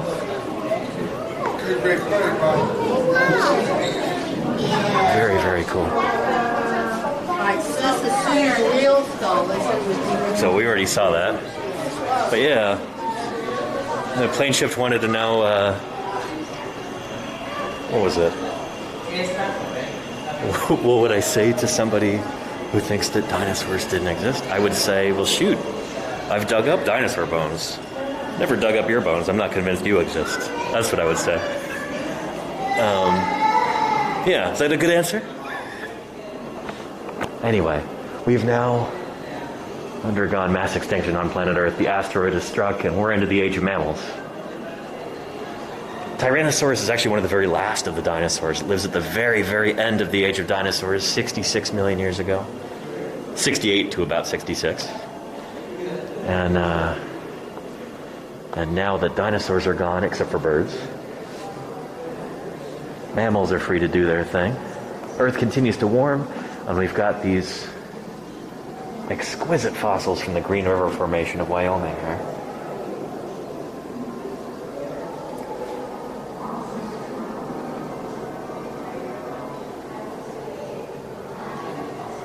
Just extraordinary. Here's another fish that died eating another fish. Oh, 1, 2 examples of that. And 3? Is there another one? Yeah. There we go. So this is super cool. Sometimes, if you get really lucky, you find a fossil that just hits you in the face with a story. This is one of those. So a fish that died eating another fish. Here's a fish that died after eating 2 other fish. And here's a fish that died eating another fish. Yeah. As far as I know, we don't have any triples yet. We don't have a fish inside of a fish inside of a fish. That'd be cool, but I don't think it's ever been found yet. We do have lots of fishes in fishes. But no fish in a fish in a fish. Yeah. And Sue's case is Manda Zombie, I don't know. Laser protected? No, I don't think so. No, I think it's just probably very thick plexiglass. But yeah. Looks like a paddlefish right there. Very cool. Nice heterocircle tail. Ooh, and this is really cool. A holotype specimen is really, really important because a holotype is like the first named example of a living thing. So when this fish was named, number 16, that is Essox croneri, it's a pickerel. That is the original specimen for that genus and species. Yeah, many fossil lake fishes are standard bearers. A single specimen is used to assess whether another individual is representative of the same species. So like that is the original. If it says holotype on it, that is the one example that you would compare all others to figure out if it's the same species. So they're pretty important.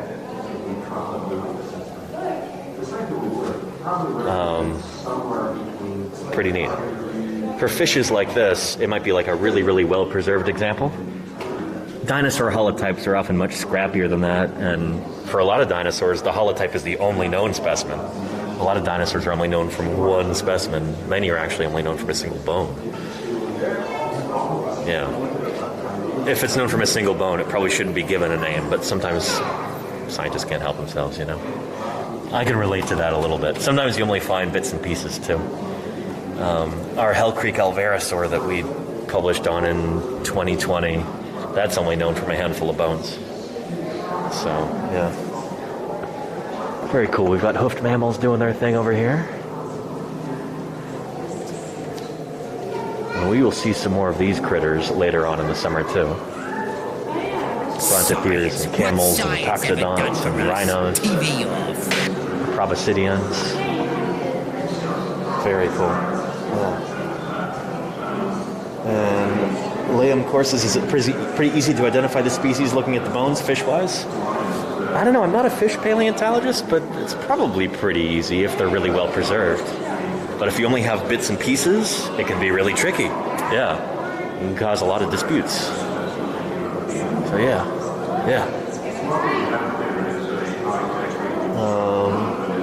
And most species of mammals are rodents or bats. It's true, Diagonal. Yeah, they diversify so rapidly.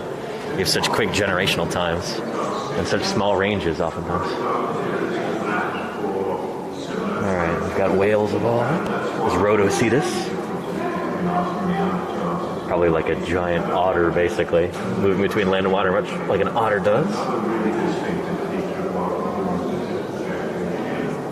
And there is a mysticete whale, a baleen whale. You can see by the lack of teeth how big and broad the top of the skull is. Who's this guy? This is Aglacetus from Argentina. Very cool. And this is pretty neat, making the hoofed mammal connection. So, like I've said many, many times, whales are hoofed mammals. They are ungulates. Specifically, they're artiodactyls. So, whales are related to critters like deer and camels and critters like that. So here's a camel right here. Yeah, it's an artiodactyl and a close relative of whales. Pretty interesting, right? So I think whales' closest living relatives are hippos, I think. Hippos are also artiodactyls. Even-toed hoofed mammals, even-toed ungulates. They've got an even number of toes. So that can either be two, like you see in, like giraffes, or in deer. You know, they're cloven-hoofed. Or it could be four, like you have in hippos. They've got 4 toes on each foot. Anyway. Yeah. Pretty cool. Whales today do not have feet, so of course they don't have hooves. So how do we know whales' ancestors had hooves? There we go. We talked about this earlier in the marine animals display exhibit, but yeah.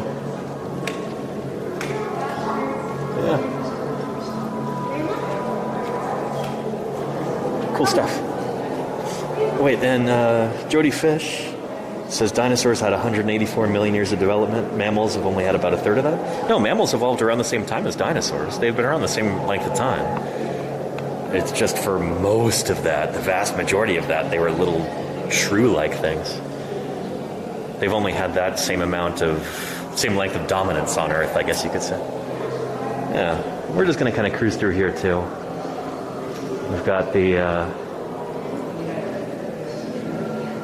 origins of humanity. Here's Lucy right here, this famous Australopithecus specimen. She caused quite the sensation when she was first found. So this is a cast, obviously. The original fossils, I believe, are in Kenya. Or is it Ethiopia?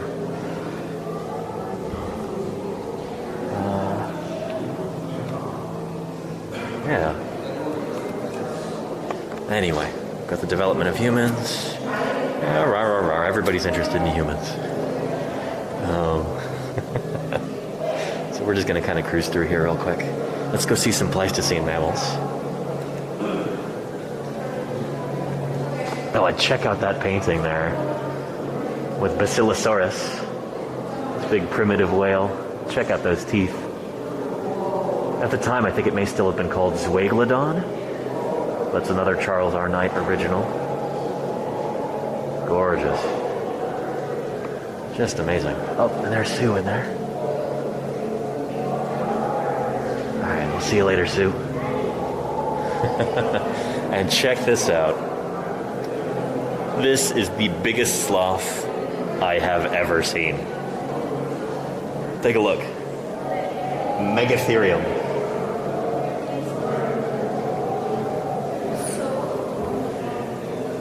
Holy cow. How is that for a sloth? No, it's a joke.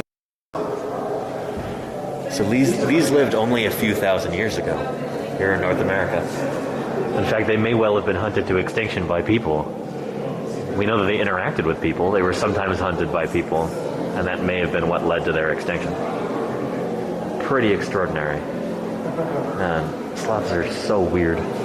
Although, honestly, this used to be kind of the norm for sloths. Big ground-dwelling creatures like this, grazing on grass, and pulling down foliage from trees and that kind of thing. Our modern tree-bound sloths are kind of the weird ones that managed to survive. This used to be the norm. Ground-dwelling sloths.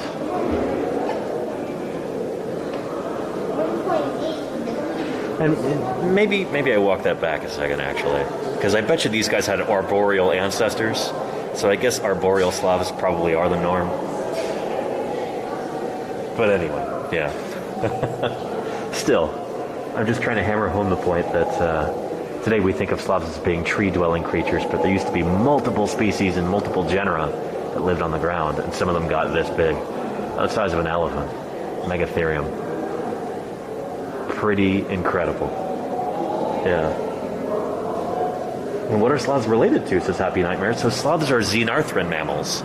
So they're related to things like anteaters and to a certain extent things like armadillos. Like armadillos are part of Edentata. I don't know if they're part of Xenarthra anymore.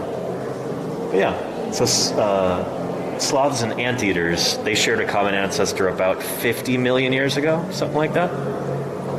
So it's been a long time since they were the same thing, but they are each other's closest living relatives, if that makes sense. Sloths and anteaters, part of Xenarthra. They've got these really weird-looking wrist bones, which I think may be where the name comes from. Xenarthra it means like strange form or strange wrist or something like that. And speaking of xenarthrans, yeah, another sloth. This is Prenothrotherium, which is a more gracile ground sloth there. Take a look at that. Very cool. Almost kind of anteater-like. Especially with those big old forelimbs like that. And then you've got a glyptodont right there. This is basically like a giant ancient armadillo. Very, very cool. Yeah. And armadillos are in Xenarthra. I thought they got moved to just outside it diagonally. Maybe I'm wrong. But anyway, yeah. Very, very cool. Big old glyptodont. And there's a horse skull right there, number 4. Yeah. So a lot of people don't realize that horses seem to have first evolved in North America, and they were around here until very recently. A lot of people think that horses were first brought here by the Spanish. They don't realize that was a reintroduction. We had horses in the Pleistocene megafauna. There's plenty of horse bones from the La Brea tar pits. They were really common grazing animals at the time. They lived alongside North American camels, mastodons, mammoths, saber-toothed cats, and dire wolves. Horses were like a key part of the North American megafauna, and then they died out with the rest of the megafauna. Yeah. So when the Spanish first brought horses to North America, that was a reintroduction, you could say. Pretty cool.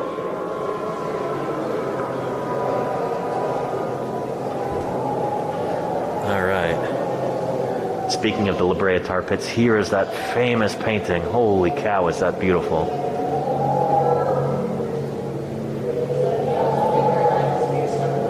Wow. Smilodon. Some sort of giant Teratorn bird. It used to be called Teratornus. I forget what we call it now. Dire wolves.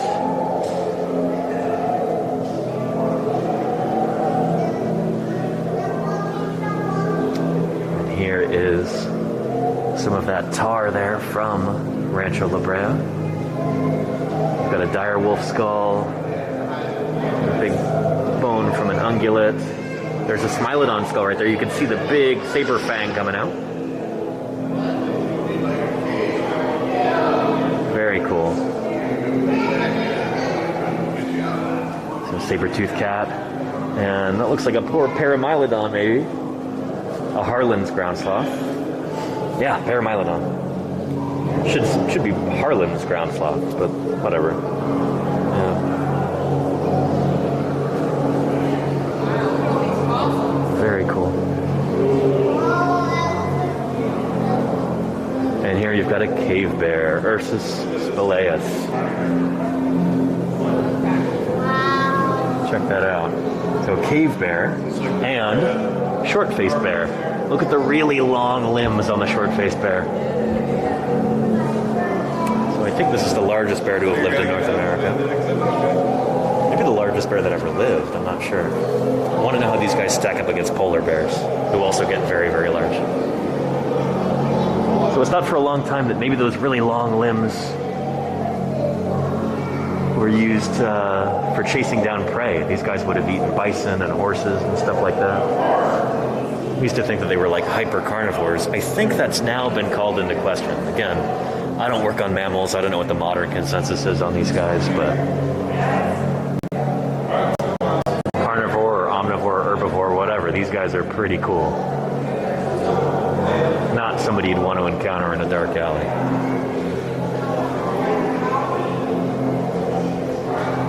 Here, got these lovely paintings by Charles Arnott, woolly mammoth, woolly rhinoceros, and check out this megaloceros here. Look at the antlers on this giant deer. And I say giant deer because this is a cervid, so deer and elk and moose, I think too, are all cervids. Like, they're all part of the deer family. So you could call them deer and you wouldn't be incorrect, I suppose. They're all part of the same group. Yeah, Irish deer was some of the largest deer of all time. There you go. Megaloceros giganteus. So there is that Charles Arnott painting depicting this remarkable animal.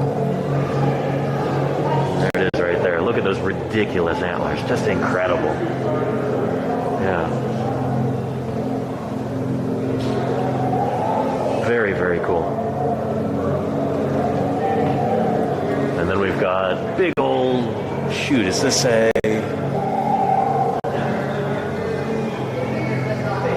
This is either an imperial or a Columbian mammoth. I think it's a Columbian mammoth. Let's see what the sign says. Yeah, Columbian mammoth. There we go. Yeah. From Washington. Now, these guys ranged all across North America. Back home in Oakland, California, we've also got Columbian mammoth fossils from right there in the Oakland downtown. And you can tell this is a really, really old mount because of the metal armature running up the tusks. Hold them together. This must have been one of the like original big fossil mounts on display. Very cool.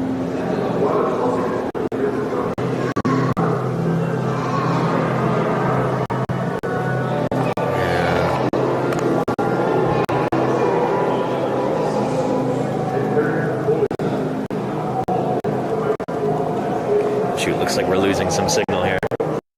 All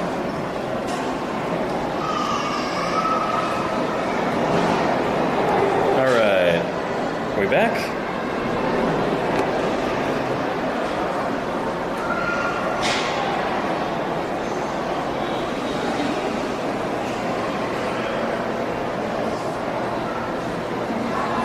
All right. Excellent. Well, shoot. Sorry about that snafu, everybody. To everybody who's still here, thank you for your patience. Told you I'd get it up and working again. But, yeah. Now is about the time I had to wrap things up. First off, let's just take a quick stroll around this beautiful Titanosaur first. absolutely enormous. This is where Sue used to be, in the main hall here of the museum, but now they've got this beautiful, gigantic titanosaur. It is just exquisite, and yeah, really happy to be able to see it.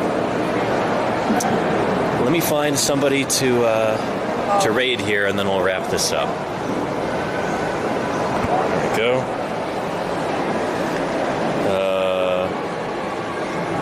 Open up Twitch. Let's see who else is on right now. There we go.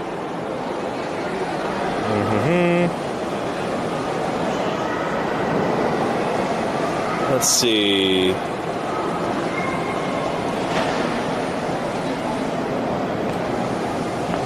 Yeah, why don't we go say hello to another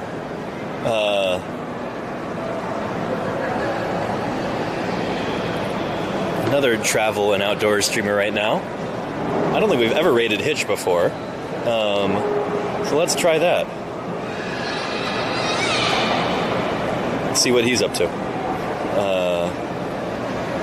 Let's see.